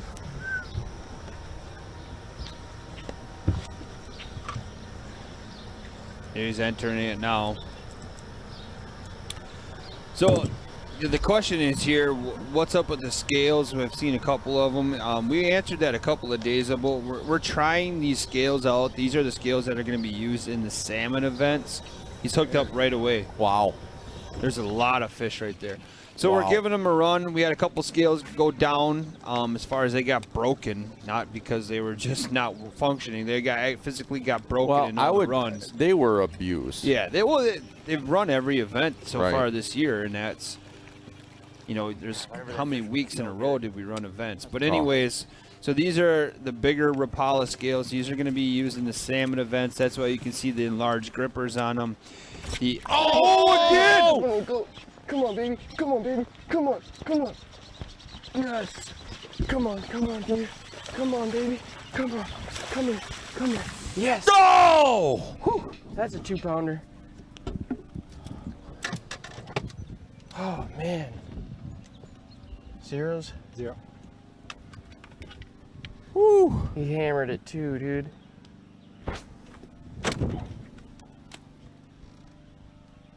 $2.11. $2.11. All right. There Nice we go. fish. 2 pounds, Nice 11 ounces. fish. Kevin Rue. Oh man, he smoked it. Now they're hitting it. That's how they're supposed to hit it. You That's know, usually 2 don't miss fish so in the many. same spot. But look at the sun is out. Yep. And you know, this is what we talked about. Those fish might have been scattered before. Now the sun is out and it's concentrating them. They're getting under that cover. They're getting Again, I back really where don't they've know if been. it's just the low water for such a long time. It's got these fish eating it so weird. Here we go. Which could get interesting because where Cade is going is for the frog bite with duckweed. And if this sun is out, which he actually didn't want for the wing dam bite. Yep. But if the sun is coming out, he's going to be able to, God, that was another 2.5. you know, maybe have a good shot at it.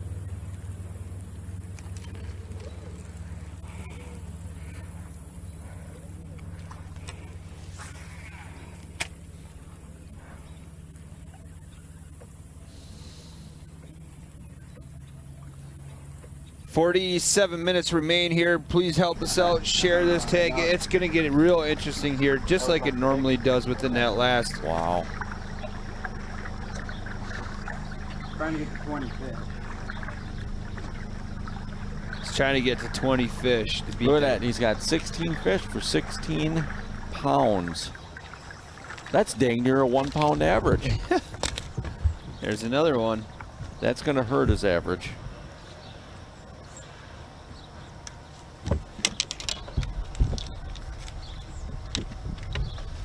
Might as well just keep the scale in your back pocket. 0.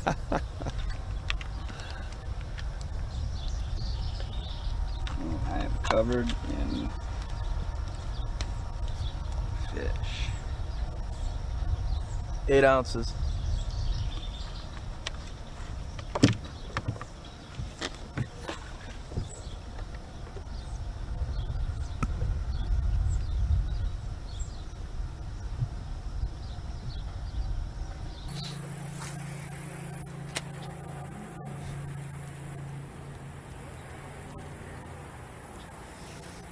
Now we're back with Trey and Cade.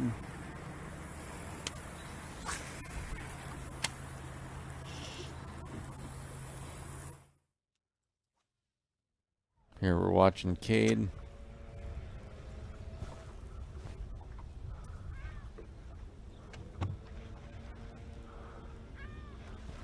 Approaching the 45-minute mark left in the event.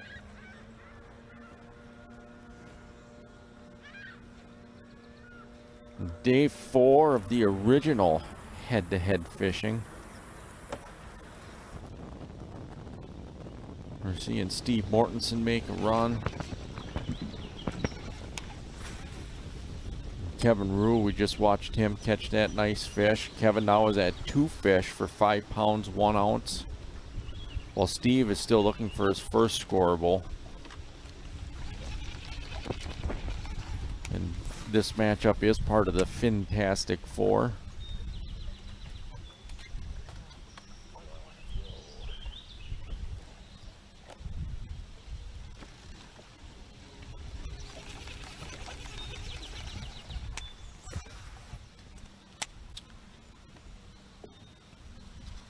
I think Kevin is actually around that Goose Island campground, kind of that area where Ron the other day got stuck on that sand.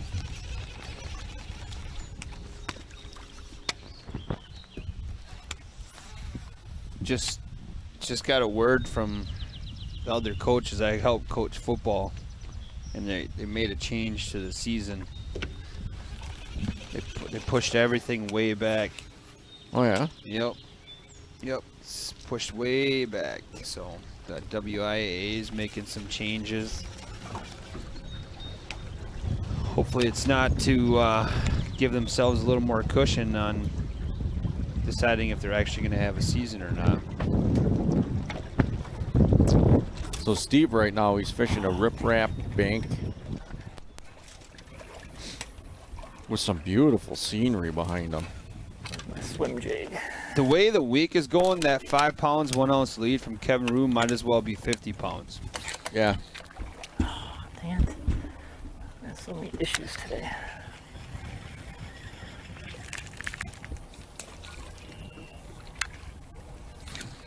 What the heck, man?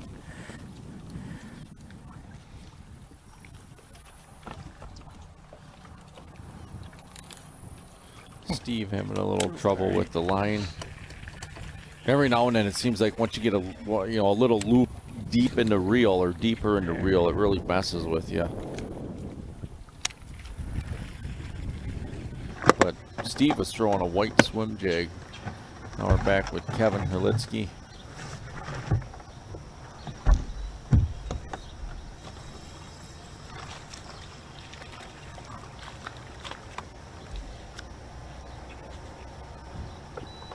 We'll weigh that up first and then I'll hook this back on here.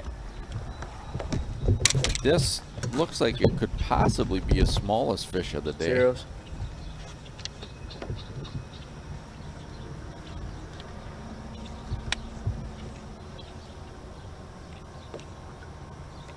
Two ounces. Oh.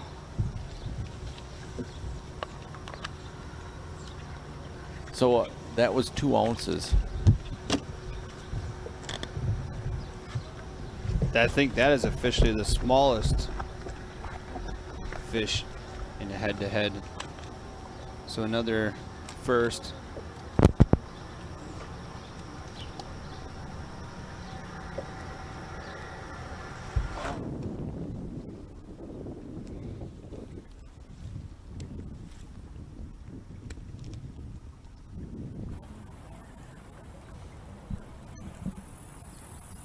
Boy, Cade is back up and running again.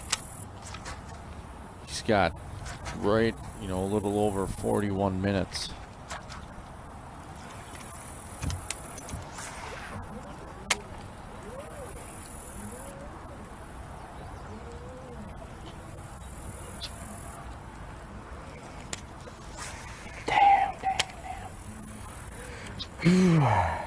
Remember, those small fish is only because of the dink fest, the tiebreaker mode that we have here. I mean, otherwise the minimum weight is 2 pounds. Right. In both of our matchups in the Fintastic Four are still at the 2 pound minimum. Yep. And basically, the reason we do that is obviously just to help eliminate any chance of tiebreakers going into the final moments of the events. Nobody wants to go to a coin flip. Trust us.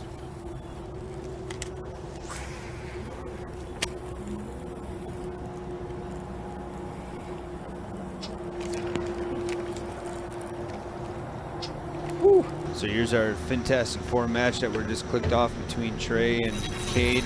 As Kevin is going for 20 fish. Kevin. 3 ounces. Snack size. Oh, this is a solid 4 ouncer. Solid 4.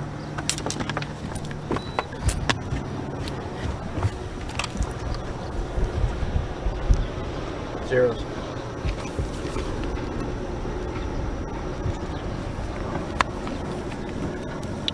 Oh God.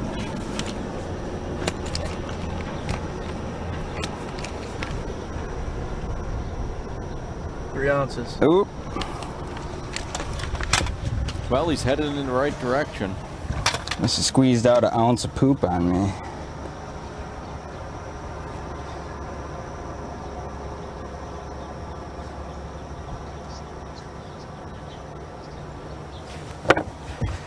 Alright, we'll get a couple more and then we gotta go look for some more stuff for tomorrow, if we make it that far.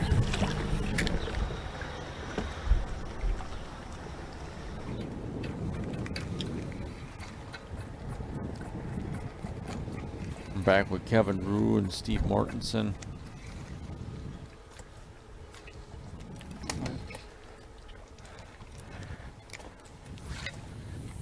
Steve working his way with a white swim jig around Rip Rap Bank. That current leaking out through that slough right there, and it kind of filters through that sand. Usually this water's a little dirtier in here, but that kind of filters.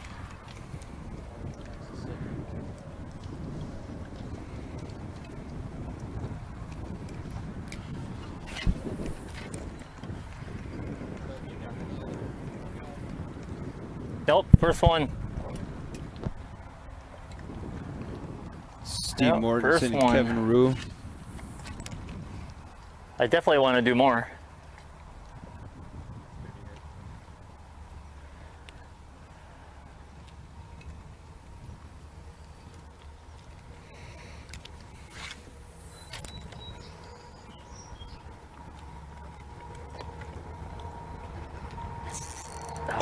Oh man. I heard that drag. I thought Yeah. Steve.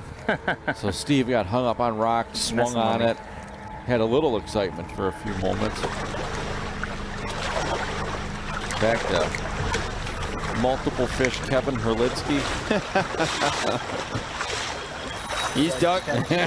There we go. Hopefully he's got a nice one. I think that cable has to go back there too. Do you want me to put it back in there or just wait till we get back to it? Oh man.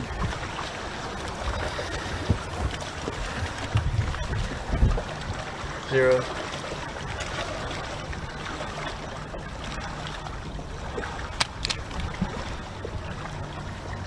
Two ounces. And then that'll be 2. Yes, sir. Another 2-ounce fish. So, I'm not going to jinx anything. There's still a lot of time left, right? 37 minutes remain. Yep. But as it sits right now, it would be Kevin Rue and Trey Harple in tomorrow's championship match. Yes. I don't know who would win that event. Can I you don't imagine either. if it was Kevin versus Cade? That I was thinking about that last night, and I thought, man, what a cool matchup that would be.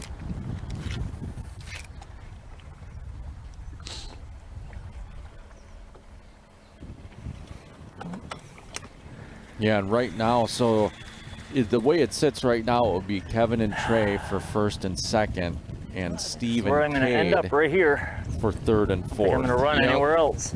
This is going to be it.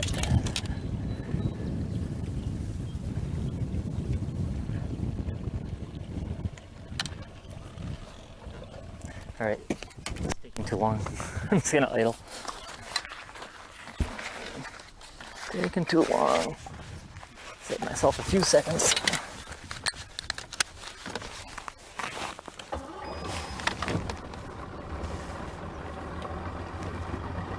So Steve is he wants to make his way to the other side of the channel there, so he just started the big motor to do it a little quicker. All right, Andy, let's get into this a little bit. There's a lot of people right now that are not real big fans of what's going on with the tiebreaker, the Dingfest, right? Yep. So we have to have this, right, people, to have winners move on in advance. Yep. That's the reason that we are into this spot. We're ever advancing, and this is the way that we found works best. I mean, to be honest with you, we've had some events where we've had to add coin flips because many events decided by on a coin flip. Yeah. And who wants to go to a parking lot and have a coin flip? Right. So this is the way we found out is the best. And now remember, this is the absolute tiebreaker. So the Dingfest normally starts at the 2-hour point if most of the matches are at zeros. Right. Okay, then at that point, like we've tried with like an hour, and there's some events that are been worse. Like they still can't catch a scoreable fish. This is progression where we're at right here. We've tried all of these ideas that people think they have that are the right ideas. Mm-hmm. We've tried these ideas. And Trust a us. lot of these ideas, where they come from, it's not only from tournament director Kyle or Brian or us. And it's staff. from the anglers. Yes. Right. And you know, it's a lot of great feedback from the guys who actually participate, go through it, and have a really good understanding. Yep. And the way you got to look at it is we've had this talk this week as well. Is it's whatever you can do to advance till tomorrow. What we wanted to do was make it so an angler advanced because of their ability. And now, our 2-ounce fish exciting?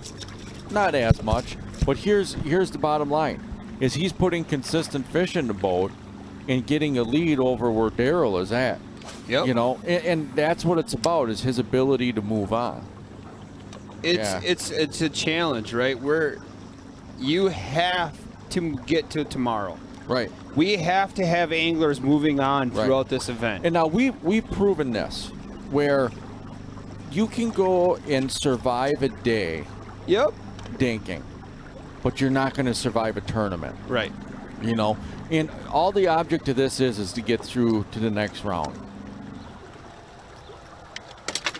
Yeah, and I mean, okay, so I see this comment.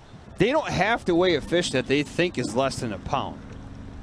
If they think a fish is less than a pound, and let's say they're in Dinkfest, any fish counts, right? If they think it's like a 2-ounce fish, they don't have to weigh that fish. Yeah, as a competitor, though, I'm weighing it. I'm weighing everything. Because I want to get to the next round. Right. You know, I would be doing exactly what Kevin's doing.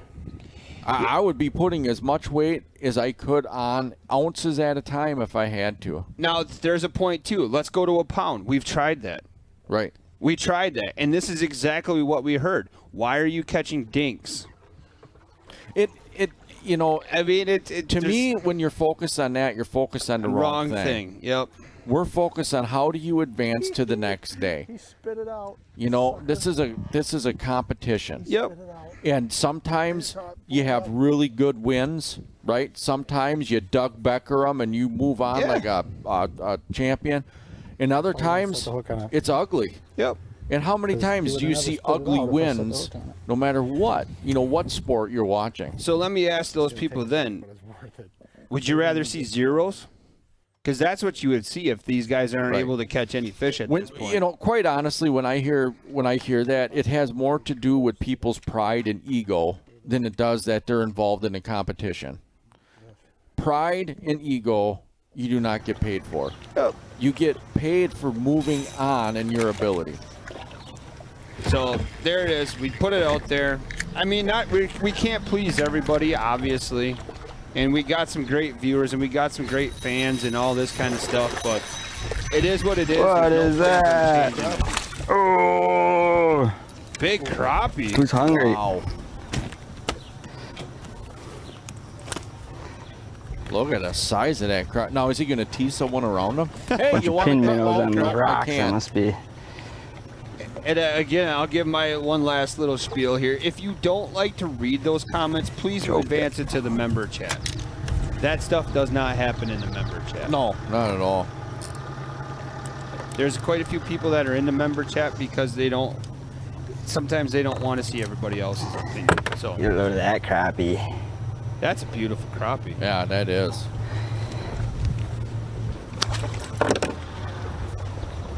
Bigger than some of the bass I've been catching.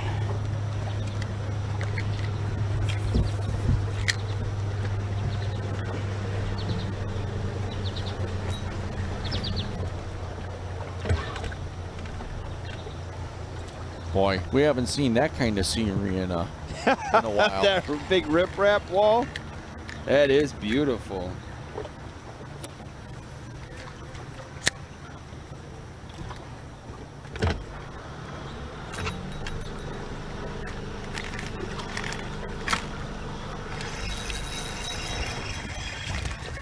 Boy, he caught that. He was hung up, popped it free. He's caught a lot of fish doing that. 20's 20. I think he said he was going for 20. He did. He's right there. And then he was gonna start looking for things for possibly tomorrow if he's able to move on.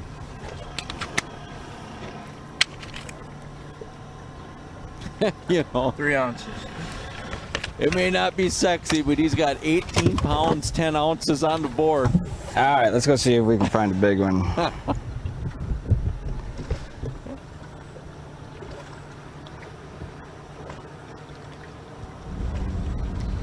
Yeah, so that's what I was talking about. They released the football will begin on September 7th in Wisconsin. That's practice start. Really? Yeah, I think if I would remember our schedule, we would have been 2 or 3 games in already by then. I have it written on my phone. Hey, I appreciate whatever they're doing to still have a season. It's better than having no season. Right. I'm back with Kevin Rue and Steve Mortensen. Kevin with 2 fish for 5 pounds, 1 ounce. And Steve Mortensen still looking for his first scoreable. And this is part of our Fintastic Four.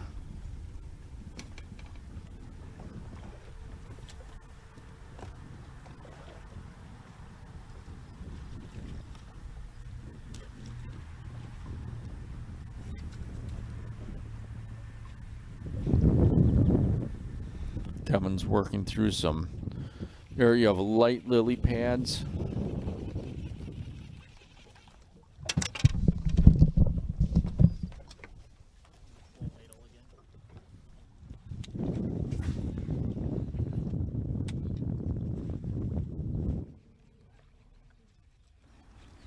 Dirty in here, I don't know about it. Back with Trey and Cade. You seem to be fish loaded in this stuff. Was that Cade? Said this water's dirty in here. I don't really like it as much as I thought I did earlier. I know it's clean in that other arm over there. And I kind of have to stay around. Yeah, it's the same stuff that fish over there came out of. I got nothing to run to. Right off that current.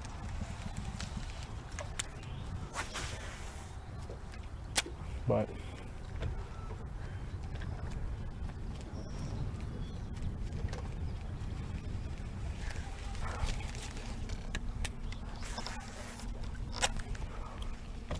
just trying to find the right spot to put my bait.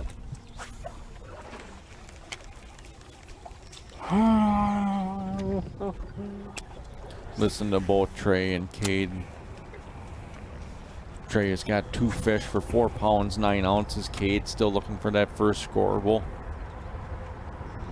Cade had a deal earlier, ran into a stump with his trolling motor, broke the prop on his trolling motor, had to get another one brought out to him.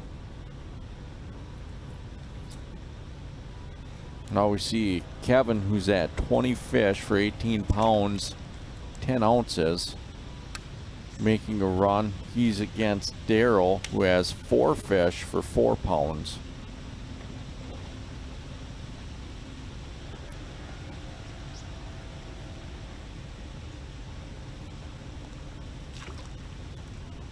Daryl is working some overhanging trees on the bank. A little bit of duckweed scattered around, some laydowns.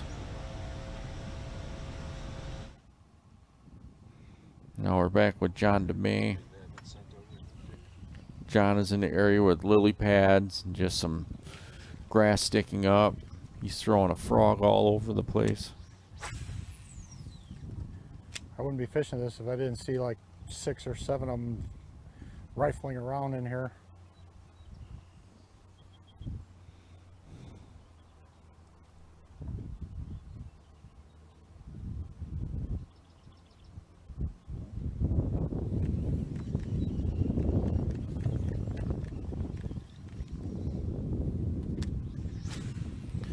And John DeMay, he's sitting at 4 fish for 7 pounds, 6 ounces.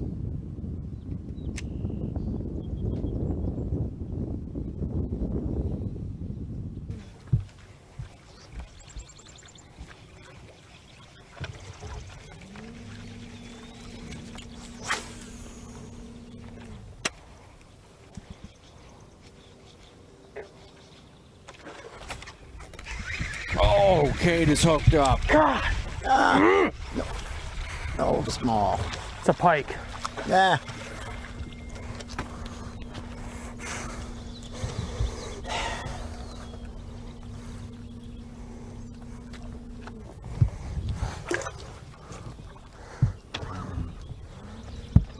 Boy, you can hear the stress in Cade. I feel like that's been happening to every single angler this week.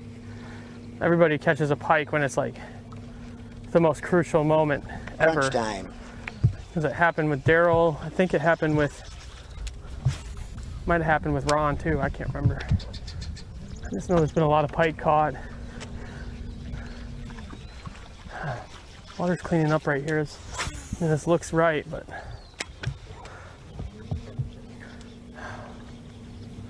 my head is pounding.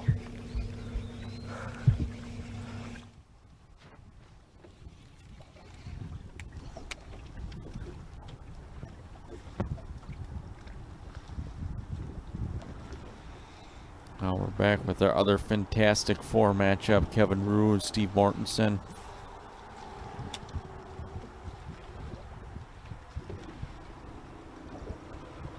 Kevin sitting at 5 pounds, 1 ounce. Steve still waiting for his first scoreable. Looks like Steve is throwing a swim bait around some rock, around the shoreline.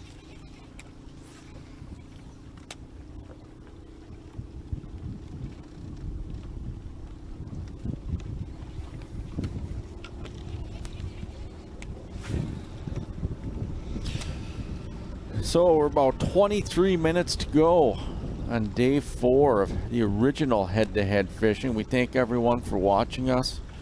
Thank you everyone for tuning in. Absolutely great numbers this week. We appreciate you guys liking and sharing.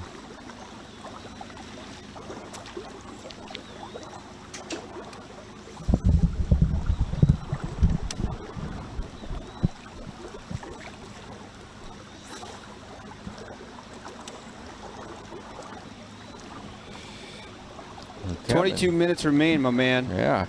So this is kind of cool. I mean, Kevin ran up by the dam. Not sure exactly what pool that is, but the lock and dam right there.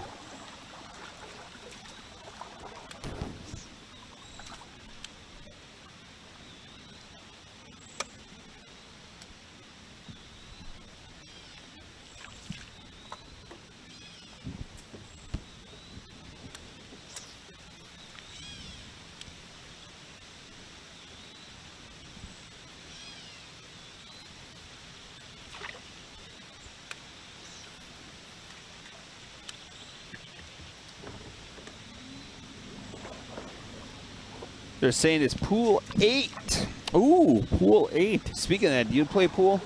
I do. Are you pretty good? Well, I used to be what I would consider bar competitive. Really? Yes. How about you? I go in hot streaks. I can't do anything. I like my English and all that kind of stuff. I'm a straight shooter. We both know our English is kind of screwed up. I'm a straight shooter. I just aim and hit. Sometimes I can make the long shots, but all right. Well, we should play for money sometime. I'm not real good at like. Oh, Mortensen's hooked up. Yep.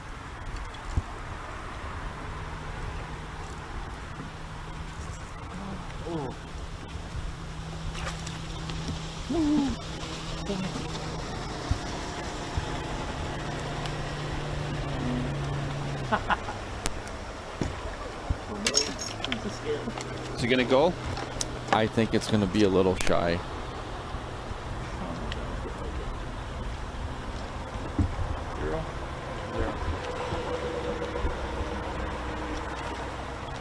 What about darts? Oh, I love darts. Are you? Yeah. All right, I'm gonna stay away from you. I love darts. Nope. 113. Oh, just a little shy. 113. I know. So. Thanks everybody for tuning. I know Andy just said that too, but that's awesome. Such great fans of Head to Head. Foosball. Terrible at foosball. Absolutely terrible. All right, we'd probably be even then.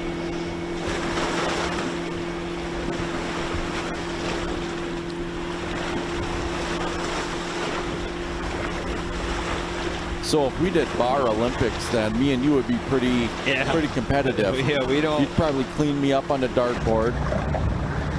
I might do okay in pool.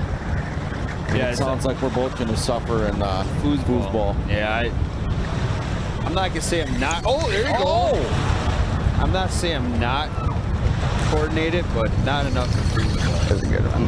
Wow. Here we go. Here's no dink fest for Kevin potentially. Let's get excited about it. Woo!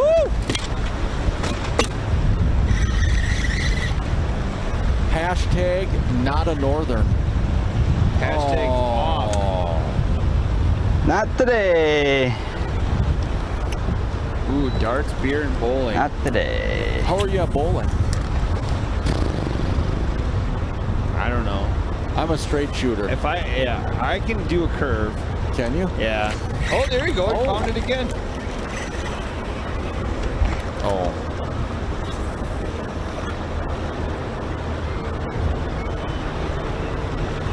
Well, that's a nice comment there. This has been the best excuse to accomplish nothing in a long time. You know, I was one more time. Like, if you don't like Dingfest, tell everybody you don't like Dingfest. Like, share it to people. Say, oh my God, look at all these guys are catching 2-ounce fish. Just share it with them. Let them see what you got going on. Right. Oh my God, check out head to head. Those guys are catching 2-ounce bass and weighing them. Weird. Just share it with people. Any publicity is good publicity. Yeah, and I tell you, the other thing too is that H2H10 code for the 10% off. If you have someone that, you know, you're not particularly fond of, buy a lure that does not work. Yeah, and send it to them. Yeah, send it to them. Absolutely. Yep. Because it's going to keep them off your stuff. Or if they do show up on your stuff, they're not going to catch anything. They won't catch anything on it. Like when Andy gives out his GPS coordinates. Yeah, absolutely.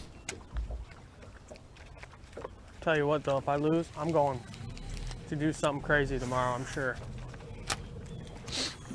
No, that I'm very afraid of that. I really don't care. The GPS coordinates? No, if Kay just said if he doesn't advance, that he is going to do something extremely crazy tomorrow.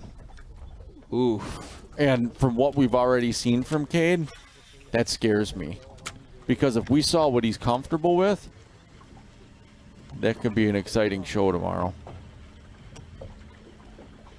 So Andy, now, you know, we talked about this. He has, for a long time, him and Kyle, been in horrible cell coverage. Yep. And it's good to see that he's back.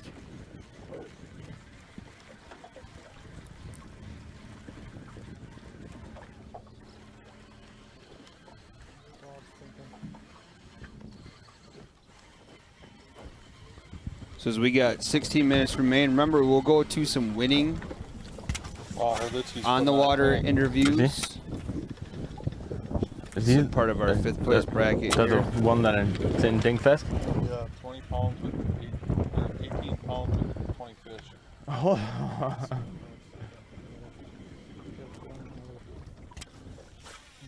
John is the same.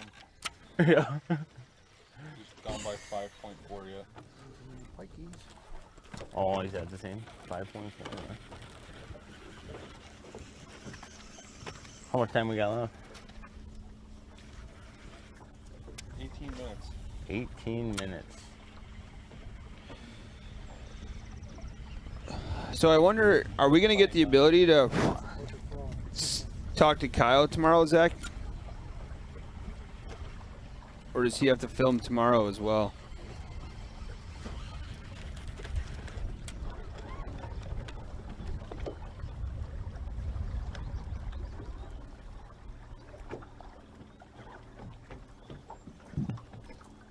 Yeah, is Kyle filming again tomorrow?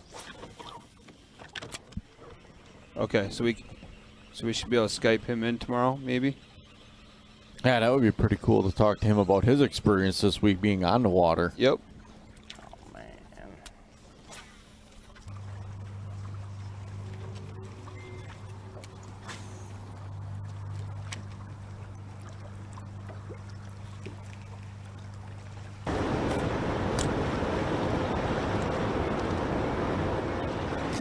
Oh, there's a nice hook set from Kevin.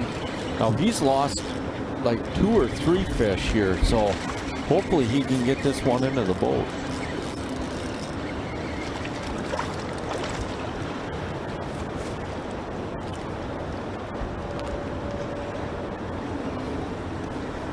It's something.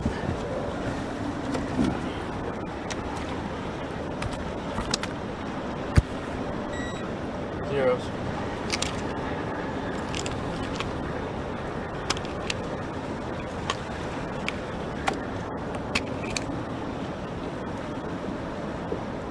$10 ounces.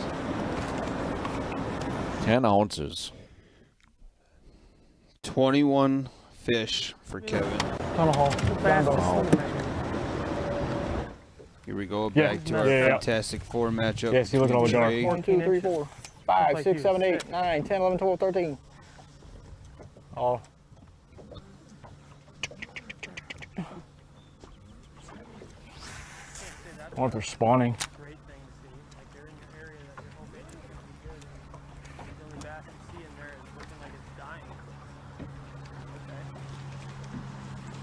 What was Trey counting there? I think garfish. Yep, Kevin's faking them out.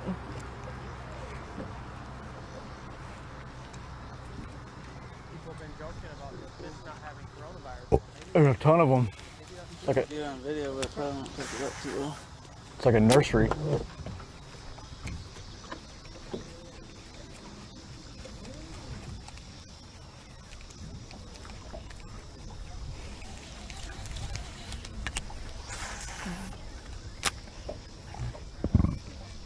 Oh, big hook set.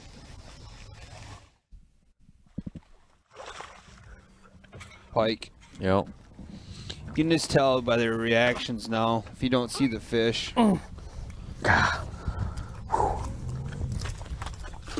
Anything not to get a penalty.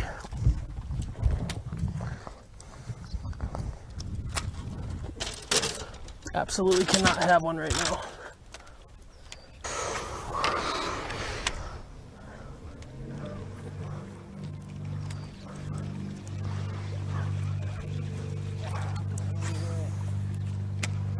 I don't think I'm even going to be able to get through to the other side of this.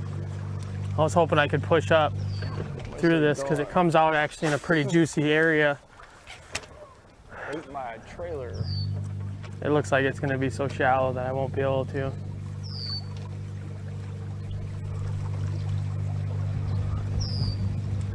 Oh man. Yeah. There's bait in here though. There's shad everywhere. So if Cade's gonna go a little different tactic This is actually where I've caught my he's gonna biggest go to 9? largemouth ever. This whole pool. There's about 5 pounds right here. I think it's possible he could.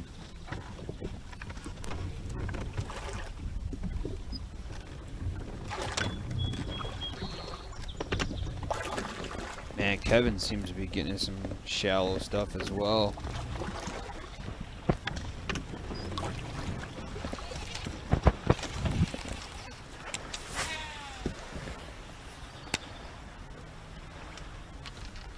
It still just amazes me how shallow these fish will live. Right.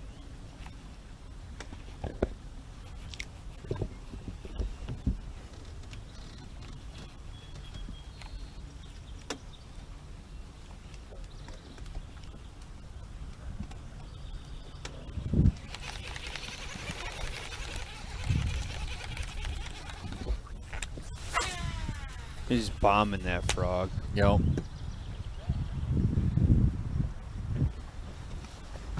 Man, if you're leading right now, this 10 minutes takes like an hour. If you're behind, it's like seconds. Right.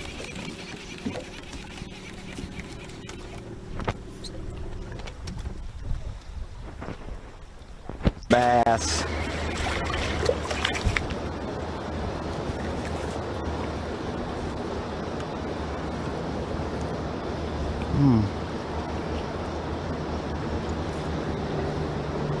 Over to Kevin.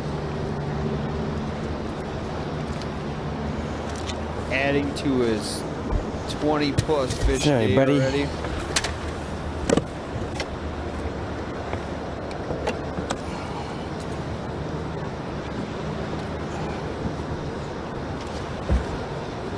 That's what they call a derp face.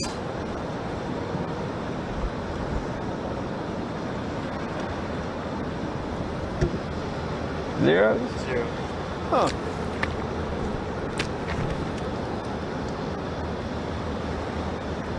£1 pound, 1 ounce.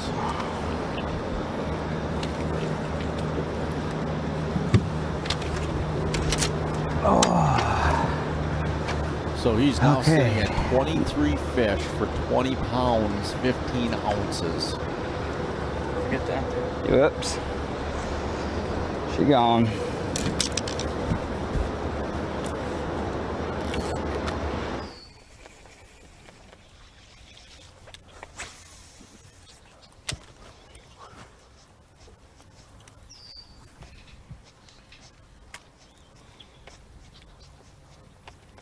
So Kevin has to serve a penalty for not entering that fish.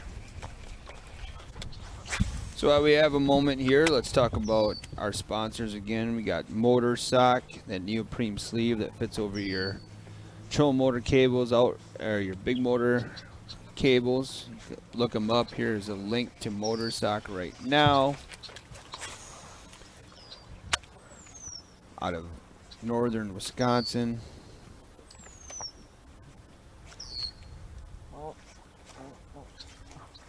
Talk to Opie over there. He'll help set you straight. And we have Mags rods. Mags is custom rods is one of those products that you can take advantage of that H2H10 code. Should I move for like 5 minutes? Get them at the Real Shot. Omega Custom Tackle. I got nowhere right now. It's one of those products that Trey Harpo's been leaning on this week to help get him advancing. Oh! There was a sock.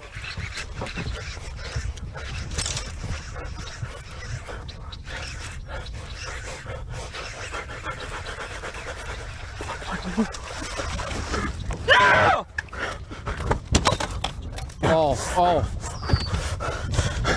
Oh my God.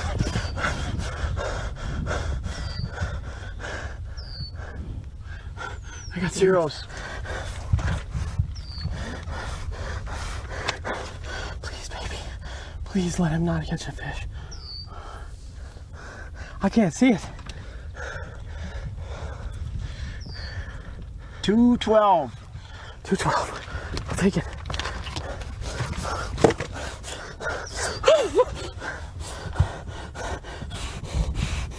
Wow. Get a plastic or a No, paper bag out. He got another one. Oh no, and I got a penalty. No, you don't got a penalty. Oh, yes, you do.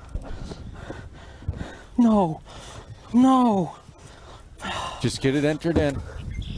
Oh, I thought I maybe did it. It's not over yet. Got your penalty started already? Yeah. Okay. So after, oh man, His matches are extremely entertaining and interesting. Oh wow. So he's 1 pound 13 ounces back. One scoreable fish, and he's in an area that there's going to be fish. Oh my God. Dang, why couldn't he just have still 2-3? Crap. I thought I just won it right there. There's still time. That makes me think that one I missed was probably another good fish. These are quality fish in here.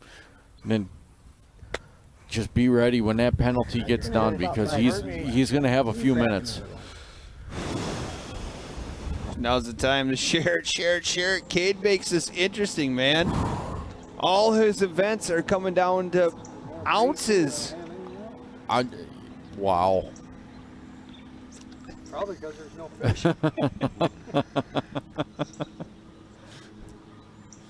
It's coming down to ounces. I mean, it's 1 pound 13 ounces. As soon as that penalty's done, he's going to have a good couple of minutes, and he could very easily do it. Now remember, if we get to this point, it's got to be above the gunnel in the boat, basically, before time runs out. He could hook up with 30 seconds, but he's got to have it in the boat. Second spot this morning I thought was going to be the ticket.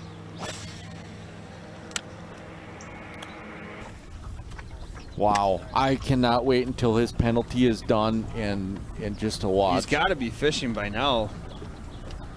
Oh, it's got to be. Just went off. It's all right. Here we go. He's going to be back in the water. That kid in his flat bottom probably already fished this spot today.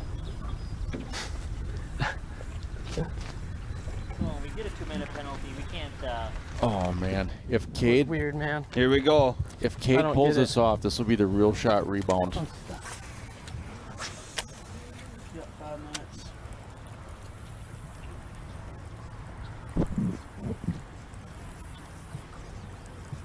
It's gonna be the longest 5 minutes ever, though. Wow. This is like the grossest looking Yeah, spot yeah. ever, and this is where they are. I mean, what the heck? Why'd you jump off at the boat? Come on, buddy. We Now Trey's even jump off feeling the in the boat. emotion. Take the 2-minute penalty. Obviously, there's bait everywhere.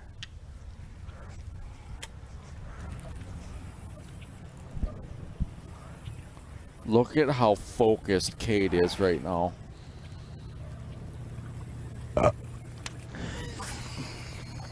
You can tell he's nervous. He's releasing.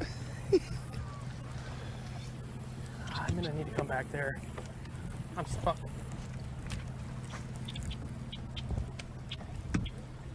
Remember, they don't have to run anywhere to go way No. in, so it's till the line's out. I mean, it's Wait till. time from over there. I might actually be better off not moving anyway, spooking more fish out of there. I think that's Oh my God.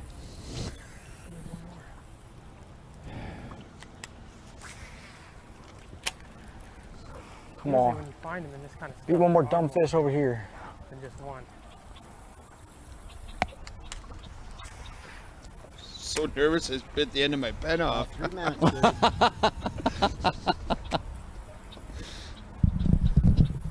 I got My, to jump off. You just feel that anxiety in you watching this. The excitement. Closing in on 2 minutes.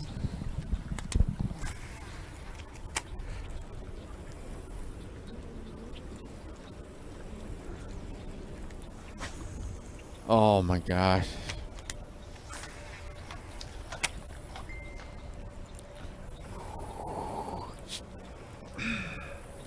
Man, we are watching Cade. He is Why? one scoreable fish away.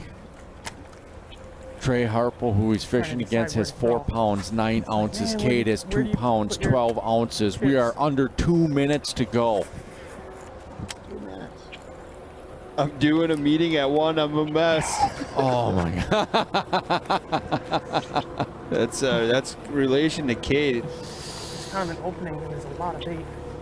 Janelle, are you Cade's mom? It's topped out. It almost looks like nope. Just trying to get one to wake at it so I can slow down and maybe catch one.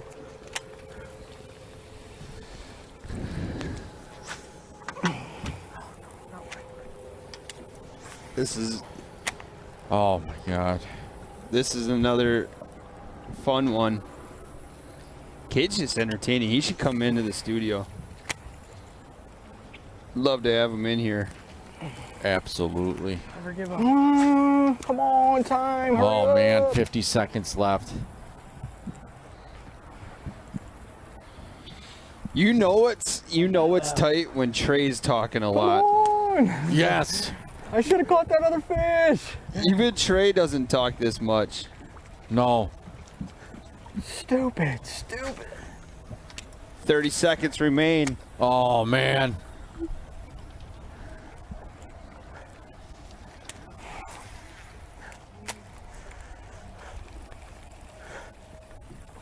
God dang it.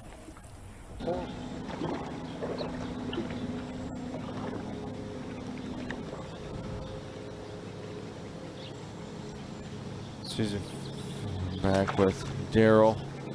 This is a bit of a replay right here.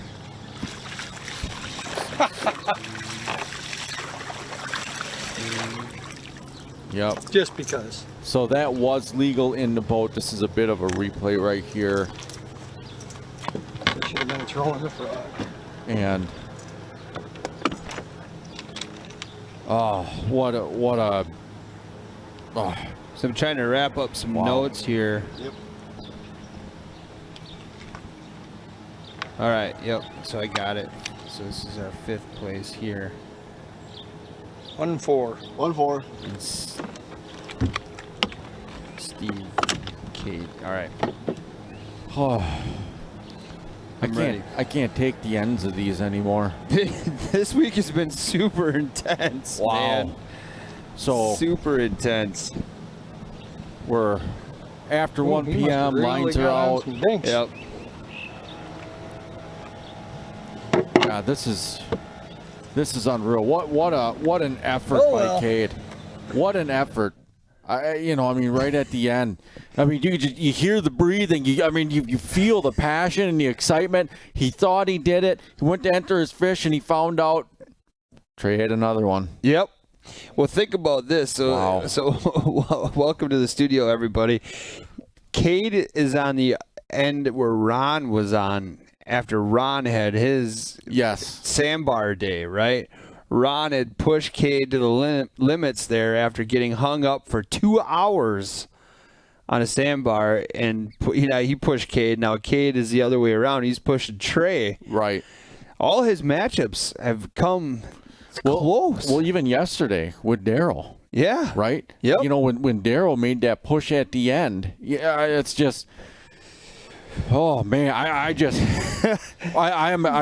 spent right now. I'm just spent. We can talk about it till there's no end. This Bassin on the Border lacrosse event has been a first for a lot of things. It has been unpredictable. It has been exciting. It has been dramatic. It has been entertaining. It's been a train wreck. It's been everything. It's been. So this is what we got going on to tomorrow. I was trying to finish up my notes here. For those who are printing out brackets, mine would have been a disaster. It would have absolutely been a disaster. So here's our championship Friday match right here. It's Kevin Rue and Trey Harple, right? Yep. So that is our main match for tomorrow. And then we have our third, fourth place match between Steve and Cade. Yep. And then our fifth place match that'll also happen tomorrow is between Kevin Hurlitsky and John DeMay. Right. So those are the matches that you're going to be watching tomorrow. And again, man, is Cade going to just come down to something tomorrow for that third place win? When he said that if he doesn't advance into the championship, that he's going to do something crazy tomorrow, I don't know if I'm going to sleep tonight knowing what that is. I'm super curious to see what his reaction, his interview is going to be. They've been raw emotion. Oh, yeah.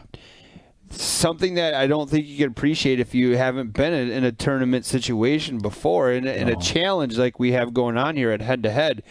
It just goes to show you that for 5 hours, man, these guys are on edge the whole entire time. Yeah. So, go ahead. When you watch Cade, you see what it means. Yep. Right? You see what it means. You see the passion. You see it is so fun and it's so awesome to watch that. And what more can you say? It's just amazing. Let's go to the water and to our interviews. All right, guys. Well, I made it to the championship day, and that was the goal. And I'm just kind of shocked because it was complete grind today. I missed a couple opportunities for a little bit better weight. They just weren't eating it very good today. Obviously, the weights of everybody, it was just really tough this whole week. But I don't know. I'll go out there tomorrow. I'll figure something out. I'll do something different. I've been trying to pick up on some shad movements, and I haven't dialed that in yet. And it's kind of frustrating, but it's kind of what's led me to keep doing some of the same stuff every day. But yeah, I'm super excited about tomorrow. Thanks for all the support this week. My goal was to make the championship, and I made it. So now I'm gonna try to go out there and do my best tomorrow. So just want to thank everyone again, and I'll see you guys tomorrow. Thanks. Holy crap, what a day. I don't even know what to say. Caught that early fish right away on the frog. Started grinding out. I kind of knew what Cade was doing. Man, it is tough. And then I caught that last frog fish and I missed one. It smoked it in the current. I just couldn't get the hook in it. Man, awesome. Guess we're going to the finals tomorrow. Man, thanks head to head. It's fun. I think I'm about to have a heart attack though. Loose boats, Dobbins, Omega Custom Tackle, Mercury, dude, the motor's awesome. Just been having a great week so far, and hopefully we can bring home the win tomorrow. And thanks to my wife again. Looks like we're going for the championship tomorrow. So thanks guys for watching. This has been awesome, even though it's been a truly just a terrible grind for me. I'm not used to it. So thanks again. Hope you guys watch all tomorrow, and we'll see you guys tomorrow.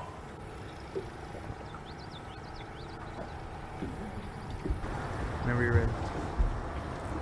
Well, winning the Dink Fest, which if you've been watching this week, you know that I'm pretty good at catching dinks, so managed to win today. Hopefully figured out a few things this morning that'll help out tomorrow. Wish I would have spent a little bit more time this afternoon going after some bigger fish, try to learn some more for tomorrow, but oh well, see what happens. Fun day. Thanks for watching. That's a crazy day. Going out and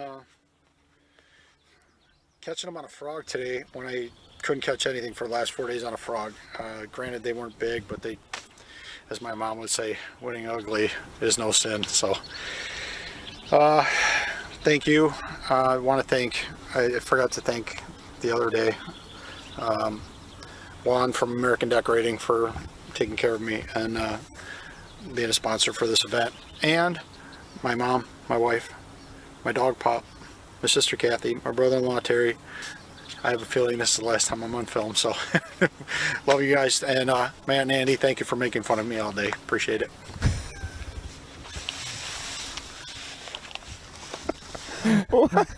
Is he hooked up? I mean, how does he? No, we never would make fun of that guy. Seriously. I'm scared to death of that guy. The last thing I'm going to do is piss him off. Yeah. All right, man. So there you get a look at the winners that are going into tomorrow's. Yep. Congratulations to all the winners. I mean, there's no doubt it was a grind today. I did not expect the grind that we saw, but congratulations. And when you're an angler out fishing in that, it is so mentally draining, and it's so frustrating, and it's so emotional. You see so much more under those conditions than if you're just out catching fish and everything is right with the world, you know. So congratulations to the guys that are moving on. You definitely earned it. You deserve it. Yeah, you put all that on top of a tough bite, the 5 hours, the camera. Yeah. You know, trying to make sure that you don't look like a fool out there. And then all of a sudden you're like, oh man, now the fish aren't biting. Yeah. It does. I think head to head is physically demanding, but the mental game, like you just said, is the thing that it is. A lot of these anglers, if you talk to them shortly after event, they are wiped. Yeah. They are wiped out. And now you compound that after day after day after day. And, you know, and during an 8-hour event, there's a lot of grinding. There's a lot of physical things that happen too. But this pressure, plus the thing that these anglers talk about a lot, is the fact that they know. Listen to what we just heard between Trey and Cade there. Right. Trey found out, and that guy was pretty much quiet right. for 4 hours and, you know, most of the time. And all of a sudden, now we're here and Trey's starting to chatter a little bit more. Yeah. Why did I miss that fish? Why should have boated that fish? I shouldn't have missed that other fish. You know, all that kind of stuff is replaying in his mind as he knows it's only 1 pound, 13 ounces that I'm up by right now. That's one fish in the head-to-head world. So, and, you know, think about this aspect too. You go out in another style tournament and nobody sees the good, the bad, the ugly. You come back with the result. Yep. Okay.